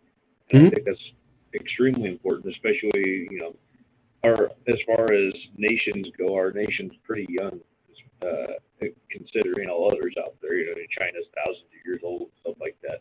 Right. Our nation just got off its feet. Like these are items that really we can obtain, but 3-4 generations down the road, it's going to be like impossible, unobtainium. They're going to like Unobtainium. This is Yeah, for sure. Exactly. So Morgan dollars right now we can get them. you can get Kohl's and you can get like decent shaped ones, like well under $100. But Yep. think about it from now, like that's only 100-year-old coin or 150-year-old coin, whatever. What's it going to be when they're 200, 300-year-old coins? Like, how hard is it going to be to find these guys? I know they made a lot of them, but as time goes on, they're gonna disappear. They're gonna Yep. go the way of the dodo bird, and your great grandchildren are gonna be like, oh my god, I can't believe this is in the family. So, The Morgan dollar is one that I talk about a lot in terms of the overall coinage. My personal feeling on the Morgan dollar is it is the last most beautiful coin that the US has produced, because the Morgan dollar was the last coin that maintained its artistic profile before our standard coinage, again, standard coinage, is turns into more plain, more modern, but more like less artistic. exactly, like just like here you go, get it over with, punch it out, get it out there. Which, like which, less effort. well, so yes and no. What is happening more and more, and why these designs become more basic, is that it's because of basically the political red tape, and coin designers and the engravers are basically, they're given a list of, okay, so in 2 years, 3 years from now, we got this new series that we're gonna do, and here's a list of everything that this coin must have. And then after all of that's done, it's like, okay, I have like a square millimeter that I can be artistic with. Right. Yeah, it's a shame, and also I feel like it's a quality thing. The more intricate the design, I'm sure the dies are harder to make, and they're um, going to be able to make less of them because of cost. Let's face it, they're trying to take the money out of our money here, not just because of the material, but also the designs. I'm sure a very intricate design is going to cost more, or the dies won't last as long. So now you need more dies. So the bottom line is they're trying to make the money, the physical stuff, as cheap as they possibly can. So they're really just taking the quality out of it. So that's kind of where we're at now, I feel like. Yes, and the other thing is, and this is something that we as coin collectors have to kind of accept. Not kind of. It's something that we do have to accept, is that if we are talking about your general circulation coinage, it's not made to be pretty. Right. Like, it's made to be used. So yes, just like in the 50s, the 50s is a prime example, especially the nickels, the Jefferson nickels in the 50s. That is the prime example of they are getting the most usage out of every single die, and they ran those dies into the ground and then some. Like, they are some of these things that just, they ran them so hard, and that still continues today. Is that they will continue. Now the quality has been like a lot better, in the sense that they have more dies that they can use, because replicating a die is now easy. I just put a piece of bar stock into a machine and hit the go button, and it makes me a die, because everything is automated. It's piece of cake. Right. So that part is easy, and then they just change out dies when they start getting weak. So the general usage for the dies has gone up some.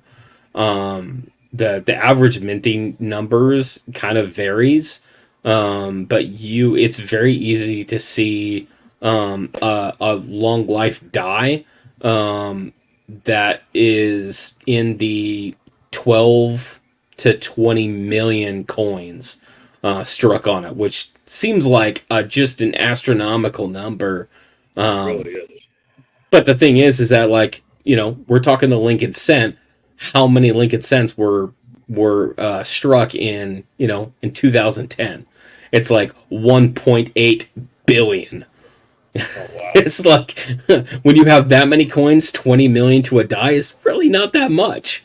You know, but that's why that, like, go through this process, and they have the master dies, they have the master hubs, because with a single design, you know, you can downstream pyramid make several hundred dies in a very short amount of time that you can make a lot of coinage. Nice. You know, I really want to pick your brain more on this, but I do need to get ready for work. I got to cut out of here, guys. It's all good.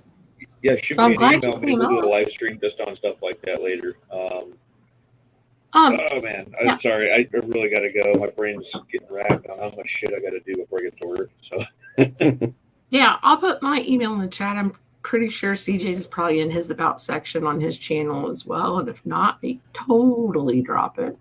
So copy that. Yeah, my email, mailing Yeah. address, all that stuff is on my about. I found that's the easiest place to post it. So you guys have okay. a wonderful day. I got to get out of here. I will catch on the next one. Are you scheduling these, or are you just sporadically throwing them up on these streams? No, this was actually coming from the drinking community, and that's why my buddy Drewski came up, and then he's I know CJ's met him before, but he was like, "Oh, they really are going to talk coins." And He's like, juice. over. So yeah, he was like, they're doing their thing. Yeah, he's cool. But, Oh yeah, we're good. Yeah, I got you. I No don't wanna call schedule. anybody or whatever, but Yeah. I'm gonna get off here, guys. You guys have a wonderful day.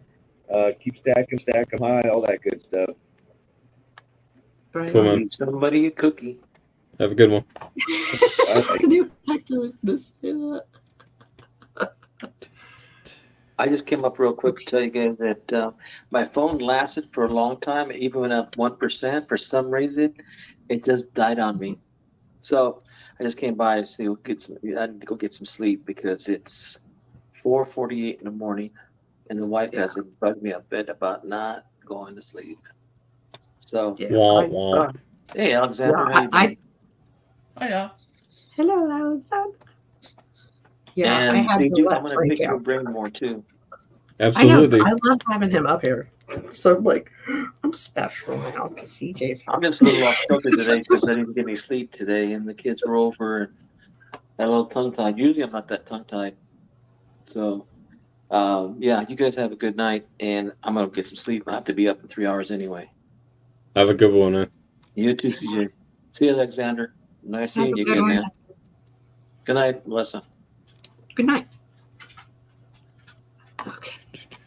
I know, that's why I let the dog out and everything's iced over outside. So I was like, he's out there going, and I thought, oh my God, I wish I would have brought my phone out here. So then I ran out, and then he was out in the yard and he went and get back on the sidewalk. But it was so funny. So I was like, darn it. So this is a security. You're secure. Respect my authority. Right. No, I was going to ask you, Hoovy, how'd you get, see when you do the StreamYards, right, and you've got the live stream running, how do you get the PayPal ME to go along the bottom there, or along the top? How do you get it to scroll? Were you trying to pin it on your YouTube chat or scroll What I across? wanted to say is, if you would like to donate and then have the PayPal ME scrolling across the bottom, so I don't have to keep saying that, or I Just don't go have over to banners. to keep iterating it all the time. I just want it so that people can see it, and if they want to donate, then it's totally up to them. You just go over to banners on your StreamYard, Right. and click it, Right. and punch in what you want it to say, and bam. because I've had I'm new surprised people. you don't remember that. I always used to get on Okay, the con. I know Alexander. I'm sorry, Alistair will remember this. That I would say, "Oh my God, you're making my computer lag." I was like, because it was so like weak, and I'm like, "Take the scroll off the bottom, please." I was like, "Just make it a block." He's like, "Hoover, come on now." And I'm like, "I know. I just want to complain." But yeah. What it is, I've been watching this other channel. The channel then end up with 3K. The guy is in near where I stay, but he does motorsports and buggies. And because I've been in the chat with him, some of them have come over from his channel to my channel. So there's some newbies come over, and they're like, "Well, how come you've got this 1K?" Or somebody said something about the 1K, but you've got not a lot of viewers coming in on a Saturday or when you're doing this stream. Consistency. But I've already proved it by doing the new video, as in doing what was done last year, which is still here, as in stuff that's still here. That's the major thing. Exactly, because I wasn't consistent enough. Yeah. And what I was going to say is that and doing shorts with the right hashtags. If you're saying that it's cheap to start 1 pennies or whatever, right? I bought for 25. What if you were in a different country? How would that work? So the minting, the minting process is going to be very similar to. CJ, it was when you said if you want to start with this hobby or whatever, and I heard that was in the back on the backstage while I was waiting for Hoovie to bring me up, and you said about as in starting it because who couldn't afford $25? But what if you were in a different country? How the hell are you going to get it across? As in shipping would cost you more to send that box to actually start it. So how would that work? In terms of American coinage, that would be the place to start. Now, however, that's not to say because most minting processes are similar or the same. They're using the same presses, they're using the same technology. So you could do it with the lowest denomination in your country and start with there, because you will find now the references online is going to be much harder to find if there are some that exist. But I'm sure there are some exist because coin collectors are across the world. But you can use the lowest denomination in your own country, because with the minting processes being the same, you are going to find varieties and errors in the same way on your denominations, just like any other. I never really looked at errors or varieties on our coins whatsoever.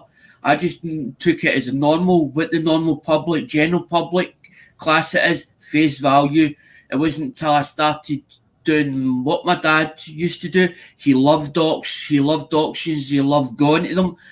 And what happened is I decided I wanted to do content on YouTube, as in so that I didn't, because my depression had sank in, I decided to go and have a look to see what content I could do, as in because I had 400 subscribers as in on the channel. So I was like, right, now it's time to do content. But the whole idea was going to be for my eBay and do the product reviews or the reviews on the unlocking boxes and all the rest. But then there was a lot of software that one does this and one doesn't do that and all the rest. And I was like, well, I don't want all the negative as in comments and all that, Karen. So I was like, right, let's forget that, go into something else.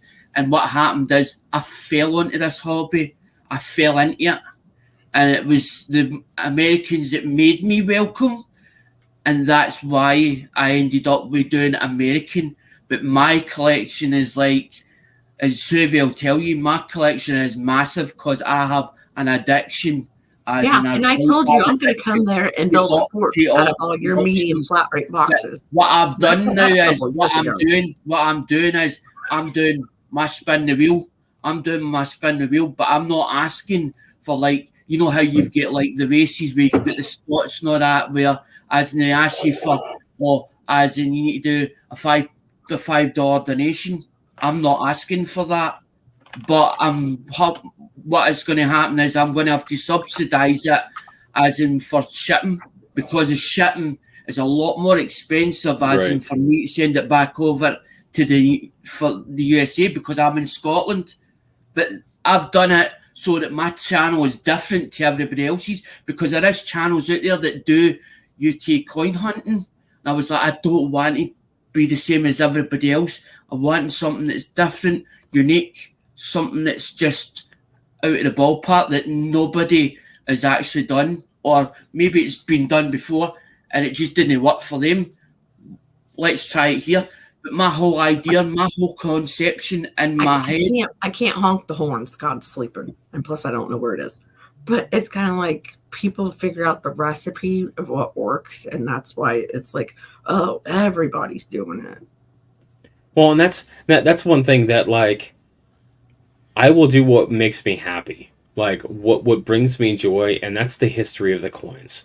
So when somebody is like, well, I don't know what kind of videos that I want to make, I'm like, go to Coin Store, go to their bucket of whatever coins, pick up 10 of them, and then research those coins. Because that's exactly how I started. I started by researching all of these foreign coins, and now I have 108 countries worth of coins. And they look at you like a weirdo at the coin store when you buy them, and they're like, "What?" And then even people in America, they're like, "I don't know what to make videos about." I'm like, "Hey, get this book." That's where it all starts. There, pick that one. Pick that one and research that one. Tell me about that coin. Or, like, because... About elongated pennies. That's an elongated penny. And you can yes, it is. You can actually see the 1974 deal on the reverse it. And that's one thing Hayden's always said to me is people need to get more books and freaking read. But no books, but these are so-called dollars. So you have a book worth of videos for that one, and then you have, guess what? Commemoratives. But hang on, CJ, what I've noticed is everybody's out for them. I don't know how to put this, but I'm just going to say it the way I would say it, as my own words. Everybody seems to be out for themselves, as in it's not like as in a team effort or a pro, as in what it used to be like, as in like George like it used to be. About nothing like it used to be. Back and forward and all that, Karen. But the whole idea of me doing what I do in my channel is for us all to grow.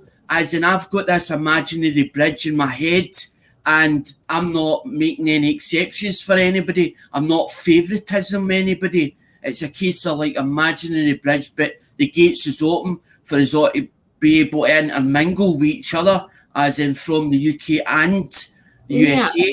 Yeah, look at it this way. Are you wanting to and willing to keep buying the coins? And you definitely want to sell them. So are you willing to lose money on them? Because you're doing it on the shipping all the way to you. And then Alexander, can I finish, please? And then you're paying the shipping, which is 90% of the time to the US. So you're giving away a coin and you're paying the shipping from where it came from. And I browbeat you about that all the time. I'm like, you're paying the shipping right back to where it came from, and then like, but so you're having to do it for the love of it then, because like the profit margins just like it's got killed from the beginning. Unless you've got like silver and it's like, back when it was 14, like in 2000. I just like, but I like buying or whatever it was. I feel that I'm getting a bargain off like Lemonhead. Lemonhead stopped. I knew it was going to stop. I knew it was going to happen. So I had a We all lose our gravy train. I mean, I had a contingency plan as in a way. Before that, I knew somebody else was going to take over. I knew that was going to happen. So I had that already in place as in made Joe Durbin or whatever, or as in when they made me allowed to go into Joe's auction, because I knew that he was going to do it anyway, because he kept saying to Lemon all the time in the chat anyway. Joe kept saying in the chat, I need to do my own auction. And Lemonhead's like, go away and do it then. He was trying to tell him to go away and do it. But Joe wouldn't take the hint. Joe wouldn't take the hint. So he was buying. How funny was it the first time, or the only time I did an auction with them, and somebody thought you were goofing off in the chat, and then they blocked you, and I was like, no, and I was so nervous about what I was doing, I didn't even see it. And then Craig Durbin told me later that he's like, yeah, they had to reel him in, and I was like, what happened? What happened? I didn't even see it. You know, they were like, they didn't know who he was. It's like, oh my god! I had two people vouch for me, and they were like, "Why is Alec not in here?" Lincoln Sentinel Coins, there was no malacity against him whatsoever, right? I know that. Because it was a case of you had to have a USA address, and because I was in the United Kingdom, some people wouldn't ship to worldwide, right? But Joe Durbin and the Durbins weren't making any exceptions or whatever, but it was just because the price of shipping over here is a lot more expensive to send it over here, right? So I totally understood, right? But what happened was Red, Big Red, and don't get me started again. We did this. Why is Alec not in here? And they just sort of open mouth reaction, as in, what do you mean? And they just looked at the two of them. And they went, "What? Why is Alec not in here?" And they went, "Well, we need to meet." And this is why it come up that the Durbin started this $5 or whatever, as in with the emails and all the rest. Because if I'm in there, they can't do it for just me because it looks like favouritism. So they made an exception and said, "Right, let's do this." But they'd always ship to me. I've never had a needed to instill that, hey, at least if somebody's willing to put $1 or $5 in, and you're gonna get it right back on what you purchase. It's just to verify your info. So I mean, it was a good excuse to do it when you like, hey, perfect timing. But saying that, Hoovie, they will get more sales through that, because the minute you stop shipping to any other country worldwide, you're losing 30% of your earnings straight away. Takes 30% away. I've had to do it with phones. I used to send to every country possible, and because of the law or whatever about the lithium batteries, I had to stop all that. So I lost 30% of my sales. With your phones and aye. So I've got to do United Kingdom only, or say to somebody, well, if you've got an address or a friend or relative or whatever, I'll send it to them and they then deal with it, because it's just one of the things. It's a grey area. It's a grey area. It's like me doing that when I done that filming in Birmingham, and you heard it's on the other channel, right? And it says, "Is this person a troll?" Now, I sees two police or a police stopped at Ladbrokes or whatever. Now, they're outside, and I'm going through this building, and the next time they were walking, and all of a sudden, I've looked at two coppers, turned round, started filming the building or whatever, and then the next minute you see a confrontation with the two police saying about, because it's a public building, you need permission, blah blah blah, and me saying whatever I said to them.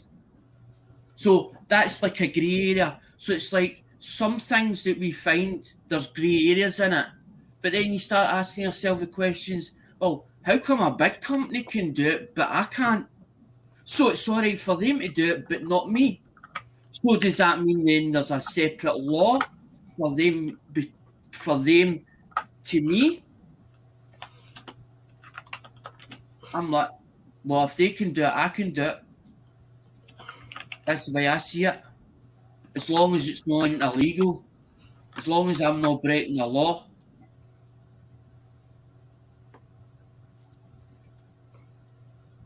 But I've went into USA coins heavily.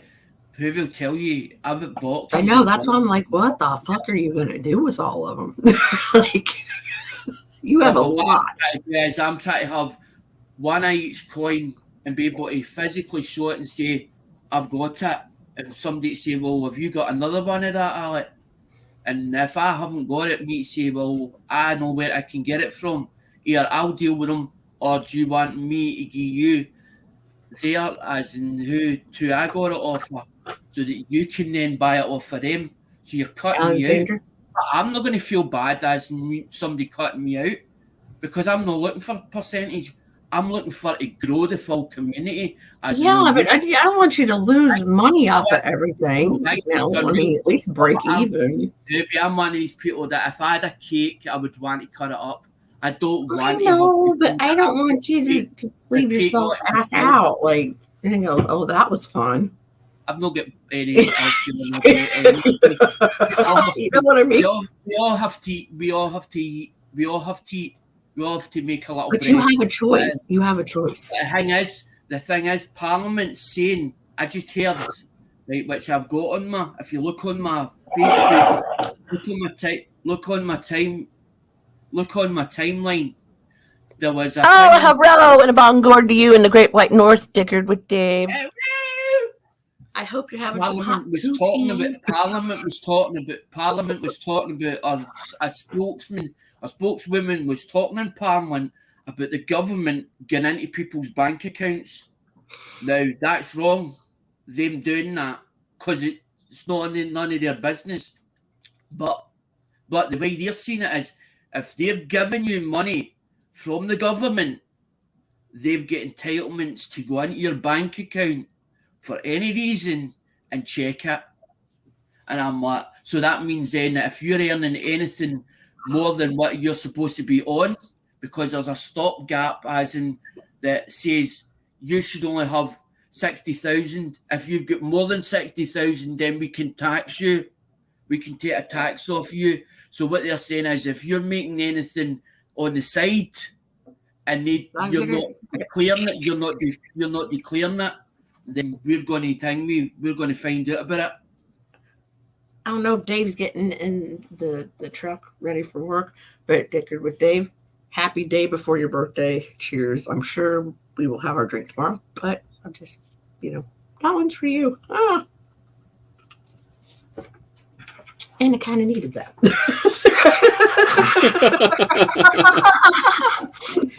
So, again, happy accidents happen all the time. The reason I like coming up in Hoovy's panel, because I like the company. I've always have done.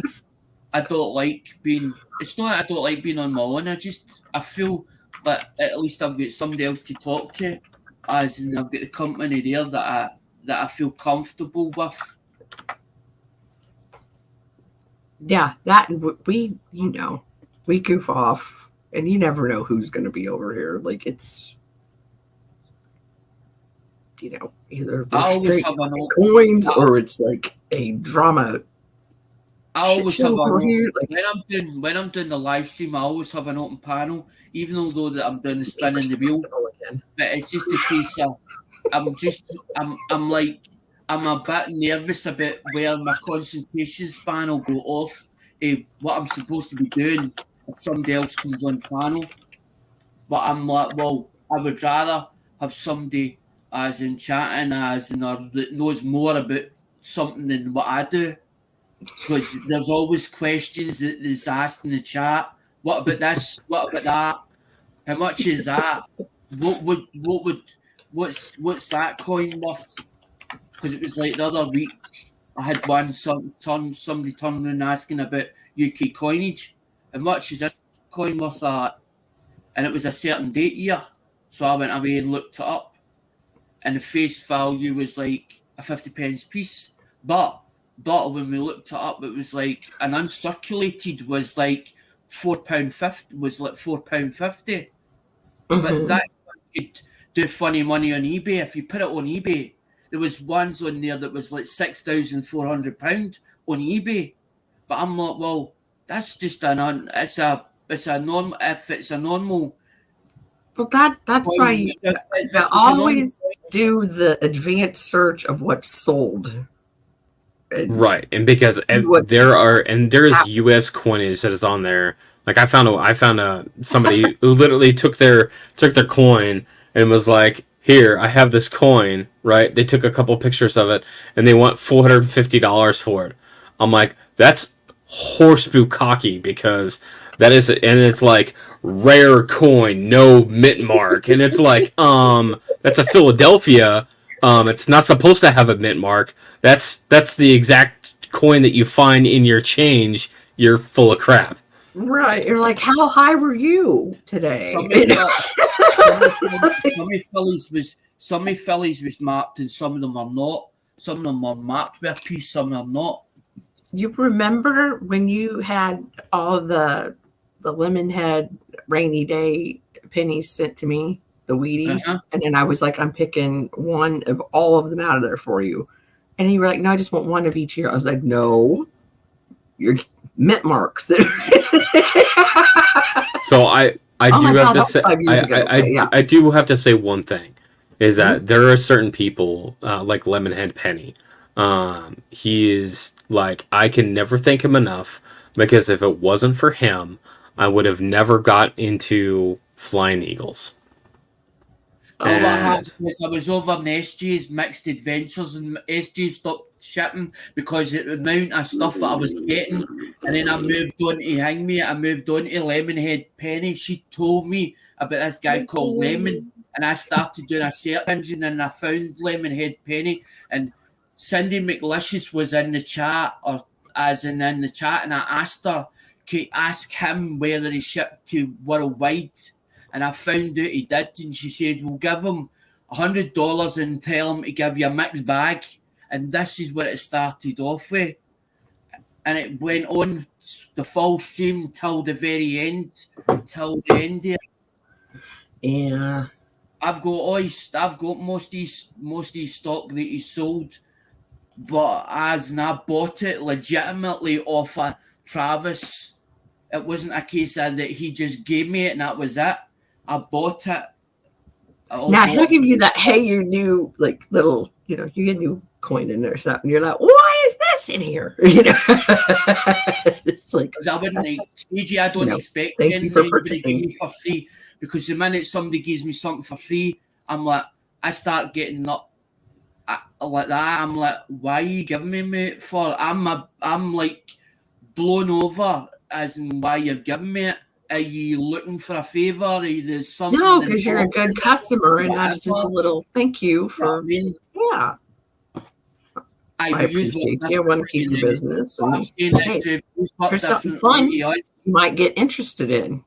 That's another part of it. That's the twist. Da, da, da, da. You might get interested in these, and then you'll want to start buying these. But no, it cuts both ways. Man, CJ, I can't believe you haven't changed yours to like a at CJ 11. I mean, that's just I'll get there eventually. It's not high on my list because like my whole goal about my channel is the education. I want people to know the history about the coins. Like that's why like I no, trust me. Like, if I can build most of a typeset off the coins on my desk, yeah, I need to clean my desk and I need to purchase some. It's great though. I know that. Like, I'm readily accepting of that feedback, right?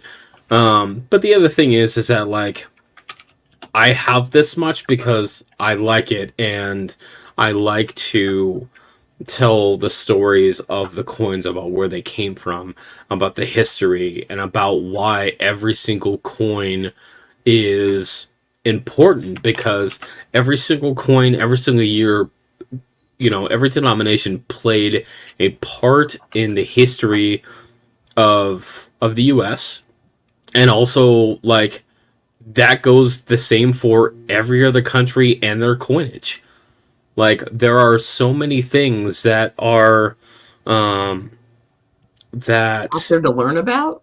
that you can learn about these coins, because most people are blissfully ignorant that, you know, hey, this coin that I have in my hand that I just got from, you know, buying my soda, it actually is a representation of the history on which this country was founded on. Like, that's pretty impactful when you think about it like that. Yeah. Somebody that hidden keeps me grounded in that. Because he'll be like, he's in the currency right now, so he's like, look at this. Look it. Yeah, and I'm like, look it. I know. I'm sorry, CG. I've just amazing realised now. I've just realised 2 years. I've just The man? realised 2 years. I just thought it was just a random name he's put up, CJ, and then I've realised 2 years. It's CJ Coins and Crafts. That's I've got to do that because we do that on private streams when we're like, oh. Where'd he go? that's the man. That's the man that does the 3D printing. I was like, yes, the lemon he done for Lemonhead. Yep. Didn't realise that. Never. CJ, I'm sorry, I didn't realise it was you. But it wasn't until and I'm like, I thought it was just somebody put a random name up as in the panel, because I know you can change the name on the panel. And I was like, and then I realised who it is. I'm like, CJ, I'm subscribed to CJ as well. Because I remember you started doing the holders. You started making the holders. Started doing the holders. I started doing the dies. I actually found a picture from eBay, and I've been able to recreate the $50 die. So now I have a full set of mint specification penny, nickel, dime, quarter, $50, small dollar dies. All of them? All of them. Well then. Yeah, I know, right? If anybody hasn't got this man, please subscribe to him. I can make you know. I'm already like, I bow down to him, man. No. The first year I knew you, I was just like, this motherfucker. It's because I spent a lot of time learning the things, because that's what I enjoy. And the reciprocal of that is I enjoy teaching people things. And that's one of the things that I've realized. That, hey, like, how can I take, and that's something that I've always talked about how there's not enough education for the coin community. Like, this is not a knock on anyone doing whatever they feel like that they want to do on YouTube, right? Y'all do whatever you need. I support all of it. I support all of it. But when you are actually looking for videos or channels or education, like, all you really have is books. Mm-hmm. Well, books can only tell you so much. They do tell you a lot of information, right? But it doesn't put it together. Because, like, my thought is that, like, hey, if you want to be working on coins, or you want to be working on something in the garage, you want to listen to something in the background, just put on one of my playlists. Put on my commemorative playlist, right? I have 13 videos or something in there now. Like, that's a solid, like, hour and a half, 2 hours. And then you get to learn about all of these things that allowed these commemorative coins to even appear. That's P and D. Yep. There's two that people told me not to break open. There's a full 2 rolls, as in it was annex, and it says MS65 or better. And there was they're ones that are the raw ones, and they came for the same place. The same guy sold me them, Lemonhead Penny. and they ones are as good as the ones that's in that tube, as in the ones that are graded annex. But I haven't bust them open because I was told not to. Do not do that, Alec, whatsoever. That's out the raw ones, and they're exactly the doubles splitting image, the same ones. That's why I bought off the man, because I knew I was getting good stuff. Yeah. There's Oh, th- yeah, there's he is. there's a few things. Coin gangster. Well, I love it. I don't necessarily think. Well, I mean, here's the thing. Like, I am one that I would rather be behind the scenes because I'm not one. I don't like to be out in front of people. You but never used to take your avatar down ever. oh no. No. Years Well, of that. one, because my internet sucked, so there's that. I don't like the way that I look, but the thing But is, you would put it on that 3D printer, and we were all oh, watching it, 100%, like, 100%. Like, we're all watching it, but the thing is that like, but you were talking during that. I mean, Like, watch the printer. I got something else to do. CG had to, because of the how much production he was doing, he had to end up putting a secondary 3D printer in place, and he built his own machine from start to finish, the whole 9 yards. I have 4 now. Jesus. I have 3. I have 3 FDM printers, and I have 1 resin printer, and then I have. So check this out. This is how much that I kind of lose my mind sometimes because of the things that I'm interested in. In my house right now, I have 11 computers, 7 of them running, 4 3D printers, and an 80-watt CO2 laser. Wow. Because Reasons. reasons. Oh, I haven't heard that in years. Oh, So and it's the thing, like, and people are you and my asking girl. you to do things and offer that. Tony Huffty hasn't got the process as in the production. The production's got to go up further. And then you get the laser engraving and all that carry on. Brooke Stacker, thank you so much for coming out. You're not in it for the money. You live the hobby of it, but it gives you that pat in the back as if to say, well done. And people are loving the stuff that you're producing. That's something else. I had a realization the other night, and I was talking to Blues at the time, and I was like, you know what I realized today? And I don't know why that it took me this long to realize it, but I was like, I'm dumb. Like, extra levels of dumb. So you know those capital holders? Like the brand capital holders? Yeah.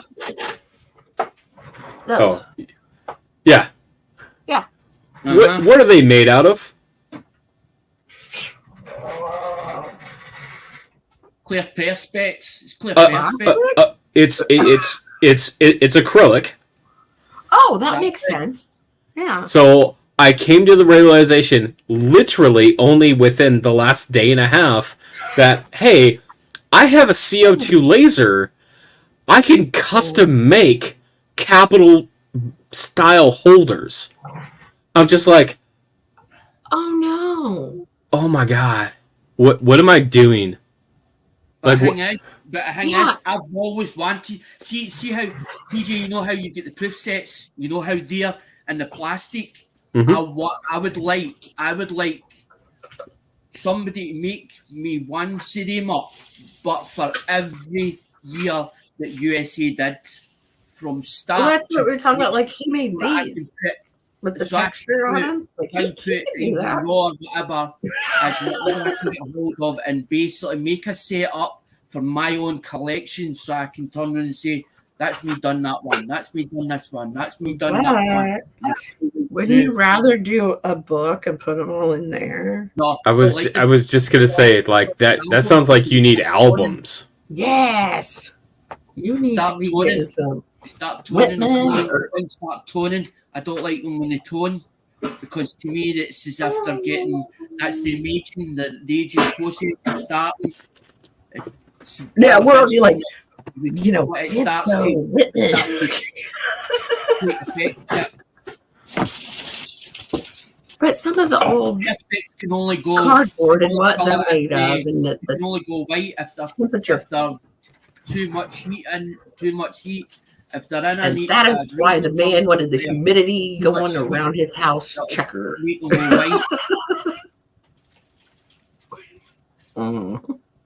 Humidity, but it's Covered. also how you store it, though. Like you can store, like Lemon was very good about how he stored his books. By a window, but in the sun, like this. Yeah, but he stored, he stored like albums, like he stored them one out of sunlight, but he also had them in a protective bag that he was able to seal, so that kept out dust too. So he was very smart about the way that he did that. And I'm sure that you can get like dark bags or even like anti-static bags that you can put your albums into that will eliminate humidity and light. Like That's all why the things. That's why I'm particular, because my dad was always presentation. And Oh, I know. here- We had a over good here- talk about over that here, one see day. if it blinks at you like that. See if it blinks at you and it's in a cabinet or whatever, and it attracts somebody. See if somebody walks past and they see that coin sitting in a cabinet and they go, "I like the look of that coin." They'll come back and they'll look at your stock or your stuff that you've got, because you see something that's blinged at them, something that's pulled their attention. It drew them to that cabinet, that display cabinet. I've done sales since I was 13, 14, doing my own sales. But I'm not in this game to make profit out of it or to sell stuff to you. I'm not forcing you to buy it, but I'm actually giving stuff away at the moment because I'm trying to make my channel grow bigger. But I'm trying to make the community grow bigger at the same time, because I'm like, I want you all in. I want you to come in. I want people as guests to come up in the panel and all that, so that people then, who's that, Alec? Oh, that's such and such. Please subscribe to them. That's why I do the mail calls. You see me doing the mail But calls. if you do that, you should ask somebody ahead of time and schedule with them to come up, not just like, because if I'm up and it's 7:30 in the morning here, and then you're going to stream in a little bit, my ass is going to be asleep. So then it's like, well, Hoover's not going to be up to come into my chat. So that kind of like, defeats the purpose. Because I've come over and kicked it with you before, but it's been a while. I was spontaneous for a bit because I didn't know what day was best, right? But the thing is, I didn't want to interfere with somebody else's stream, right? But you overthink that crap. It's called YouTube, not our tube. Then because of Friday, it was clashing with the Durban auction, because I go to the auction as well, but also you just gotta go for it. So now John does his auctions on Friday nights, and he doesn't do shitty. Yes, but now I've got to do it. The wheel on a Saturday. Now I put the wheel on a Saturday, so I know I've got to get everything ready during the week for Saturday, as in for the wheel, because you've got the minimum. Because I do the minimum prizes, as in, so I don't have to spin the wheel, because I've got 112 packets made up, so they get a minimum prize. Yeah, but then they get the first, second, and third prize, so they've got to wait till they get the. You know what? You need to set up a bot like EP and then have a store where it's like, hey, your Unums earn you points to buy stuff in the store. So then if they don't have enough points to purchase what they want, then the rest goes in cash. Ta-da! Making money. And watch hours. So I think exactly what you talked about is what everybody that wants to break into YouTube or wants to do an auction or sale, that is the key learning, is that pick a day, pick a time, and do it. If it doesn't work, shift it.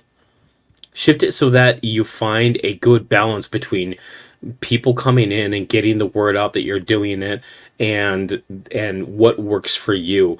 Like, you can't think, oh, well, I can't stream that time because they're on, because it literally came down to, like, here's the map of the coin community, and Monday through Friday are like, I'm at work or somebody is streaming. There's Saturday, but only in the morning, because in the afternoon they go on, and it's like there's never any time that is the right time. Just do it. And there's people you don't even know that are doing it. That might know you. You will be streaming over Sunday. So don't let Yeah, that YouTube's bother a you. big place, and we don't know every last coin collector on YouTube. So you're going to be streaming over somebody. And nobody takes personal offense to it. The coin Q&A that I used to be a part of, they stream on Mondays. Guess what? I also stream on Mondays, and often I'm starting before they're finished. Does that bother me? No, because my show is called Monday Night Coin Talk, and I enjoy it because we talk about the coins. I love that you have Blues talking. Sorry, okay, I'm done. Blues is hilarious because, like, so I go through and I write scripts, right, of stuff that we're going to talk about, and there's a lot of things that, like, I can add bits and pieces into, and Blues can't do that. And I love the guy to death, and he's regimented and, like, he has to read it. So anything that I pre-write, he goes through and he has it printed out, and he's like, okay, I read through this like 6 times. What does this word mean? I'm like, okay, this is how you say that word, because there are some words that we come across in some of these, like the Huguenots, like the Huguenots. I'm like, I didn't even know that was a word. Like, I was like, and like, there's French spellings, and I'm like, I'm Googling it. I'm like, how do you pronounce this? Like, and like there have been a couple where I'm like, I know I'm gonna 100% butcher like half of these names, so I'm gonna practice it beforehand, and then if I feel really terrible about it, I'm just gonna be like, hey, FYI, I'm gonna say some French words in this. I'm terrible at French, so I'm probably gonna jack this up. And I'm just forthcoming with it. I'm just like, French is not my primary language. I'm sorry, but that's where I'm at. You're like not too scared to try, and that's the point. And it's like, hey, if I butchered it, at least you know what word I was getting. And then maybe by some crazy kismet, somebody in the chat goes phonetic spelling, bloop, bloop, bloop, bloop, and you're like, oh, okay, cool. Because I've done that in my scripts. I write in parentheses, and I'll actually type out the phonetic on how to pronounce it, and I'm just like, okay, that's just in case I completely butcher this. Like, here's how I'm gonna try not to mess it up. I typed that in a chat I'd never been in before today. I put phonetic spelling, and I was like, I didn't know how to spell it right. My views have really shot up, and that's because they give it because I'm giving stuff away. But the thing is, I'm going, well, who's going to subsidise this? I'm like, shipping, and I'm like, really, I'm panicking about it, and I'm like, right, I need to go and start putting stuff on eBay or whatever, as in start listing stuff on eBay, as in phones or whatever. But then I'm like, hold on a minute. I'm like, shipping pot fund. I was like, just say to them, as in, it's not compulsory that if they want to donate, it's up to them. Let them decide. So if they want to donate, that's totally up to them. So you're not actually turning around and saying, right, you've got to. And see, that's what I thought I sucked at. It was like, I should have been saying, hey, donate to the channel for shipping and stuff for giveaways, or something like that. Well, and that's where it's going to be up to the channel to decide on what they want to do, because yes, giving away and doing giveaways, that is going to get you a ton of viewers up front. Not sustainable unless that you continue to do that time after time after time, And again, I'm not going to knock anybody. This isn't But a if you don't shot have on anybody. anything else going on, But- and you're doing giveaways, it's a hard hit to take, because I know somebody Right. you know and And love that's did where it's that, like oh, it's okay if sorry. you do it with something like a milestone or something in your channel, or if you have other things that you're bringing up. But This was every week. I know that just doing giveaways is not sustainable for a channel when it comes to long-term growth. And short-term growth, 100%. 100% giveaways, prizes, that kind of stuff, that will get you viewers and that will get you subscribers 100% of the time. That was like that every listening consistency, one day a week. I won't say what day, because then you'll know I who I'm was talking about. listening to Coin Up. I was listening to Robert Lawson. But then they would have an auction here and there. But like they said, they were like, I still lost money, and they're really just like, I don't want to. It was like, yeah, auctions make me nervous. So it's like, The problem is we need to get the younger generation into the coins for the hobby to keep going, for it never to give up, because love you, Barbell the Carbona. digital cash and all this. Carbonara. I've been listening to what Robert Lawson and all them saying, and I'm like, hold on a minute, I can see this coming, as in that the coin hobby is going to stop because of the digital, we're going into digital currency or whatever else. So we need to keep the generation going on. So the more time we put as whatever out, we're going to get the younger generation coming into it. So they're going to realise, hold on a minute, this coin's worth more than face value. Maybe there's a possibility that I have $100 coin here. Yeah, we're turning into antiquers right before our eyes. We just don't admit it yet. Like, coins are going to get phased out. Alexander. Hi, Terry. Jerry. Now I can say hi. Hello. Did you forget to take your sleeping pill again? Yeah, it's in the other room. Yeah. Actually, I was supposed to go pick them up last night, and I forgot. So, but I always like put my safety net one in the bedroom in the drawer. That's what I've noticed about small businesses. Some businesses are putting out saying cash only because they don't want to go into digital currency for whatever reason, which I can totally understand that. Because my mum had a good point. What if the power was to go down? How are you going to get your money out if we're going into digital currency? You're going to have a backup plan. Buddy. Okay, so I had this idea last year because I'd seen it, online, and it was a crypto ATM, and I'm like, I need to just throw one at the only gas station in town.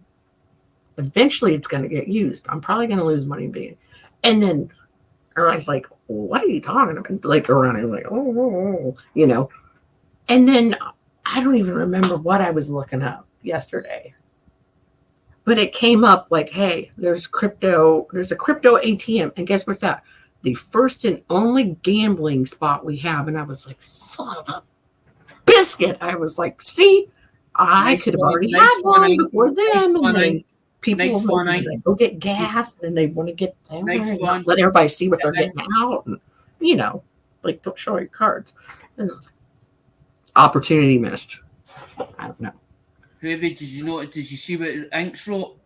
And he said this on Saturday in my stream as well. Same thing.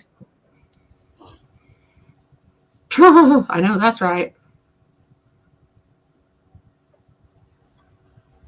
That's why I loved a particular place that I went that I was like, I need money, like last week. And I took my silver over there and it was crazy. I got top dollar for it for sure. And there were some coins that were worth more.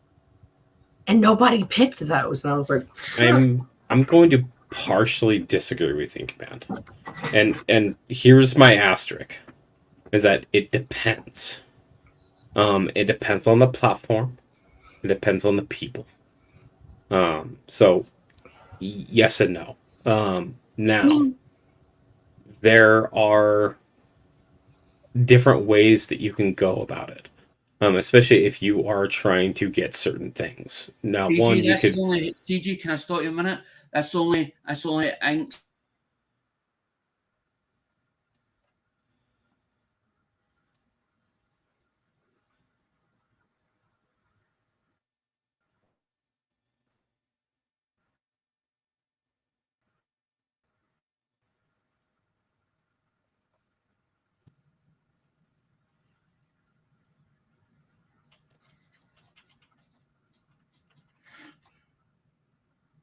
Go ahead, Toby. No, I was saying, you were saying platform. It depends on the people and it depends on the platform. So if you are a stacker, there are a number of different avenues that you can utilize. For example, yes, so I use local auctions in my area. Proxy Bid is a great website to use to find local auctions. Now you are going to pay a little bit of an internet premium, but if you actually go through, so when I got those 3 Morgans and that one ended up being a key date, that one coin paid for that entire auction. And that's when you go, woohoo! And that's yes. And now I'm not specifically going after Morgans, but it is on my on my list of things to collect. But it's really specific on what you're trying to look for. And here's the other side to that is that if by paying top dollar or book price for coins that I will use for my personal collection or in conjunction with something else that gains me a another economic avenue for reaching out to other, I'll call it, areas of coin collecting, I see that as a positive. Because I know that even if because I've bought from pretty much like everybody. Like I bought from Durban, I bought from Big Flip, I bought from Lemonhead, I bought a lot from Lemonhead. I bought from I've bought from a lot of people, right?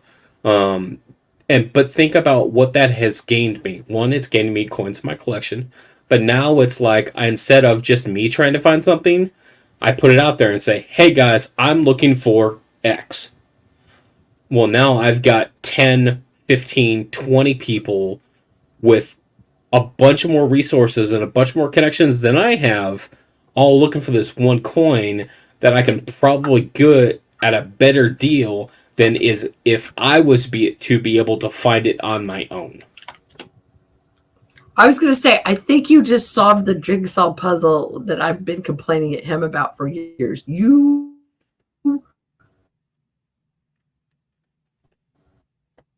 like explained it. That's the thing. I'm sorry. Now I get it. Like, and again, like, I'm not saying anybody is wrong. I'm just saying that there are different avenues and it's how you use them.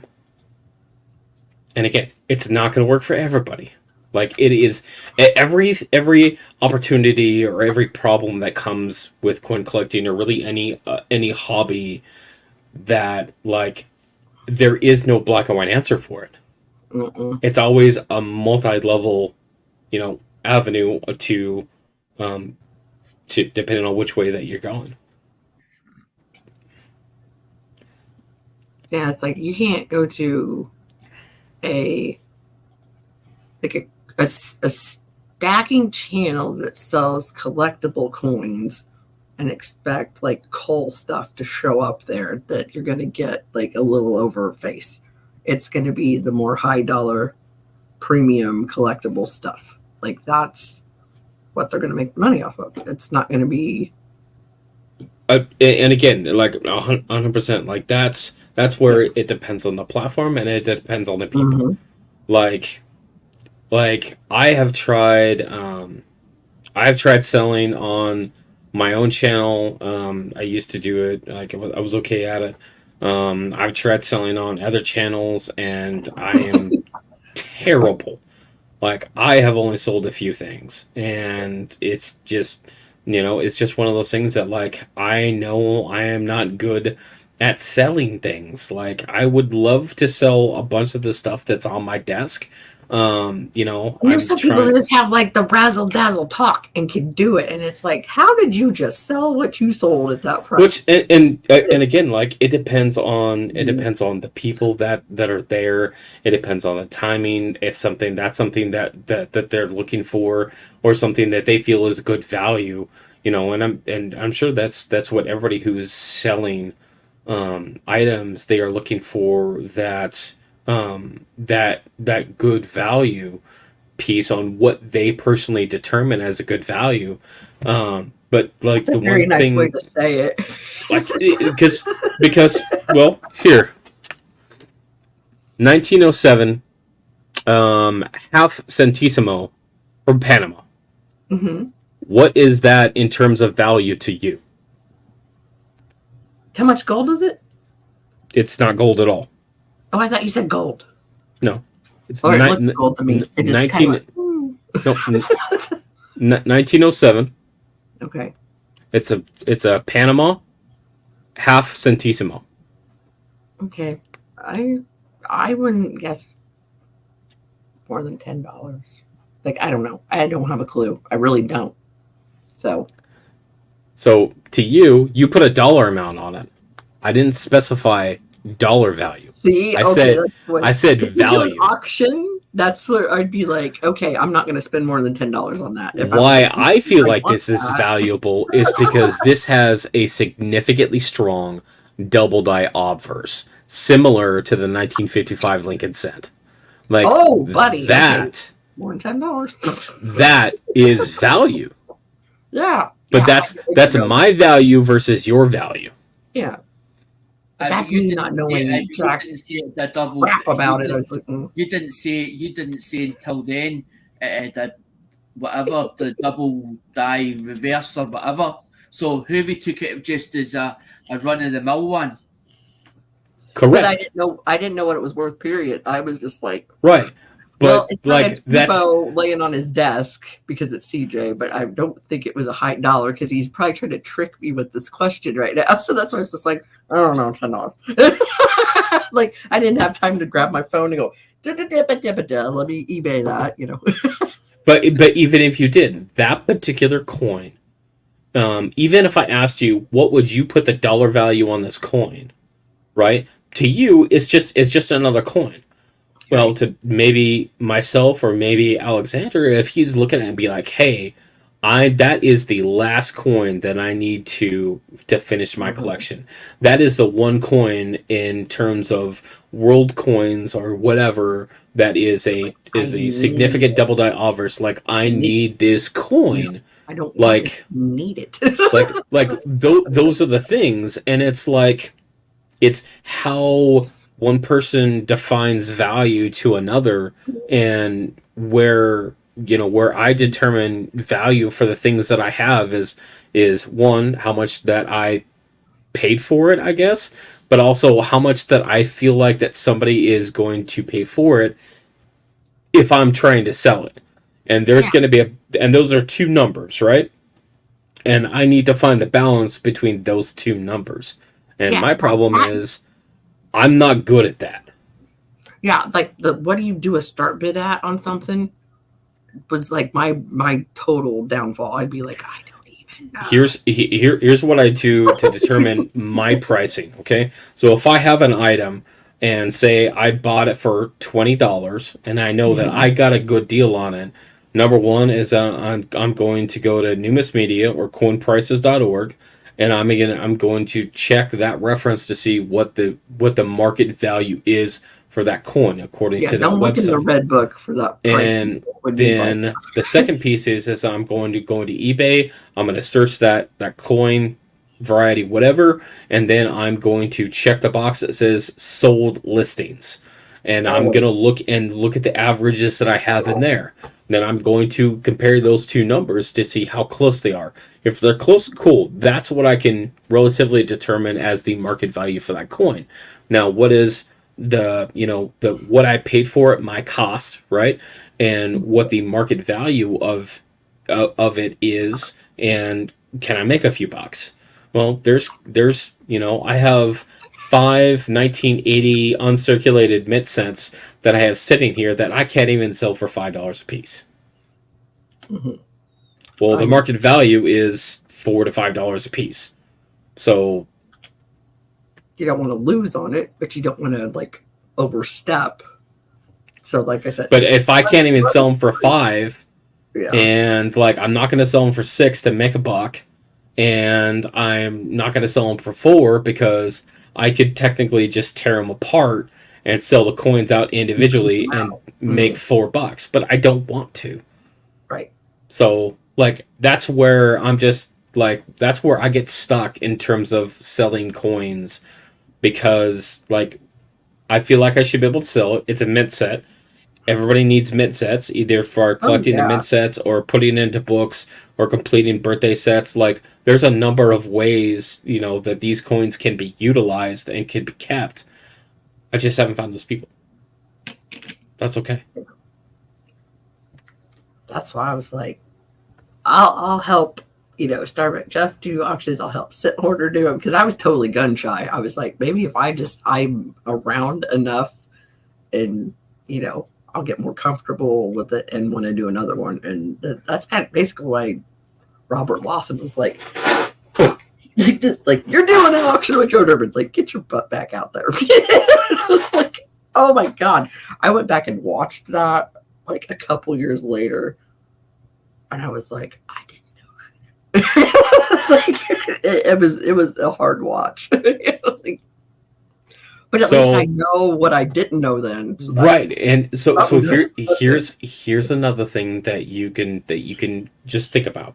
And Inkman brought this point up, is that they don't want to sell it because it's not worth the hassle of trying to sell it. Here is something that you can think about. There are some people that do sales regularly that also do consignments. That is an option for you. Like whether it's on YouTube, whether it's on eBay, like there are a number of different avenues that you can put something that you want to sell out there. Yeah, because there's people that sell like hotcakes, and you're like, I'll send my stuff to you because it'll sell with you. Because they have that reputation and they have that exactly. That following built up, and like yes, like I've done that before. Like I've had some coins, like I can't sell these if I basically gave them away. But I know if I send them to this person, one, it will more than likely sell. And two, it will more than likely get me a little bit more money than what I got for it. I know what you're saying. But the problem It's is, like, there you've got a problem where it says that slab says ICG, which is independent coin grading, because it's not a well-known brand or a well-known company. People go, well, it's not worth a lot of money, even though it's slabbed, because the minute you say PCGS or Annex, totally different. well, yeah, because they're trusted names. So I will counter that with, because they have a lack of education. Because the number one thing that PV always said about graded coins, don't buy the holder, buy the coin. Preach. I will absolutely buy out every single ICG holder if I know that the value on that coin, based on the grade, because the grades are going to be comparable within one or two grades. The grades are going to be comparable, and I can get myself a percentage discount, basically on that coin if it's something that I need. I have zero problems buying from ICG. But now, generally, the general understanding and the belief that, number one, PCGS, 100% top, like, they have built their company to be the professional coin grading service, like 100%, hands down. Second, NGC, numismatic guarantee service. Like, again, they've known. Third, Annex. Annex is wonderful, especially for varieties. Annex deals in varieties 100 times more than both NGC and PCGS put together. If you have a new discovery, you send it to Annex. You know why? Because they'll put it in discovery. The same discovery that you have that you can get in an Annex holder, you may not get in an NGC or a PCGS holder. And I laugh when I see PCGS holders that have varieties that are not notated on the holder because of one of two reasons. One, the person who had originally submitted it did not notate that it was a variety, or two, it was a variety that PCGS did not recognize, which kills me. Going back to ICG. ICG is usually the last option, but it doesn't take away from the education about coins and grading. Get the coin, not the slab. Agreed. And that's part of the cherry picking too. If you And find these something wise that people- doesn't have the designation on it, and you're like, ha ha! Oh, I got a grade tear 'em on up. it. So you're Reason why I like, picked the oxygen guess where was that's getting sent to Annex how with good the coin is attribution. in here. You know, And I thought, well, if I like it, somebody else will like it. But the thing is, my whole opinion changed as in I went to Travis to buy to sell, as in to take coins off him and then resell over here. But then my whole attitude changed about the whole community, as in, and thought, well, hold on a minute here, I want to put something on the table. So I want to give away stuff or whatever, as in so that I can then grow my channel, as you said, so I have a following, the right people in my channel that I can then say, well, I want to trade that or whatever, as in, what have you got? Know that back and forward. That was the whole idea behind it. Another thing for like ICG slabs or off-brand slabs, because I have a couple of like off-brand, like they call them soap bar holders. Use them for giveaways. Like if you can't get rid of them any other way, just use them as a giveaway. yeah, like these. Because Oh my God, because it could potentially drive somebody to get interested into the hobby, that coin, or anything else.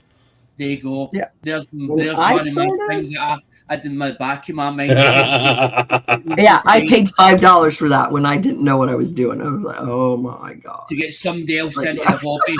It's like an enticement. It's like enticing somebody. There you go. There's their first coin. And it starts them off in the right direction. Absolutely, it does. It's like me doing it over here. I want to be able to start an American trend over here for people to turn around and say, well, hold on a minute, I like their coins. I like their history behind them, because you've got Alexander Graham Bell. I don't remember Alexander Graham Bell with the telephone, as in that I thought he was an English inventor. I didn't know he was American, or even, was he American? But it's on one of your coins, as in the design. Yeah, Alexander Graham Bell.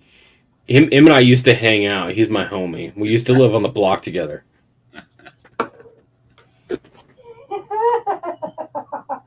You were the So it's second like person he history, called. there's a lot of history in the coins, and then it gets me wondering as well with the history.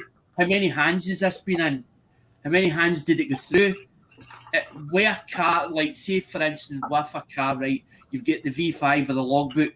So you know how many hands it's been through, how many owners it had, and you're trying to figure out why is this doing this, and how will it run? Is it going to last me? Blah blah blah. But with a coin, you can't do that because it's got no paperwork. So how can you trace it back? So then you've got to start looking Google, research its history, what the coin is, what did it, all that stuff. Yeah, That's- I mean, Carfax and Coinfax aren't the same That's thing. the- You know what I mean? The history. It'd be cooler if behind it was. behind the actual coin itself. It's like that one, that one there. It's Pierre Marco White's. It's actually a token. It's a casino token, but that come in a job lot as in Great Western, and I was like, I liked that, and I was like, I wonder what the hell that is. And you know what? I was surprised because I had this token. It was a casino token. It was like Billy Bob. I had no idea what it was. Marco when I did Durbans and like people were bidding on it, I was like, what Marco the hell is happening here? Marco Piri White is a famous chef. He's a famous chef. He's a famous chef, Marco Piri White. He's got two places. He's got two big restaurants, but it's not just a restaurant. It's part casino, part restaurant. And that's why I was like, I wonder if that's ever been on eBay and somebody's tried to sell it and couldn't sell it.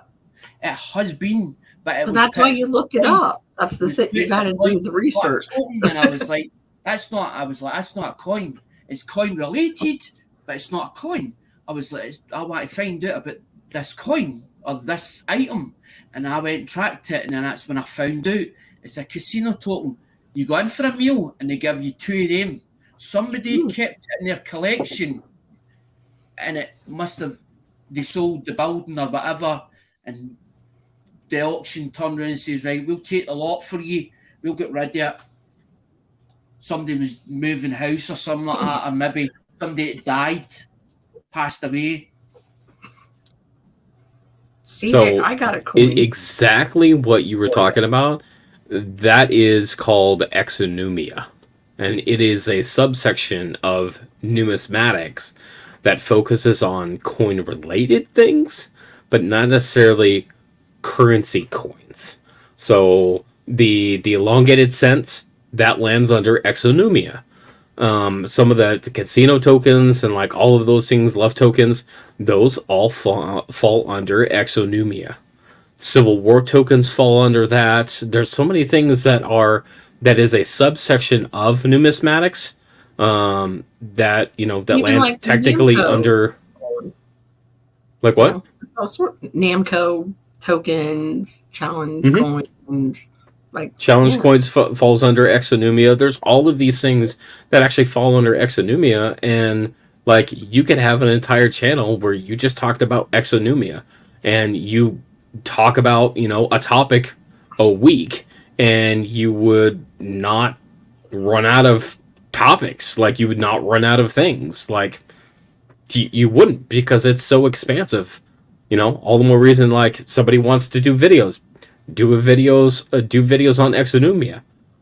There's all of these things that these casino tokens and stuff that you can find on eBay that are relatively cheap.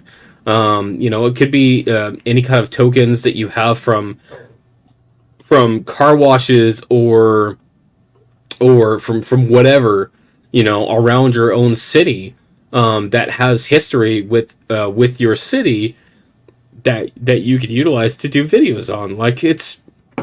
All that's out there. Yeah, then I done you be coming into my channel on Saturday, and they were talking about the coins that you get from China, and said that some of them about the fakes, and then they realised. And I said, don't keep saying that on my channel. I says, because my stuff isn't fake. I says, I get this. I ship this for America. I says, anything that's wrong. I said, but the thing is, I'm not selling them the coin. I'm giving them the coin. So they can't then return the coin back to me, as because they've only paid for the shipping or donated to the shipping. So whether a coin's right or wrong is immaterial. But when he said that about the fakes, how dubious the fakes is, and dealers have been conned by fakes because Amazon has been putting coins on their website or whatever, but you don't know whether they're authenticated or not, whether they're right or wrong. Well, number one, Amazon is not putting coins on their website. I don't buy from Walmart. I don't buy from eBay. I don't buy from eBay. If I buy from eBay, I buy phones only. I buy in job lots, as in the phone's untested or as in parts not working. and then that's what I do when I do my job, as in with my phones. But coins, I flagged it, I blagged it with the channel. I know very little about coins, but I was really interested in them, and because I had a love for auctions, this is what made me want to buy coins from the auctions. But I'm trying to explain to them, I buy for genuine people on YouTube, because I know that if the coin's wrong, I can then send it back to them and say, by the way, that coin's not what I expected. But I'm not going to turn around and say, well, I want my money back. I'll turn around and say, I want to swap that coin. Give me either something else and part of that. Yeah. Because I'm not going to go and start hassling people. Oh, But you that's know, I didn't mean that stress them out. somebody Start over and I stressing heard them it out about it. every day until the coin came back to me, and I was like, "You're gonna make me go to a Aye, psych unit." Like, exactly. But I know like, quit bothering me about that's it until I get it back in my that's hand. like You saying can't do anything like, about it. it's like somebody turning and saying about Lemonhead, as in how the last sale or whatever and what happened, and them harassing him constantly with emails. You owe me stuff. You owe me stuff. You owe me stuff. But that's like me going and And it saying, makes well, you feel like dog shit. It really bugging them does. or Pardon my me French. emailing them constantly. That's you hassling them. You're stressing them out. It You're doesn't stressing make them it happen out. any faster. Don't do that in Right. business. You don't do that in business. It's all sold in good faith. It's bought in good faith and sold in good faith. Wow, you're supposed to bug somebody every day and send them your PayPal address, because that will make them just magically do it when they've made a mistake. Trust me. I'm being totally sarcastic, by the way. Okay, so CJ, I had this sent to me tonight. I'm going to see what you think you can contribute to a... What the hell is this?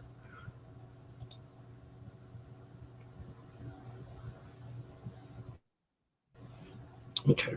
I don't know if it'll make any better blowing it up, because I know I'm putting part of it behind the Dumaflachi, but I got sent that tonight, or last night, I should say. And I don't even really know what it says. It looks like this is America something. And then I don't know the rhyme or reason or the letters. America, Liberty, and it's WM or MM, depending Well, look on. at you. Yeah, which way? Is there another side to it?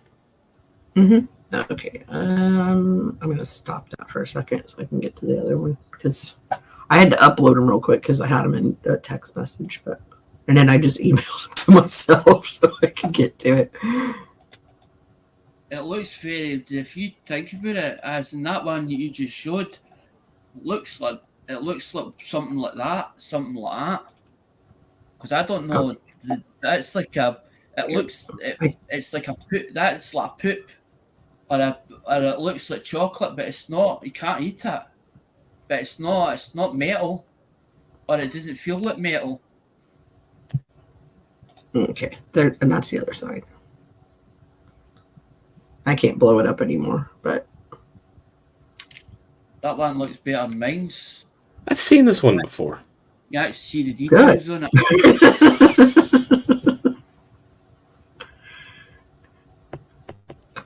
Oh, I love it. Oh, there we go.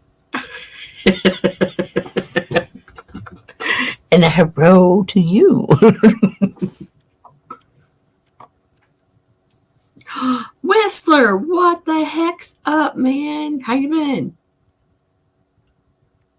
Thanks for stopping in. That's cool. Very cool. Yeah, Steve's So that is, it's probably a fake, or a modern counterfeit. But it is basically what's probably, I mean, it's kind of hard to kind of classify it out, but it's a New Hampshire copper. from 1776. 'Cause I was like, I didn't know if it was a metal detector you find or. Yeah, I mean, but the thing is like, unless specifically something like that there are so many replicas and so many copies of them, unless it is specifically tied to I found this in a field, or I got this from something somewhere over in that general area, it is likely, I didn't say for sure, likely a copy or some kind of replica. Unless, and that's something that you would have to get specifically authenticated. But if it was a true New Hampshire copper, that's some solid money. But that's what it is. It's a 1776 New Hampshire copper. Have to get more info from the person, but they just said, hey, can you show this to somebody, because they're like, I'm confused on it, and then all the pictures didn't come through, and I was like, hey, just this one picture, and then they sent, well, the first one that I showed was actually the second one that I got. So I was like, okay. And it was late, and I didn't want to like keep trying to wake them up going, hey, Some Roman relics you're not allowed to have unless the museum or they've been said by the government or whatever it is that you're allowed to have it. So there is some copies and some ones that's been replicated to be able to have, so you can have it, but you're not allowed to by government, because there was a newspaper story just recently that two guys had been jailed, as in what it was is, I don't know if they'd found a load of coins and tried to sell them or whatever, and they came out the ground and they weren't supposed to have them, and they were caught with them, or the person that they sold it to were caught and it was taken off them, and basically they grasped on whoever they got them from, and eventually they went out to the two people, and it was put in it was actually a news story, and it was not so long ago, but it was old coinage, like Roman relic stuff, or that's the way it looked when they showed the picture of it. Mm-hmm. Yeah, over a certain age, it becomes more of what do they call them? Questionable? No, not questionable. But it becomes basically a piece of legality in terms of that it has more cultural significance to the culture and to like the history of the country than it does in the like monetary value. So if you find coins older than like a few hundred years, then you have to notify the authorities, because there is some there are some legalities, some red tape that you got to go through in order to potentially retain that as being the owner. Unless you're just gonna go black market with it. I mean, if you're gonna go black market on something, that's the one you want to go black market on. Yeah, I'd be like, look what I got. Yeah. Now, Anyone? They sold Right. Don't tell anybody, but come inside and look at what I got. And obviously somebody saw it, the government or whatever, or the authorities saw it, and then timely and basically grabbed the hold of these two guys. But the story ended up a news report, as in saying that they'd been caught and what they'd been caught for and all that, Carol. But I don't listen to news. I don't know news in. Me trying to explain it to somebody what I've just saw is, it's hard for me to explain it in full depth. But it definitely was a news story, and it wasn't one of the ones like a joke. It was proper news article. But it wasn't long ago. It was like a couple of months. I think last year, somewhere around last year, near the end of the year. Mm-hmm. Yep. Yeah, I'll never forget this. when you get into those things that becomes more valuable per se to cultural sense, you kind of have to be careful because This is funny. I mean, I clearly have put fake on him. That's like, yeah. is that a trade? Yeah. And the backs are so, like, I didn't know when I first got them because I found them in a storage unit. It was like 9 o'clock at night, and I was like, holy shnikes. Freaking out because it was in the dark. And then I got them home and opened up a red book and was like, oh, God, way to let the wind out of my sail. Yes, it was horrible. Maybe says like, about that. I watched that Jeebus.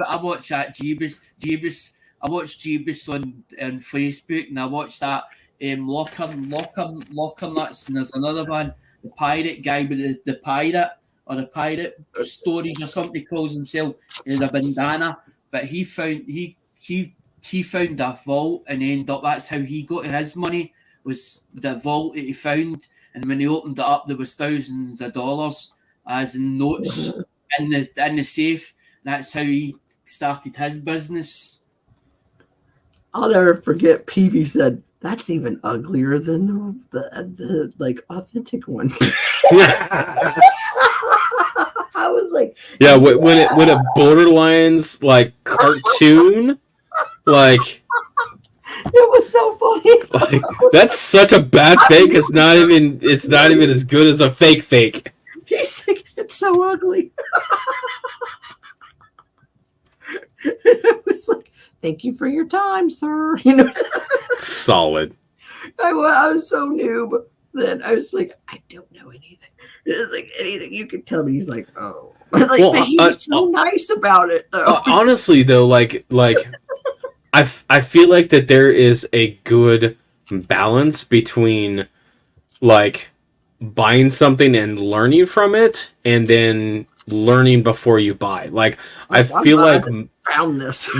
most people like have a good mix. Like there are coins 100%. Like I've got one right now. It's a 64 Kennedy half dollar. I was so sure that it was something that it clearly is not. But I was so sure, and I bought it. So I bought it for, it was like $50. But what I thought it was is I thought it was the 64 proof with the accented hair. And as soon as I got it home and I actually looked at it, I'm like, fuck. Like, this is not an accented hair. I'm just like, I'm a moron. So I looked at it, and then I look at the price on the going rate for it. I'm like, I'm probably gonna lose money on this. I bought my third Bugs Bunny coin, but that's the third one's going to get accredited or not accredited. It's going to get graded. Joe's sending it because he saw something on it when they reverse it on Friday, and I ended up I won it. I actually won the bid, and Joe's been paid already. But I says to Joe, is that worth sending? And he went, well, I was going to show it to Robert Lawson. I went, well, you don't need to know or whatever, as and I didn't say that. But that's what I was thinking at his time. He says, and I'm me because it's mine's, and I says to him, can you send it for me? As in, because I don't mind paying for it, but it's because of what obviously is on it. But there's a point I'm trying to make. Somebody was trying to say about people grading coins and all the rest, and I don't want to say who the channel is. Whoever will probably know what this is all about. It's been talked to 3 or 4 times. No, it's not TGBCH. It's somebody else that we know. We love the person in particular, but the things that he's been saying need to be addressed, and I'm going to address one of his points that he's made, and I want to send that coin away. If there's a point I'm trying to make about it, saying about somebody grading a coin and them paying for that coin and it not coming up to the mark that somebody says. So you're not trusting what somebody's telling you. as in saying that they can't grade coins. So I'm trying to make a point with this. So I'm waiting till it comes back, but I'll find out when it comes back, not the rest. I'm just hoping Joe sends it because I want to make that point about it because that person never have said, as in what he said. It's your opinion is saying something like that, but don't put it out as in YouTube, as in saying that people are not up to grading a coin. So you're saying that it's not worth that money because you're saying that coin you don't feel that should be graded at that, but you're not a proper grader. You don't need to be a proper grader or an accredited grader to say I grade a coin. If you've been doing it for a long time, you know exactly what you're looking at. Yeah, that's like I was on a channel earlier today, and this, well, that's where Zach and I were getting our tarot cards read, and the guy asked me if I was a grader, and I said, I mean, I can do it, but I'm not saying I'm good at it, you know. Like, yeah, like you can leave me out of it. Okay, so I don't feel like the forte. This brings up a couple of points. So number one, yes, you don't have to be an accredited grader to be able to grade coins. Now, however, some of that should come with, hey, I know what the grade on this coin is, and is it worth getting graded? For a couple of reasons. Number one, is the cost that I'm putting into grading this coin going to be offset by what is on it? And the second part of that is the company that I'm sending it to, do they recognize what I think is on this coin? Because if they don't recognize it, even if it's a true variety, what's the point? Mid-air, whatever, it's going to come back a straight grade, and you have made no money on it. Nope, because that's not on the label that says, hey, here's that variety. Can you put all the information on that sheet for me, as in what you've just said, so that then they have all the information when it goes to get graded? Because I want to make a point with this coin, as in because this person's saying about people grading coins at auction, and what if it's wrong? What if it's wrong? So I want to make, there's a point I'm trying to make with that by getting that coin graded in the first place. Yeah, even if you put all of the information on it, and even if it's wrong, doesn't mean that that's what's going to go on the holder. Because it's going to 100%. Like, they are going to put whatever they feel like. Like, they take the coin and they take your information and they have it as far as a reference, as far as, okay, this is what we're looking for. But if they don't see it, or if they don't recognize that variety, they will not grade it with that variety notated. Like, if either of those two, yeah, like, they're going to spend less than 5 minutes looking at this coin, and then they're going to put their notes on what the grade is going to be, and then it's going to go on to get packaged out. That's it. And yeah, that's what I say. That's it. So, like, I always challenge. It's not a 501. It's I always challenge anybody that gets things graded, because they think that getting something graded, and this is not everybody, but getting something graded will add value, because it doesn't. Like now, this person was saying about a person selling it at that grade, and then it getting graded, getting sent away to get graded, and then it comes back that whatever they've said and whatever that person's paid, would they give them that money back for the cost of the grading and the cost of the coin that they just paid for? So what they're saying is that person's graded that coin, you bought it as graded as that coin in the raw from that person at that whatever auction, and then he's trying to make out that person's wrong in what they say. So he's trying to make out that person can't grade at all. That's what he's trying to say. And that's what I'm trying to hang me. That's why I'm using that coin as an example, but I'm trying to make that point that he's wrong in what he said. He's wrong in what he said about certain people within our community. In the first place, they're saying it that they can't grade a coin because you've bought it as that grade in that auction. Them saying, "Oh well, that's MS whatever 65 grade," but it's still in the raw, and then you've sent it away to get graded, and it comes back it's not that grade at all. So he's trying to make out that people selling that knowing that that's wrong in the first place, or their information or the value what they're saying about that coin is wrong. Well, so this brings up a very, very pertinent point. Is grading is subjective. I could be the most perfect grader, and I could tell you, I feel like this is a MS64, and you send it off and get graded, and it comes back, an MS62. Am I wrong? Dude, there's so many factors in between. There is. And that's So that's why, like, number one, people would you do a bunch and you started with the crap and ones, if someone is selling a coin that is not graded and they are saying it is this MS65, that should be taken with a grain of salt.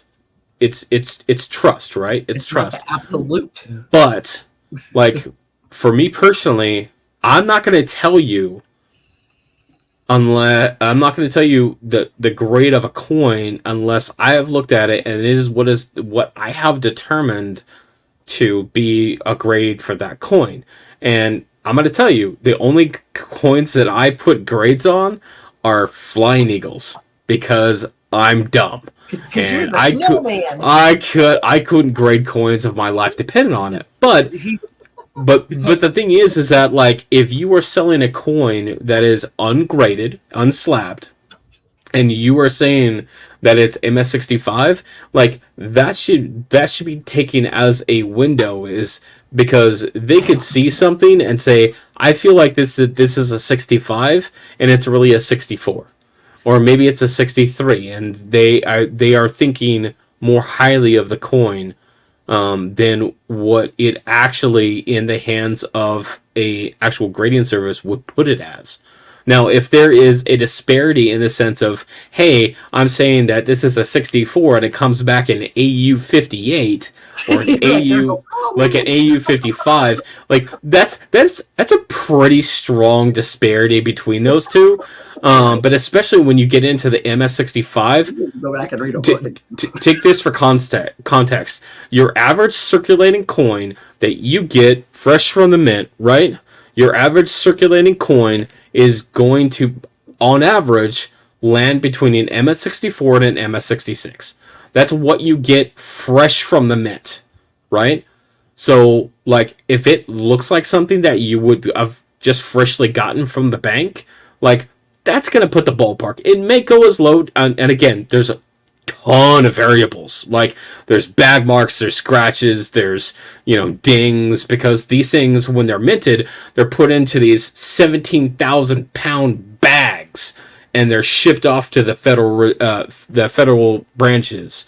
Yeah, they're not carried around. Like, they're not put in small boxes they are put in these giant ass bags. And that's why that these things come out, because they're not meant to be perfect. They're not meant to be a high grade coin. Like, none of these circulating coins were ever made to be high grade. They were meant to be used. But so if there is a disparity between, hey, it's really an AU 55 or an AU 58, and they're saying it's an MS64, MS65. You know what? You have a difference of a difference of opinion on what they feel, what your interpretation of their grading abilities are. Just let it be that. But the thing is, it was putting me off. It was putting me off auctions by this person saying what he was saying. Plus, also, he was saying that I was paying over the odds. I was paying over the odds for my coins. I could get it cheaper. I could get it cheaper elsewhere if I went through the dealers and emailed them the stuff that they couldn't get rid of. That was a better way of doing it. There is no one way that works for everybody. Everybody gets coins Say, oh, that's the rule. If I can't get rid of it, then a number of different ways. People just be like, nope, not getting rid of it. Do you want me to tell you who it was? Nope. Nope. CoinWorld UK was CoinWorld UK. Dale was saying all this. Okay, did you say it already? That's what I said. It was Dale. Ah!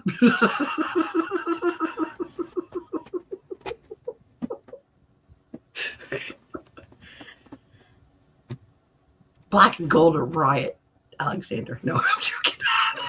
No, but that's what I'm saying. With people saying things like that, it makes me feel as if I'm not doing what I've not been listening properly, and they put all this into my head, and it ends up, it starts making me confused and so mixed up as in telling me who to trust and who not to trust and all the rest, because they're saying this and that one's saying that, and you're sitting there listening to it.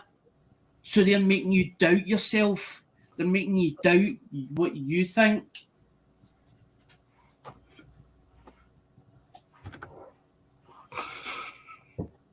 Don't listen to them. Learn how to grade coins yourself. No, but I think CJ, I trust what Robert Lawson says. As in that I know that he knows his stuff. It's the same as Joe Durbin. And the reason why I went to Travis, because I was learning through Travis. I was listening to what he was telling me. And I felt comfortable with the guy, as in to buy stuff off him. But when somebody starts saying that, as in you're paying over the odds, blah, blah, blah, that goes back to the value thing, not the price. Like when I said $10. Well, that and utilize the resources, especially if it's a US coin. PCGS.com/photograde.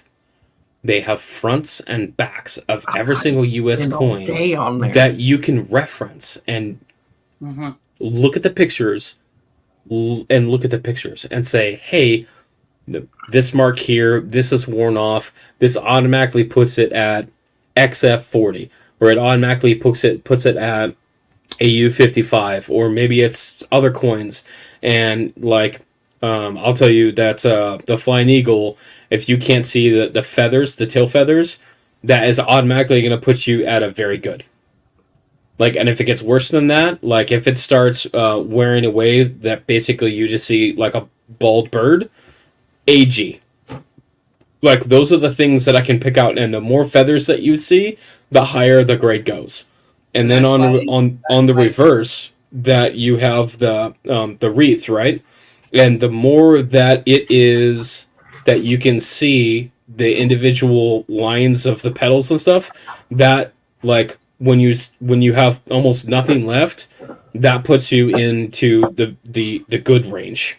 And so you can use those references to really identify any kind of coin, and just look at the difference on. Basically, you can scroll through, and not in the sense that you're actively trying to compare something, but just scroll through, and you'll see the difference by paying attention to, as the coin gets worse and worse, that you can look at any coin, and say, hey, if I was going to grade this depending on these high points and how this is set up, like, I know that if it's worn here, then it's going to be a fine or less, and you can get yourself in a ballpark.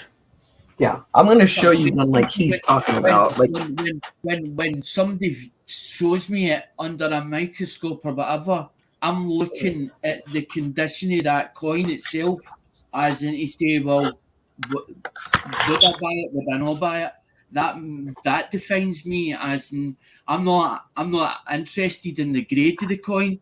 I'm more interested in what the coin actually looks like in front of me, because as I said to Lemonhead many times before, the camera does not give it justice. When you see it as in person, when you've got it in your hand, that's when you realise, wow, that coin's better than what I thought it was. That's when you get the butterflies. But when you see it under a microscope and you're viewing it, that's your eyes. You're buying it as you see it, as you see that. Dang it. In front of you. You're fine. Keep talking. Well, and that's where my personal opinion with, if I don't feel comfortable in knowing that the coin that's presented in front of me, that I could readily give it a ballpark that would line up to a price range that, one, it's worth, and two, that I'm willing to pay, then I need to let it go. And that's what I do. And there's many a coin that I've let go because I'm not 100% on it. That's okay. Yeah, if you don't love it, don't do it. It's like that Canadian, Like the Canadian set on Friday Joe brought up, and I was like, I seen it and I was like, see if that was another month. I was like, I'd buy that set.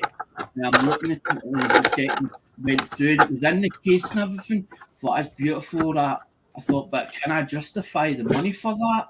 And I was like, don't I? And I was like, it's a lot of money's worth. As in, but it was like there was 4 pieces yet, 4 pieces that was slabbed. But the case looks nice. The case, beautiful looking case that was presented, the case itself, and the 4 coins in it, as in Canadian, beautiful as well. And I was like, wonder what the value of them is. But I don't have a book. I don't look prices, as in I just go what I feel. If I feel eBay, and it's at a reasonable price, but I have to justify, like you said just there and just then, I have to justify it, what my budget is, and is it worth me going for it or not? I'll put it this way. There was stuff that I wanted when I started, and I didn't keep track of it, and I ended up buying the same variety on a coin 3 times because I didn't keep track of what I had. I bought one. Scott bought one when we weren't together. Like in the same building, like he was on the road. And he was like, oh, she would want that. It's a markdown. And we had been sitting together probably 2 weeks before that and already had it. And then I didn't keep track of what I had got and what he had got, and then bought a 3rd one. And I was like, oh my God, I didn't stop doing it. But that's like total noob. So the first plugs I bought, I was the second one was as in either if somebody decides that they maybe want it, like Andrew Cooper. I was like, well, if I get a couple of pound more for it, then it pays my time for sitting in that auction, whatever else. Plus, it means then he's got one in the raw. It's not being graded or whatever slab. Plus that, what I pay for it, it's up to him whether he buys it or not. The 3rd one, I thought, it's not going to do the money that it's supposed to do in the auction. I was bidding it up, and then I ended up I owned it. And I says, well, if you think it's what you've just said, you said a lot of stuff as in that night on the Friday, what he thought, blah, blah, blah, this, that. He said, looked at it, seen it was Bugs Bunny, blah, blah, blah. I says to Joe, well, if you think that, send it away for me and put all the paperwork or whatever on the form so that everything's there so that they see it black and white and we'll just see what happens with it. And I was like, well, this is the point I was trying to make. But I didn't want to tell anybody, as in because I was like, dare tell anybody what he's just said. I've heard it 3 or 4 times on his channel or whatever. He's discrediting people grading coins or people selling it at their grade in their auction at the time, saying that he thinks that that's wrong for them to do that. Like, see, that's what CJ was talking about. Like, yeah, you can't see the wreath, like, detail, and that, like, that's not a low grade. That is a low grade. Yeah, so that puts it in the AG range. Like, AG, like, about good to good. Right. Like, But I that's why I grabbed them because I was like, oh, I know where I got one handy. But just say like, yeah, there's none of that detail throughout that.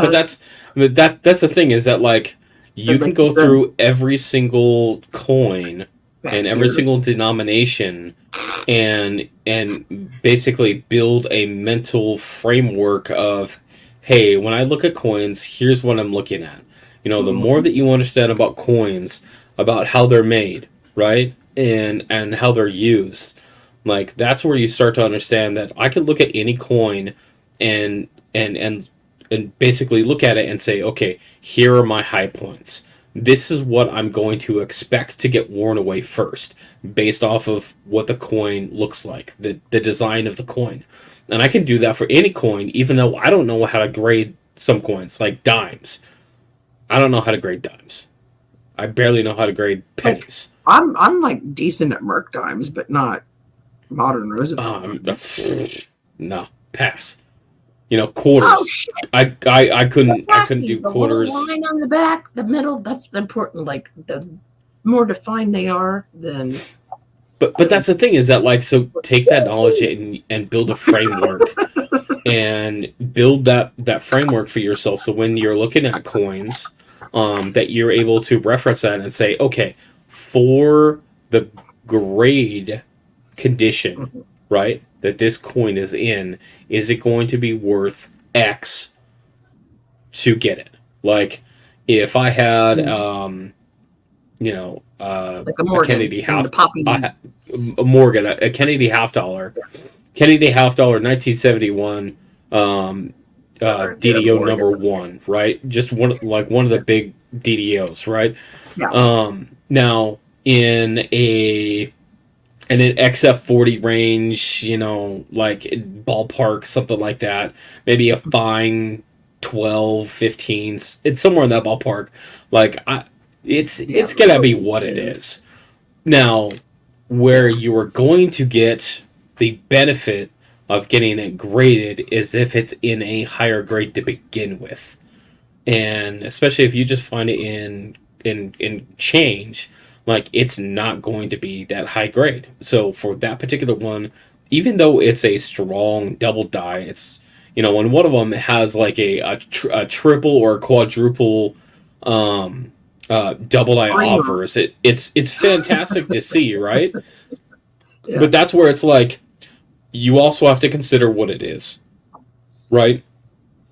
Because like that will have variety to find that you're like, ooh, but yes, it will like that. All of that plays into how much that you may be getting by getting it graded. Now, I will say this, and I Aikman, had somebody once tell me, just if you don't think it's more than $100, don't even mess with it. oh, that is exactly what my rule is. Is that if it's not worth $100, then it's not worth it. Now, I will say that there are a couple of caveats to that. So CJ's personal opinion, asterisk, is number one is exactly what Eekman brought up, is getting coins graded to keep them preserved. 100%, I support that. 100%. Good. That's Two, one thing I question Hidden all the time, and he's like, don't do it. I'm like, no, if it is something that is that important, that has strong I'm never sentimental getting rid of it. value, that like if it's something like that, I would 100% support someone getting it graded in order to preserve it. Two, discovery pieces or reholdering in different companies. I support both of those in getting it graded, because then at least you have it in a solid form, not just on a piece of paper. Knowing, because I have 3 discoveries and I got all 3 of them slabbed, and they are not worth the money that I paid to get them graded. That's not the point. The point is that they are preserved the way that they are, and I know that It's certified that it is what you said it was. Yep. Ta-da! And I will And gladly pay that price, because It's to something to be that, proud of. It's a that- discovery coin. yeah, that's That's a big deal. that's important to me. I get that. It's like you said, yeah, I support that. So Thank you for saying that about preserving the coin, even though it's like, I'm like, this grandpa's coin. You know, like it needs to be but that's exactly the thing, is that if you don't feel like that you can preserve it in a soap bar holder that you could do for yourself or any other way, and you want to get it professionally clean, detailed, preserved, that would be I nice. support that, because there is more than just the straight numismatic value of a coin. There's all kinds of different kinds of value, and some of it is also sentimental. And if you can keep a coin in the condition that it's in, or in, you know, relatively better condition as in its graded form, that will have a more beneficial, you know, attachment as far as family, as no far matter as what. I mean, I already as know, far as like, value. this is Yeah, how it like, is. You know, if I have anything to say about it, I don't have kids, but yeah, I'm not leaving them to the dogs. But right, you know, be like, and that's one of my something that, like, if cousins somebody, me, yeah, if somebody asked me about getting coins graded, like, those are CJ's rules. I don't care what the grade is on it. I just want it like, it's locked up, sealed. Nobody's popping it out of there. It's staying in there. They're not going to fondle it. That's where I want it. And you can get soap bar holders that do that exact same thing. Just make sure that you don't what's that? That you can't pop them open? No, but it takes a lot. I want a word. You cannot pop it open. That's what I want. It takes a lot to pop those open, though. Oh, okay. But you can get one of those. And, you know, as long as you take care about putting it into the holder, it will do very well for you. Yeah. But again, if you more scratches, or if you, Melissa, came to me and says, I had this coin, it was my great grandpa's, it looks like that somebody took out in the parking lot and fucking ran over it with a a dredger. I don't know. I'm just making stuff up. I know. Like going one extreme to like if it has that much sentimental value to it, I would always support you making a conscious decision. Yes, by paying this money, I know this does not add value to the coin. I will never get this money back out of this coin ever. I recognize, I accept that, and I'm still gonna do it. Yeah. I support you. Yeah, because I'm never gonna get rid of it anyway. Coin, right? But I want to stay in the family. Like, I want to be to the end of whatever. When somebody says, I need money, and then I'll be like, I'll be so dead and gone and like dust, it won't matter to me. You know, like you do what you want with it. Sometimes I feel, CJ, that I'm being too hard with coins. As in, sometimes, like that one in particular, it's under the microscope now.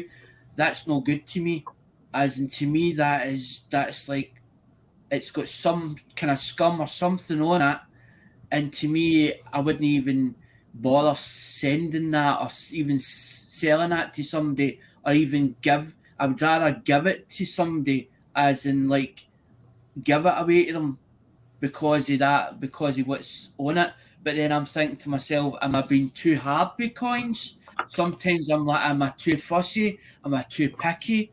That's sometimes I'm thinking to my own head. Where is it? Because there is coins where you have open drawers or whatever up, and there's been coins like that inside them, even as BU, or there's little blemishes or whatever, or there's little spots on them.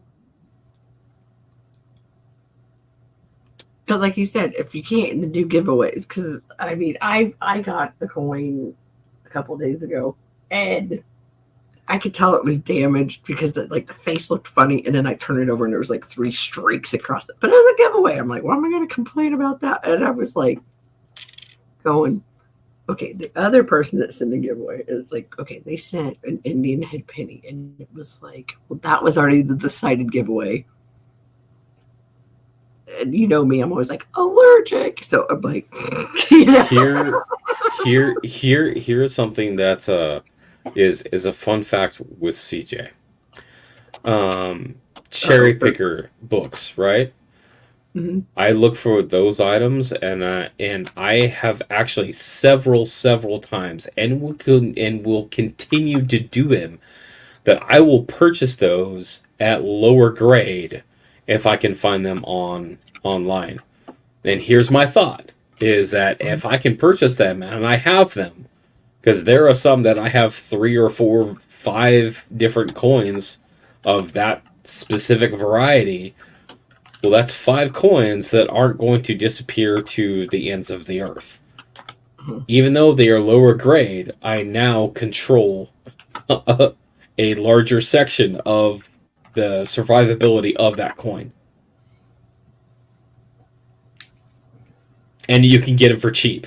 I mean, 1869 3-cent, repunch date, what is it, FS 301? It's like 35 bucks with that variety. But if you could cherry pick it, it's like 10 or 15. Maybe it's even 20 bucks. Well, I still need money. Of the hunt. I'm still gonna make money because I know that the survivability of that variety is a rarity 5. So Yeah. I'm just saying. Do it. that's the fun part. Like you go to the coin store and there's just like a pile, you know, a nerd flips. I'm not good. You know, and you're kind of like, we'll I'm put not that good. to the side for later. I'm not good with reading, and I'm not good with as in written or spoken instruction. But see, if I watch you doing something, as in I'm taking it in exactly what you're doing, and then mimicking it back, and I'll say to you, "Is that the way you want it? Is that the way it's supposed to be? Are you happy with what I've just done? If it's a job."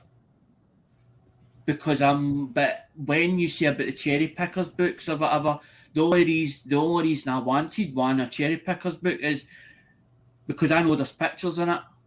So if I spot something in a coin or a coin that I've got and I go, oh, there's something different or something unusual about that, that's when I start pulling the reference book up, as in I've seen that coin somewhere else before. Where have I saw I'll it? do the top one first. That coin.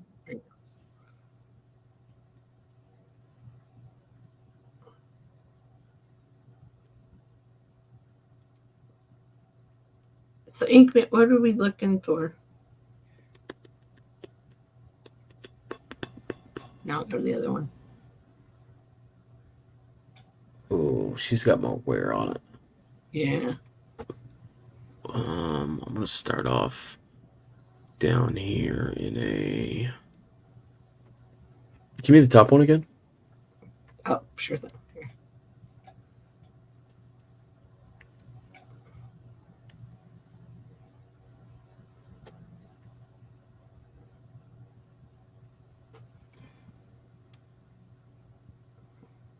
I never knew the design went into the lettering.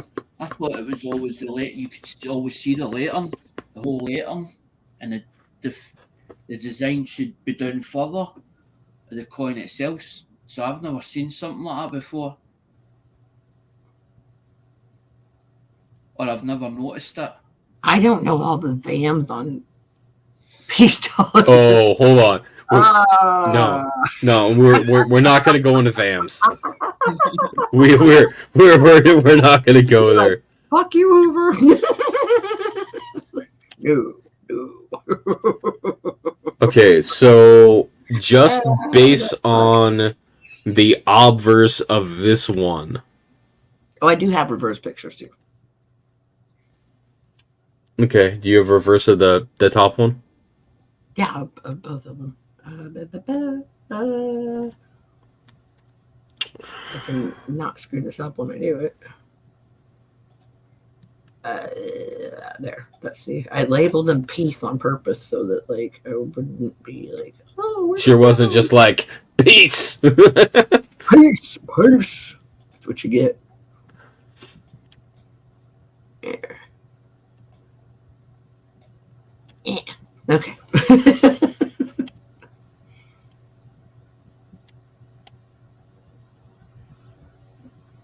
I should have done a side by side because I already. Oh yeah, that dark spot is on the back and both sides of the. I always thought that the more detail in a coin would be worth more value because you Yeah, see that's more. what you're talking about grading Right? about like the tail feathers where you can still see the lines and stuff like that, or That's the why Right. rays Huvi. That's why filling out. Huvi is Yeah, the older coins. I'm sort of a bit dubious about because I'm like, there's more wear in that coin. But then I'm like, am I being hard with that coin? As in, if I was going to buy it, would I accept that? Could I bottom then one. pass Or just go back if to the I first get one. fed up with that coin? Because that's exactly what a collector Whoa, does. what happened? People Oh, come along and then they decide I've had shit. enough of them. I've seen enough of them. I see Time what to happened. go. It left the one screen up and not the other. That's what happened. My bad. CJ's like, flip it over already. I'm like, I'm like, I thought I did. I need to see the other side. I do good. I do good. Just one thing. Anyway. Okay, now we're cooking with freaking. Okay, so give me. Sorry. Okay, that's actually right where I had it at. I'm kind of surprised.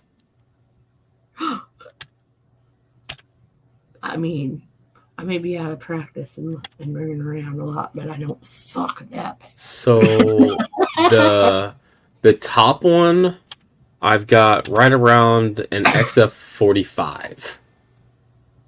Okay, and then here's Mr. Bottom. And zoom in on that one.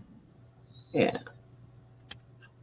Trying like, I know if I go one click, I'm like, man, I can like fill the whole screen with it, but it's not happening. Okay, I mean there is detail, but that thing, The scratches on it in the that field. that one's had a hard life. It's got, yeah. I mean, boogers can be removed, but Yeah, but it looks like somebody almost took a Scotch-Brite to it. yeah, that's what I'm saying. Like between those rays above, like the upper part of the wing, like across from the breast. One shiny one's no. That I would say that is a matte finish. That second one's more a matte finish. No. Than what the top one was. No, that wasn't a thing back then. I mean, I think I get where you're going to on that, but no, you're right that it doesn't have the luster. Yeah, the luster, but I'm looking at the details. So specifically with the peace dollar, so the first place you want to look is like if you're looking at the eagle, you're looking at his right wing. His right wing is right wing, top. I'm dyslexic. Up here. There you go. So his right wing, right down the edge, that's where it's going to wear away first. So the more detail that you lose in that wing, across the wing towards the middle of his body, that's where it's going to wear first. So when you start losing that, then you have to kind of follow the tail feathers down, and as it gets worn away, then it starts to lose grades. The other place is right down underneath his beak, right on his neck, because you have a lot of finer feathers in there. You'll actually see that there is a pretty significant difference on the number of basically lines that you see, the feathers that you see as you go from an AU. The second you drop down below an XF, that's basically flat. So you're done. So the bottom coin is still going to be in the XF range, but it's going to. I think it would pull a details because of just the condition condition of the coin. Especially this business going on over here. Like that's just screaming. To me, it is. So Yeah. and again, I'm not going to say that I'm good at grading, but I can look at a coin and I can see what the high points are generally going to be and take a rough guess based off some pictures, and that's where I would put them. Okay, I have a question. Yes. Okay, so it's weird because, like, I know that's not bag marks because there's too many right there. What That the could heck be so. There is a line right in there. That I can see it, is. like, Yeah, so down there. that's part of the design. So you've Okay. basically got 3 lines that are basically stacked on top of each other, which are basically layers of feathers. But again, as you start getting further down beyond the XF range into the fine range, you start to lose that because that is the space that is starting to wear away. What's going on over here? That's a thing. I know. I'm like, I want to know this thing. Come on now. Is that not a brown ike box? It's on top of a brown ike box. I know. I was thinking that, but I was like, I think it's the table. No, But it could be well. I don't know. The 21. A brown ike box has got High really. I thought it was 20. It's got wooden. No, veins okay. on it. So this is good. This is good. So the 1921 is a high relief design. However, there is a 1922 that you can look on the reverse and you can find a high relief. Now, they are rare. Really rare. But they can be found. And if you can find one of those, and I'll tell you specifically what to look for, okay? On the peace dollar, on the reverse, in the O in dollar, that's what you're looking for. That will show you the difference between a regular reverse and a high relief reverse. The more you know. See, there you go. I've learned something. A wooden grain ike box. I was like, maybe it's the table. Yeah, specifically, that is a. Let's see. There's a couple years, but it's a brown ike, so it's like proof. Eisenhower. Silver? 71? I don't know. There was a couple of years. I think it was like 71, 2, and 3, maybe. But I know this was a brown ike that I got without the box, and the other ones I did get boxes, so I sold those. But so mine just sits like on the shelf. Yeah, it is silver. Knew it. Yeah.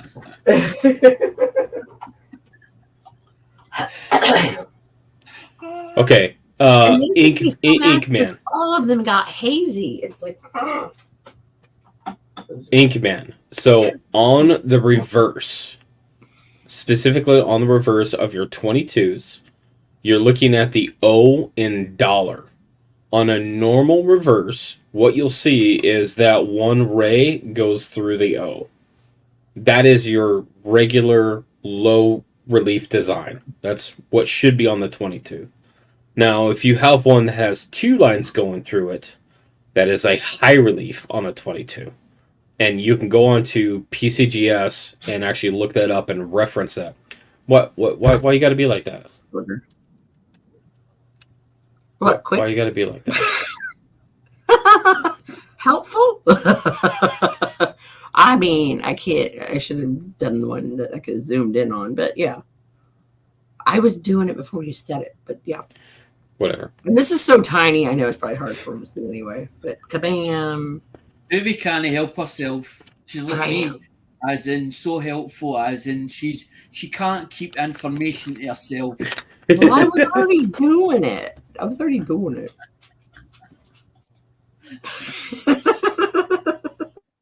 But now here we are.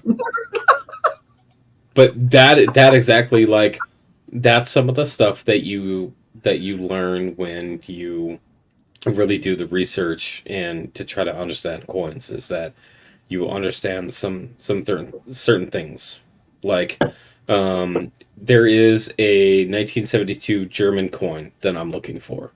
It's a very particular one, and it has a couple of varieties. One of the varieties is worth a lot of good money, and it's very particular. And I scour for this coin all the time because in a regular coin, $12 to $15. It is silver, so I get that. But if I can find one of the rare varieties, it's a $200 to $250 coin.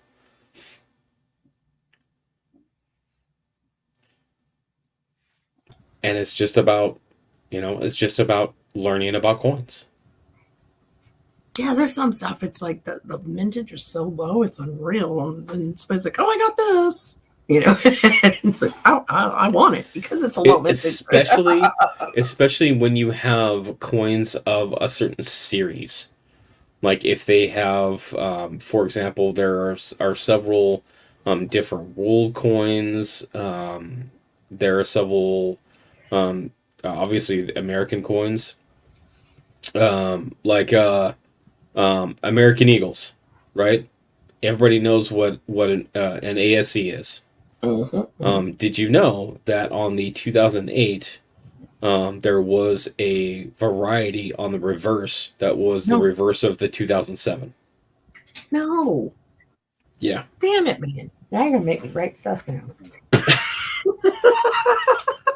Sticky note time. Yeah, so if you look at the bottom on the reverse of the ASC, there's it's called a tilde, and it's got a little squiggly line. Mm-hmm.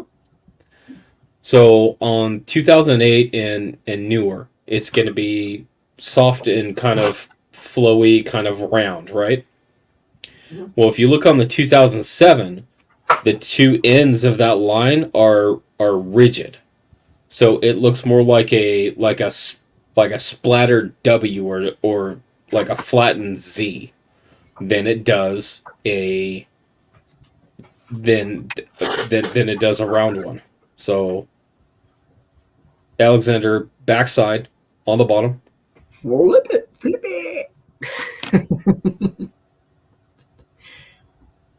Okay, I'm gonna put him up there like pop. Whereabouts? Other way. Opposite Are you talking direction. about Yep. the Keep going. signature? Right there. I mean, not signature, initials. Right after the R. That's what you're looking for. So that Oh. is what you should see on a normal 2008 plus. Now, if those were straight lines at the end, with the kind of curve in the middle, if there were straight lines at the end, like a flattened Z, letter Z, that is on the 2007. So, like, if you go online and, like, PCGS Coinfax and you look at a 2007, it looks like just a jagged line. Hmm. On the 2008, that is the normal reverse. But if you find a 2008 that does not have the normal reverse and it's got the other reverse, those can be a couple $100. So it's more like a Z lightning bolt more than, like you said, the lightning bolt. Yeah, that's a great. Yeah. Do you remember that? This is so old. When you were trying to teach me large date and small date 82s, I would call it the snowman and the swan. But I was like, that's the way I'll remember it, And I still do. It could be an S, but it looks more like an I. The further you go down that. Because that's just it's a crappy microscope. The $30 one or whatever. It's not a cheap microscope. But I don't go for errors and varieties. If I'm putting a coin under a microscope, it's for me to show the supporters look, what do you think about this coin? So that they can see it, because it's a video on the coin itself, or coins.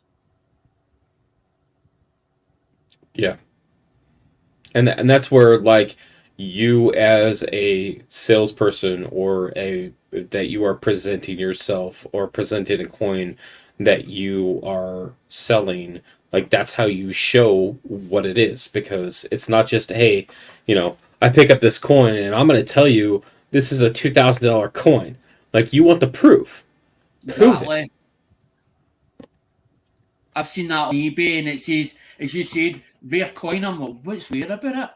And I'm like, Every single listing that says rare coin should be deleted because it's lies.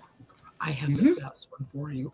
If something's rare, you should be able to go and ask the seller or message them and say, what's rare about this coin? You tell me what's rare about this coin. Explain it to me. Waste of my time. It doesn't explain it in the description of why it's rare. Why are you saying it's rare?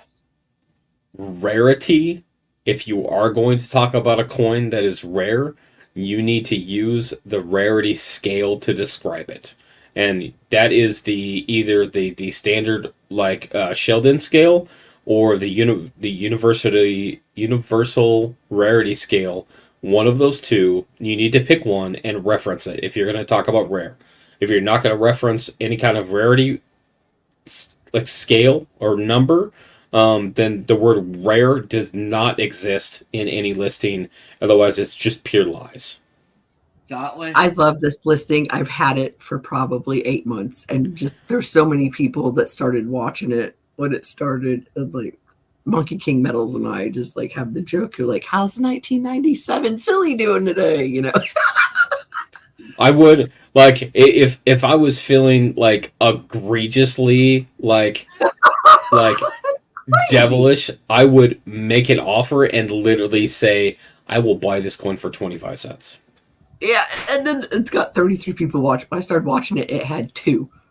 I mean, it's just like more people keep watching it. It's like, this person's got 100% positive feedback. And it's like, were you high when you did this? Because, I mean, granted, they've sold 8 things, but it's like, dude. Yeah, all the rest of the 8 things were pencils or something that they found in the garbage. I know. I was like, can I look at your like things you sold before? Because that would be fun. But it's just like, oh my god. But that just amazes me. Exactly, Ink Man. And that's where it's like, oh, I have this coin. It's shiny. It has to be worth buku bucks, because they saw a video somewhere, they read an article online or something that says, hey, if you have this coin, it's worth $1,500. And it's like, but they don't actually explain, hey, if you have this coin and it has this variety and it's in this condition and it's graded and it gets this grade, then it's worth that much. But I mean, that's like, literally like they leave out all of the important things. Yeah, but it's literally on a piece of paper and they flipped it over and there's nothing going on there. Like nothing. And it's like, there's this joke that Hidden and I have. He's like, why do you have a quarter book, a state quarter book on there for $42? Through Facebook to join this chat, right? So I've joined the chat and it's about Canadian ones, right? So, and then somebody showed an AU, I think it was an AU 50, and it was 1954, and then they put, they want $350 for it. $350 for it. What? I'm like, it's in a package. It's got an authenticity saying AXO on it, and then it says AU50, and I'm like, that coin isn't even worth that kind of money. You're even asking for it. That's exactly why, number one, I don't join Facebook chats, because that's absolutely garbage. 2, like, if somebody is reaching out to me to sell coins, bro, I had somebody do that. You to me are on going to get Instagram. turned I down was like, This is so a new thing hard. that's coming about. it was weird. It was creepy. And then it ends up like a join chat. You can put join chats out there or chats out there, and then end up with people that actually join and they're actually asking, "What do you think about this? How much is this worth? What's the value of it?" And then there's people that want to sell coins, and they're like, "But they ask silly money for the coins," and you're like, "What the hell's that?" And you're like, and I wasn't even interested, but I was like looking at it and I'm going, 350. I goes, and I'm thinking it's only EU50. It's an EU50 coin, so ask EU50 money for it, even though that it says authenticated or whatever, and it says AX on the. There was a little certificate, and it was AX or something like that. It was. And I was like, never mind about the bloody certificate. I'm only That's exactly what I'm going to do. I am going to start grading coins, and I'm going to start grading them with words instead of numbers. This coin is graded great.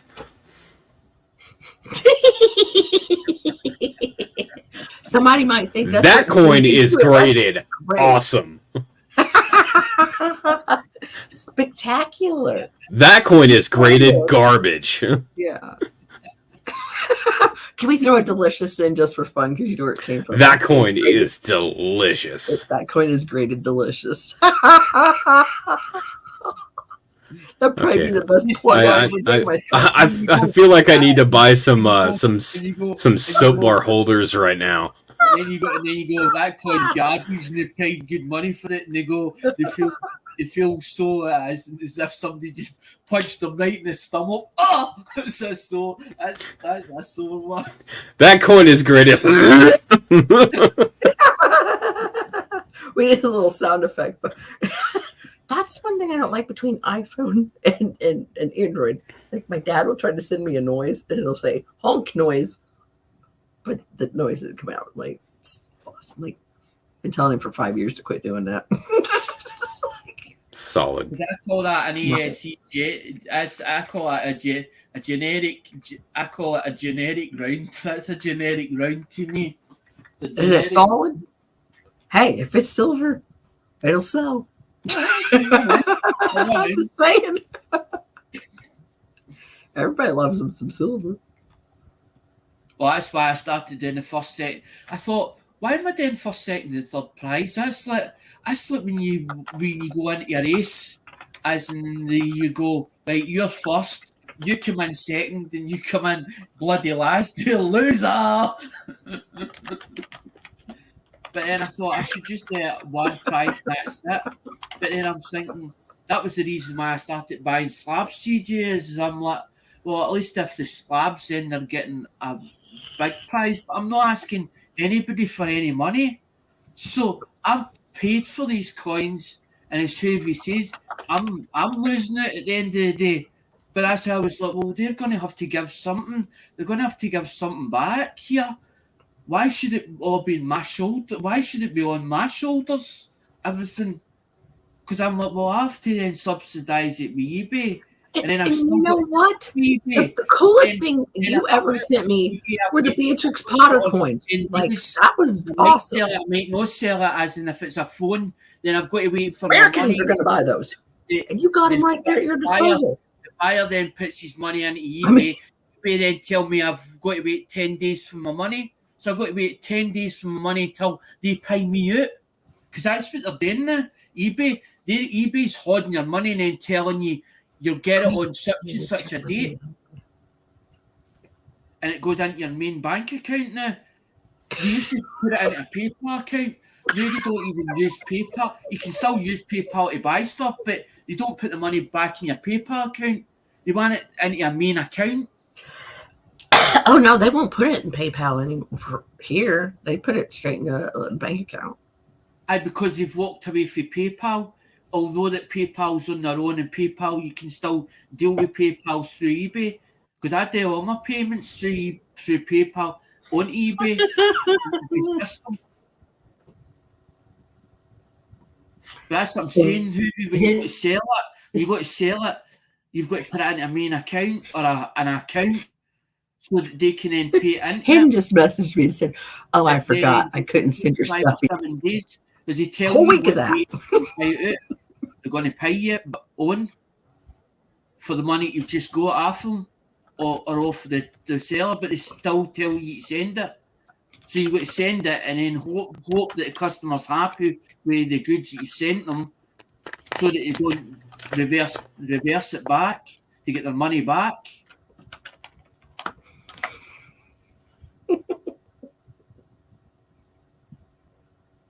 Well, and that's part of doing business. So if you're gonna do business like that, especially if you're going to do it for a business, number one, have a different bank account, and that is only your business, and everything runs through that. It's not tied to anything else, so that nothing can happen. Nothing can happen to it.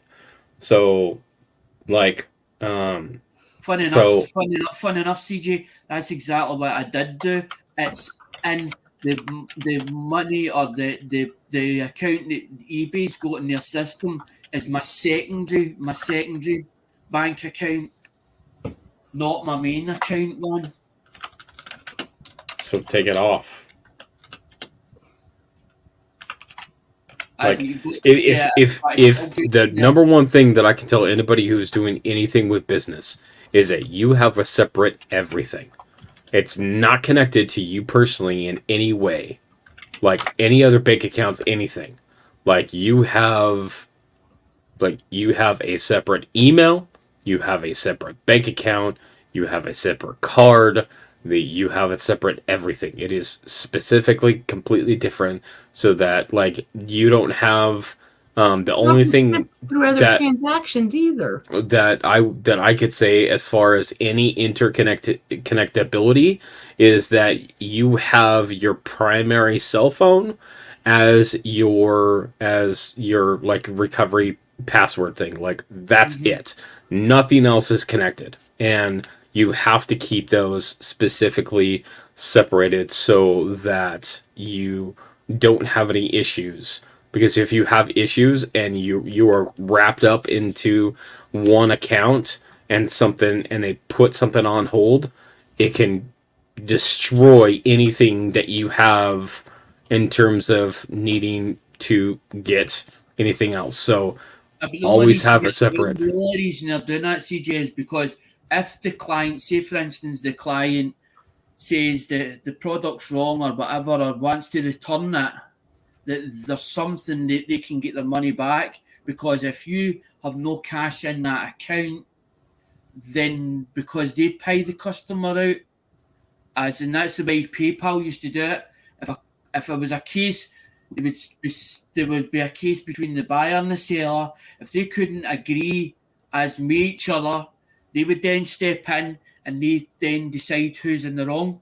But they want all the evidence so that basically they can see all the evidence first and then they'd make a decision. Once they make a decision, as in but because PayPal walked out a business, eBay says, we don't want these anymore. We don't want PayPal any longer. We want to be able to do it ourselves. Yeah, it's been like that for a couple of years. They then turn around and say, right, we're going to and make it so that it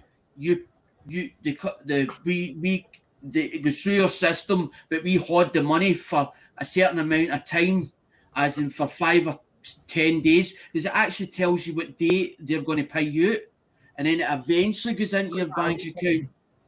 But I'm thinking to myself, if that's the case, then what if, say, you got the money and then the customer then says, I want my money back because there's something wrong. No, that's the only thing I've ever had. Then you've got to come back to you, but they're going to chase you. eBay, I think that's why they did it like that.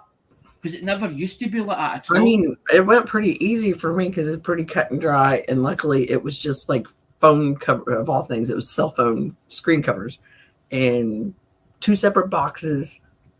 And they said one was opened. And I'm like, I know that wasn't opened because you would have had to rip the tag, like that black hard plastic tab out of the top. Uh-huh. And I'm like, it's $8. I'm going to give you your $8 or like whatever. I'll split it in half from the shipping. So just, we're done here. you know. Maybe what I usually do is say, for instance, a customer comes back to me, I say to them, look, you have to then, you've got to send me that product back, because there's no way I'm going to give you your money and say to you, keep the product. Yeah, but it was cheap enough, and there was two, and then they took a picture of the front, the coverage of the boxes flipped like I did. Okay, do I you know was what I like, mean? not worth it. No. But when I do the phones or whatever, I say to the customer, look, send it back, and then I get the just what they're wanting. I say, right, in a message, I say to them, do you want is it a replacement you're looking for?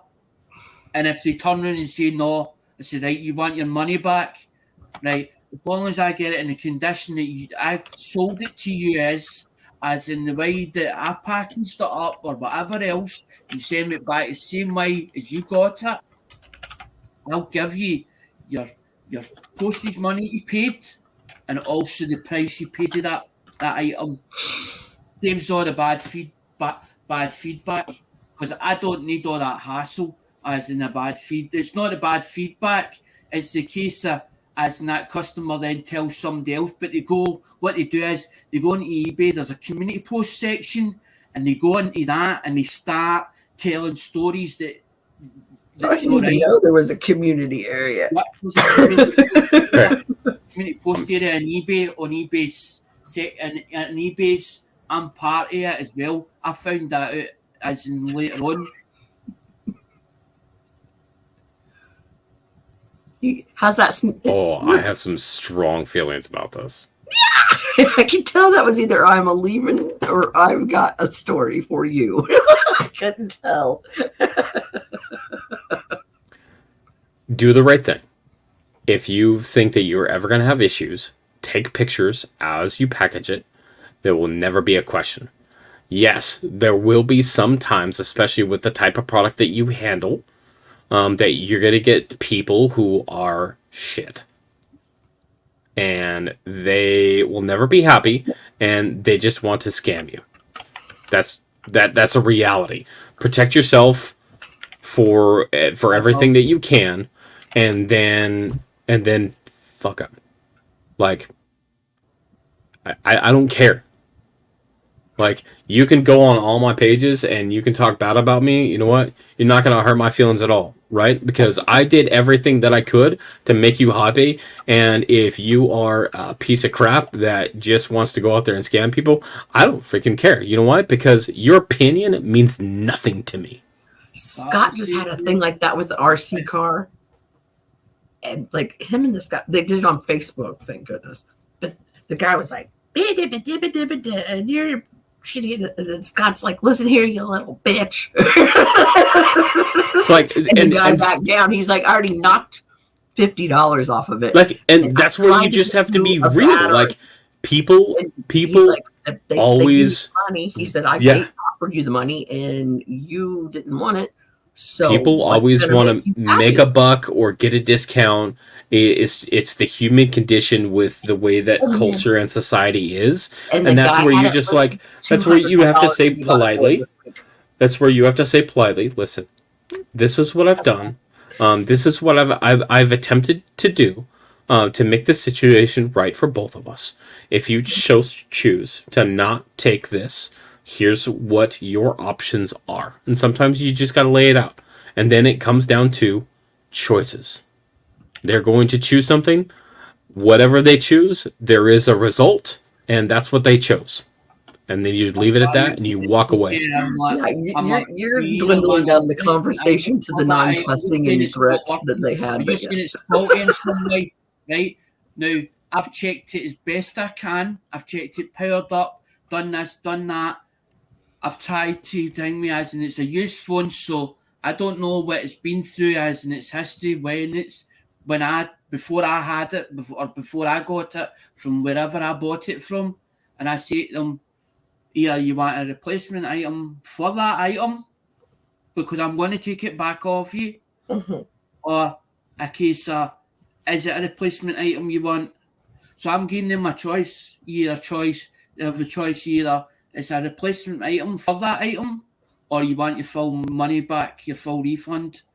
I'm not going to start humming and hawing with them because Right, The and then time you I've push spent back on and that forth, and spend then they're 2 like days trying to get a little back, more, forth, and back, more, forth, and you back, forth, complain. back, forth, 2 days. That's 2 days that I've lost. As in, I Right. could have been doing other things Mhm. that time. It's like it's not like you can sit and have a conversation with someone like you and I are, and I'd say, "Hey, Alexander, I want to sell you my Galaxy S10," and I bounced it off this metal cart, and it directly hit the floor, and now the screen turns green. It doesn't come on where you can read anything on it, but everything else is fine. And like, here, you're totally aware of that's the When you problem that I make know. somebody aware, when you make somebody aware, they know what they're buying. They know what they're buying. It's like we dealers, we don't when we dealers don't return items back if they bought a thing in it. But if it says it powers up or it's fully working, we expect as dealers Yes. exactly what you said, because if it's not described prop, if it's not accurately described on eBay, you can get your money back straight away, no questions asked. It's not described properly, wasn't described accurately on that description, because that description is what you're buying, not the pictures. You look at the pictures and you're looking at Oh, how where there's any cracks in it. Is I'm there glad any, you said is there a that. bit missing the tip, whatever chunks, as in that's what your pictures are for. Yeah. See Okay, that I was thinking, since you said that, I got this recently, just a few weeks ago. Got this camera hidden. You literally know I'm live streaming right now and you're calling. You've been watching. Oh my God. Anyway. Hello. But I recently got this camera, and in the picture it shows that there, the little flap that you can put over the lens.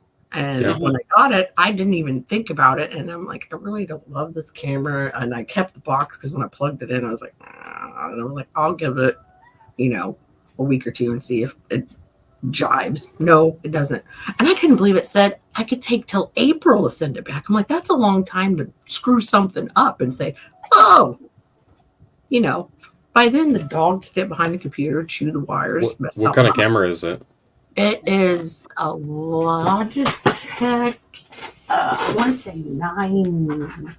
E920 or some C920? C920. Yeah, that exactly. It's a 30 day. It's a 30 If you don't like it, 30 days I will return buy it policy. from you. It's a 30 days return policy. I don't like it, and it doesn't have the flap. Okay, I will. Let's talk, because Yeah. I have that one and I love it and it works perfectly for me. I bought another one. This fucking piece of garbage down here.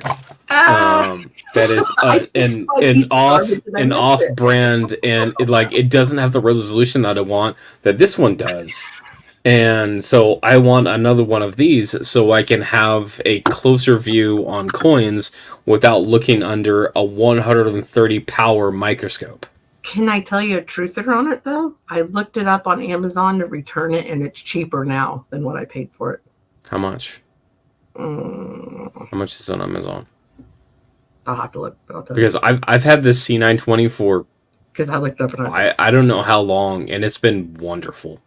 Then I thought, are they going to give me back what they're asking for it now? Because Did there's gonna be different you lists. buy a new or did you buy refurbished? New, and Okay. I got the warranty time on it too. Because I'm like, the devil choose a lot of things. I'm like, I'm getting warranty for sure. So, yeah. Oh, I'm using a built-in webcam, and then I just use that. As in, it's just a cheap microscope. But I thought my other stand would fit that, and it didn't. It didn't, so I had to end up buying the stand separately. And I was like, bastard. That's gotta go. I was like, I should have bought just as mommy the stand and. Okay. The other one, the lights burnt out in it. I about had a faux pas. Built-in lights that burnt out. Yeah, you can't leave it on day and night because it'll burn the light out in it.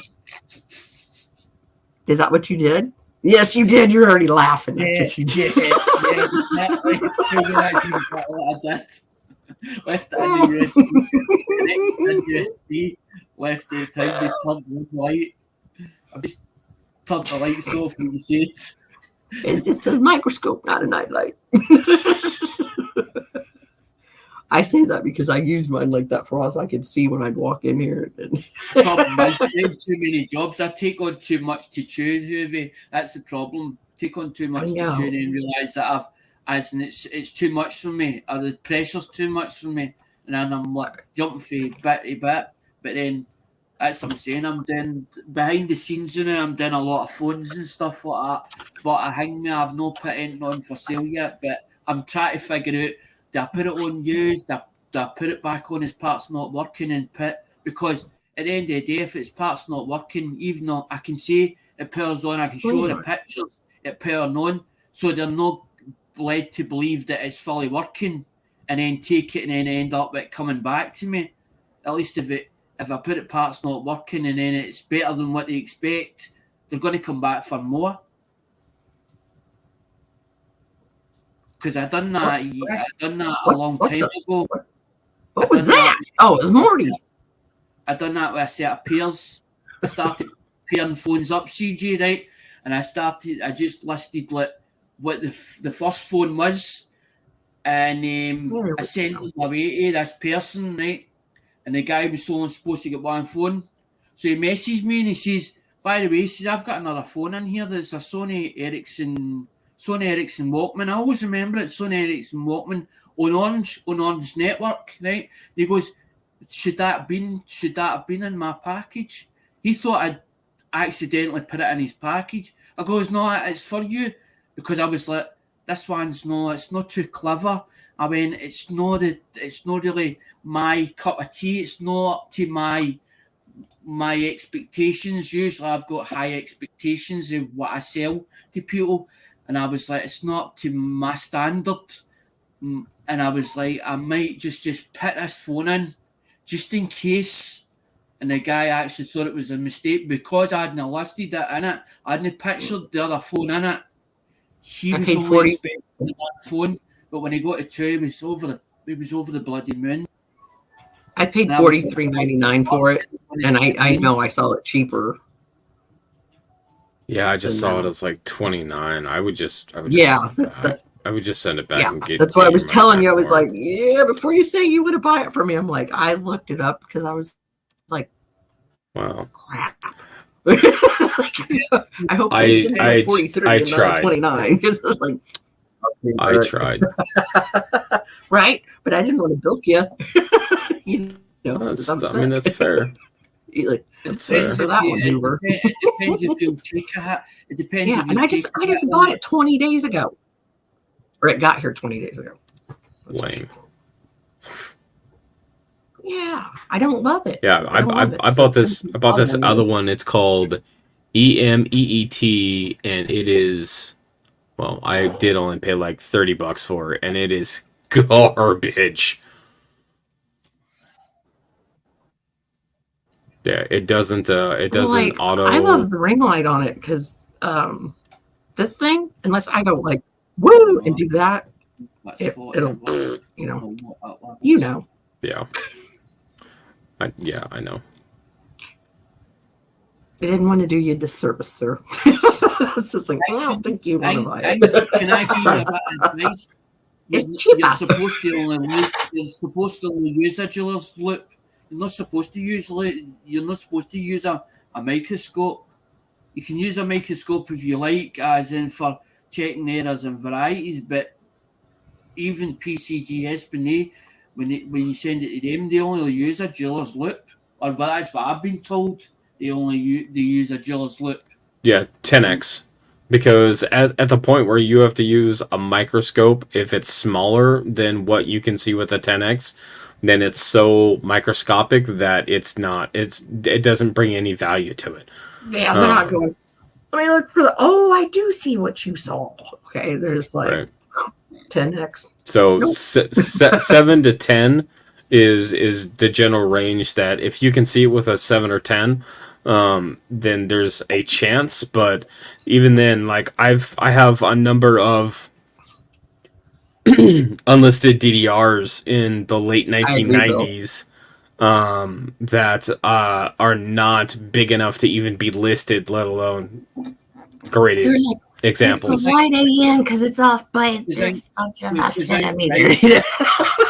That's Like, actually USB, and all I need to do in settings is I can go for front camera, which is my built-in camera, and on my web, as in because I've got a built-in webcam into the Chromebook, as in that's what I'm using now. All I need to do is change it in the settings, and I can put it onto that. Yep.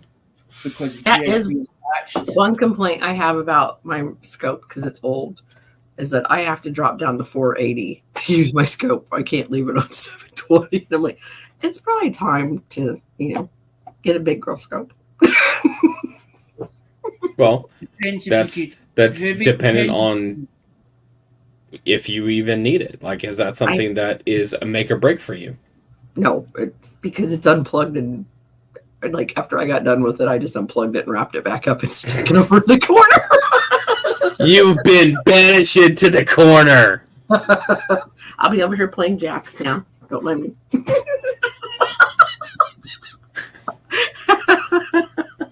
Depends if you can justify the money for a microscope as an idea microscope when you go up as in upgrade. When you're talking about upgrade, it's like upgrading a phone. You go, do I really need everything that's on that phone? I just think I need a higher resolution. Like, Do with that phone or do with that tablet? It's like my tablet now, the one that I'm using, it's got like burns in the screen. It's got a burn in the LCD and it's really bothering me. But I'm like, I'm not paying £130, another £130 for a tablet. So I've been on eBay a couple of times and bought a couple, and I was like, there's no updates for that, or I can't update it, or YouTube saying that I need to use this new version or whatever. It's not up to that standard. I'm like, do I really want to go up? Because I'm like, no, I need to go up Samsung A6 or up to an A10 or something like that.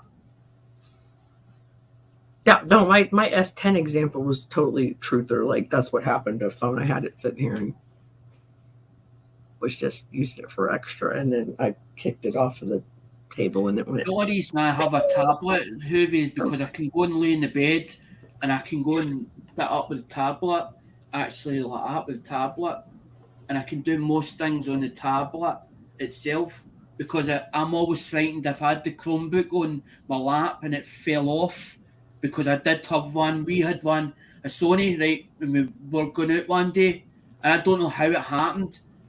I don't know if somebody sat on it. It was a Sony Vavio, and she was sitting there, my ex was sitting writing stuff with a pen. She put the bit of paper and the pen in between the laptop and just shut the lid just slightly down.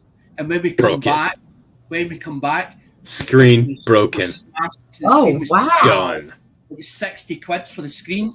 60 Yeah. I'm like looking for these two things, and I'm like, I don't even know. We never found out who did it, who was at fault, whether it was one of the kids that had sat on it or what. We don't know. See, that's what's what I had those two Samsung Note, big flippy floppy. Like when I'd walk all over the house all night with it, or Tim would be streaming and DJing and stuff. And when it wouldn't work, I'd just take it and I'd go drop it on the floor, and then the screen would start working. Well, after about 50 times of that, it quit working. But I mean, that thing was rugged. Shocking. They didn't claim for it to be, but I was like, Samsung's one. we had one, right? We had one that was like I don't know how to explain it. It was like a rugged thing, right? She threw it out the window. As in going along the motorway, and she threw it out the window. See that hanging still? She went back for it to get it, to find it. Right? yeah, like Otterbox style, like a rhino or something on it.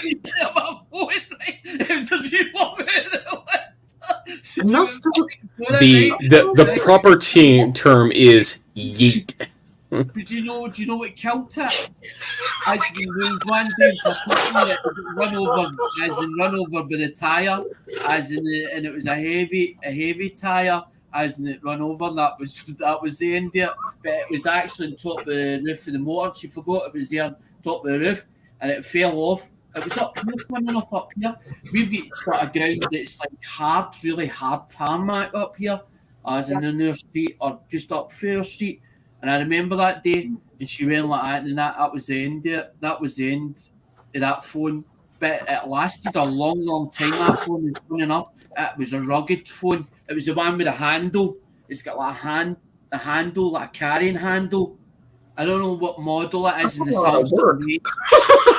It's quite a chubby thing. Find the good thing to fit on my tablet though.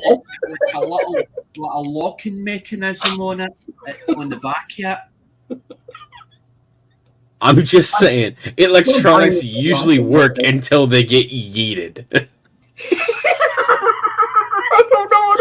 I know what a yee is, but not yeeted.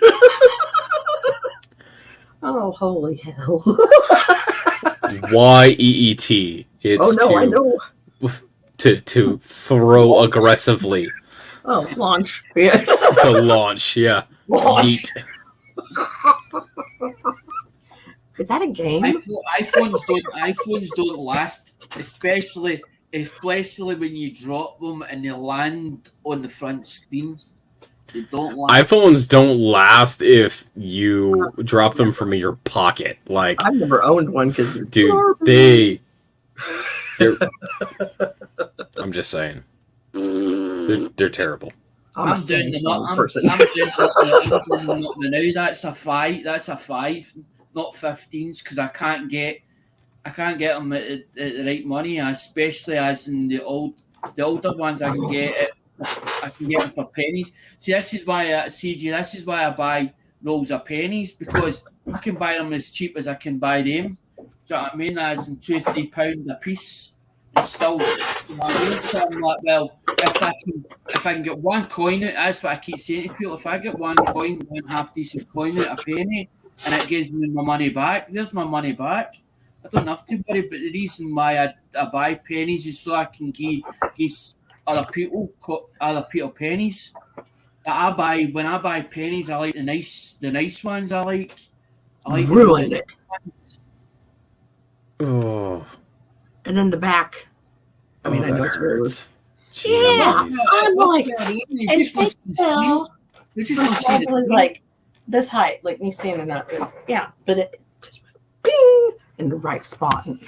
Because I'd already sold it to one of my buddies, and he was like, "It's not the right size for the SIM card." And I'm like, "Oh my god, they make adapters for them. Like, we have them here at my house. Like, come get one, whatever." After I was saying, "No, I want to sell it on eBay because we'll get more money for it." And my husband's like, "No, I'll buy it." And then got it back, and then I broke it. I like the Nokia Lumias. They like the Nokia Lumias. Yeah, I think I've been Galaxy since Galaxies were out. Because that's my last one, and then they said, "Oh, the speakers not right. The speakers knackered on it." I says, "No, it's not. They're trying to maintain that I've got a speaker problem, as in the last 3 phones I've had, they're like a speaker problem. I've got a network black spot. I can, if somebody phones me, right, as in I can hear them, but they can't hear me. They can't hear me. I've got a black spot, as in with the network that I'm on." I was like, "You're talking shite." I'm on that's my third phone I'm on. I'm on a G60, but that's Nokia. No. That's the new Okay, Nokia. that one's sealed. That's a G50, and then the one that I'm using now is a G60. Do you remember when I told you about the one that they came to fix my screen? And they said, "Oh, while we were at it, we changed the battery in it. So it's not sealed anymore." And it had all the glue gunk hanging around it. And I was like, "Oh, I'll just pick that off, whatever." It was watertight. Not anymore. And I had dropped it in the hot tub 30, 40 times or something. Great. Guy comes over, fixes it, but then I'll change the battery out for it. Didn't ask you to do that. In hindsight, I should have been like, no. But I didn't know. And Scott said, yeah, they tell you it's not sealed anymore. I'm like, no, you told me I had an appointment and the guy was coming to fix my phone. And then I dropped it because I always do. And well, that's over with. I started. And then they got a brand new one. It's like, why don't you just give me a new one in the first place? It's like a gel glue. It's like gel glue. It's like gel glue, but it's got to have time to cure. But when you put it on it, you're supposed to actually sellotape it down because it's got to stick and then make a tight seal. But while it's still tacky, it's still trying to bond together. Yeah. Well, I mean, I didn't like say, "Hey, thanks, bye," and like run straight out to the hot tub. Like it was, 6 or 7 hours later. So it means then it was the water field. It meant then when it went into the water, it went kaput. And you know what is so screwy? It was like putting a submarine in the bathtub, and it went blah, blah, blah, blah, blah, blah, done. I had an AT&T tablet like this, and it was like my mom and my stepdad had got 2 phones, and it was you get one of those for free, which I think they were probably selling them for $50. I don't know. Anyway, I dropped one, I knocked it into the hot tub because I forgot it was on the stand that was like in the windowsill, and so when I was putting the lid on, plunk, there it went in the hot tub. I didn't even find it till the next night, like 10 hours later.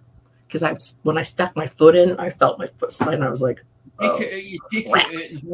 took that son of a bitch out, and I just put it where the ports, because I've always heard if you put stuff port down and the water runs out, it'll be okay. I didn't put it in rice, anything. And that stupid thing worked a week later, because I was like, I'll just leave it alone. I'm not going to turn it on. And it was really cold out. I don't know if that had something to do with it either, but like it worked for like the next water 9 months, and it disappeared. Do not plug it into the power.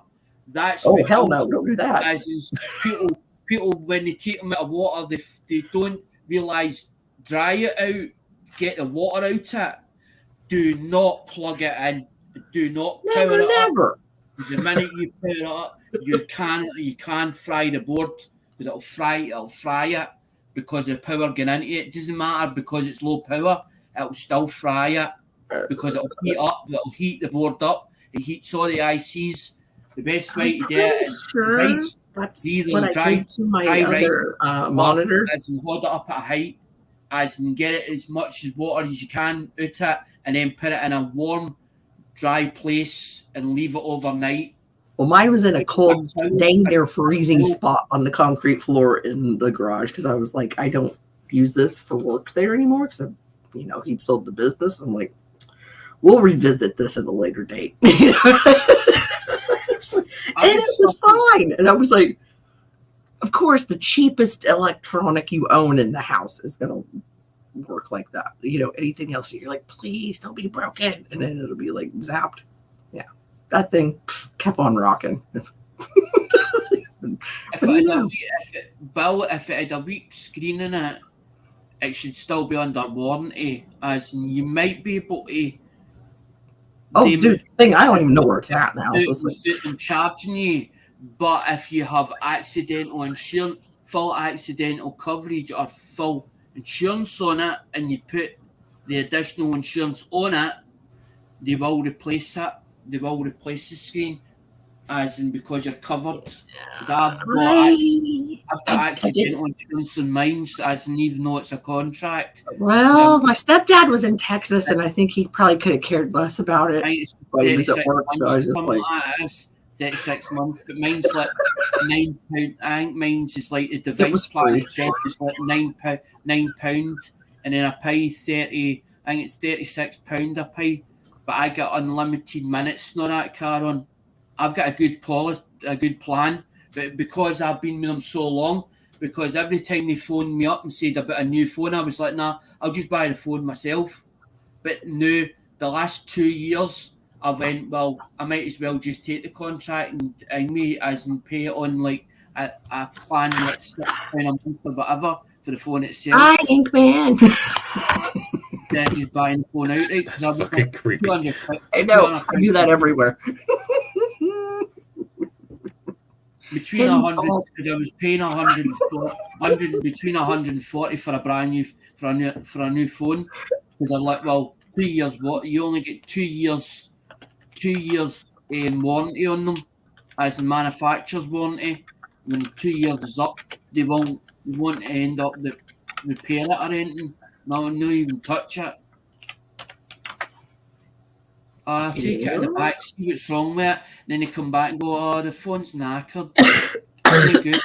Well, what did you find? What was wrong with it? Oh well, it's too old. We can't send it away for manufacturer's warranty because the warranty's run out and that.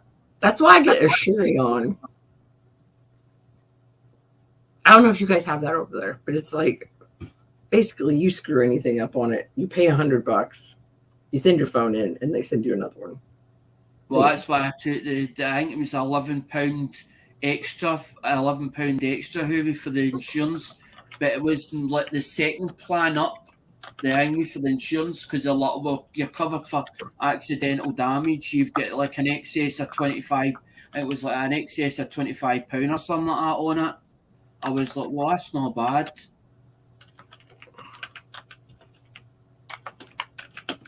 Because it was like every second year I was like 140 for another phone, and then they started going up further than that. That one's like 200 to buy it outright as enough the contract. It was like without the first month on it, it was £216 for it, as that was to buy it outright. But it was like £9 a month. I was like, well, I'll just leave it. Fuck it. Because I was going to like do the first month. It was just like do the first month and then pay it off. As in, because it'll be a wee bit cheaper. As in to buy it outright. But I was like, fuck it. I'm not phone, no bother. £9 a month. I was like 36 months. I was like, by the time the 36 months is up, my contract will be ready to come back up. About a brand new phone again. Like this bill. What was I went into the phone shop because it says my contract's up, and I went in and there was like they were offering me like an email like saying order the new S23, and when I went in to get the S23, they were like it's 70. It was like 70 odd pound. I was like, you what? I was like £70 a month. I was like, nah. I was like, that's too much. I was like, nah. I was like, I'm not paying that. So just leave it. And then I was like, well, what's the cheapest one you've got? And then they went, oh, we don't do Nokias. We can order it in for you. I was like, well, how long will it take you to order it? It was like, well, it'll be here on Tuesday. I was like, well, just instead of me coming into the phone shop, I was like, just send it to my address. But it's we're going to charge you £6 for delivery. All right, just give me the £6 delivery charge. Because they usually tell you what it's going to come out as, and then what you've got to pay is an upfront payment.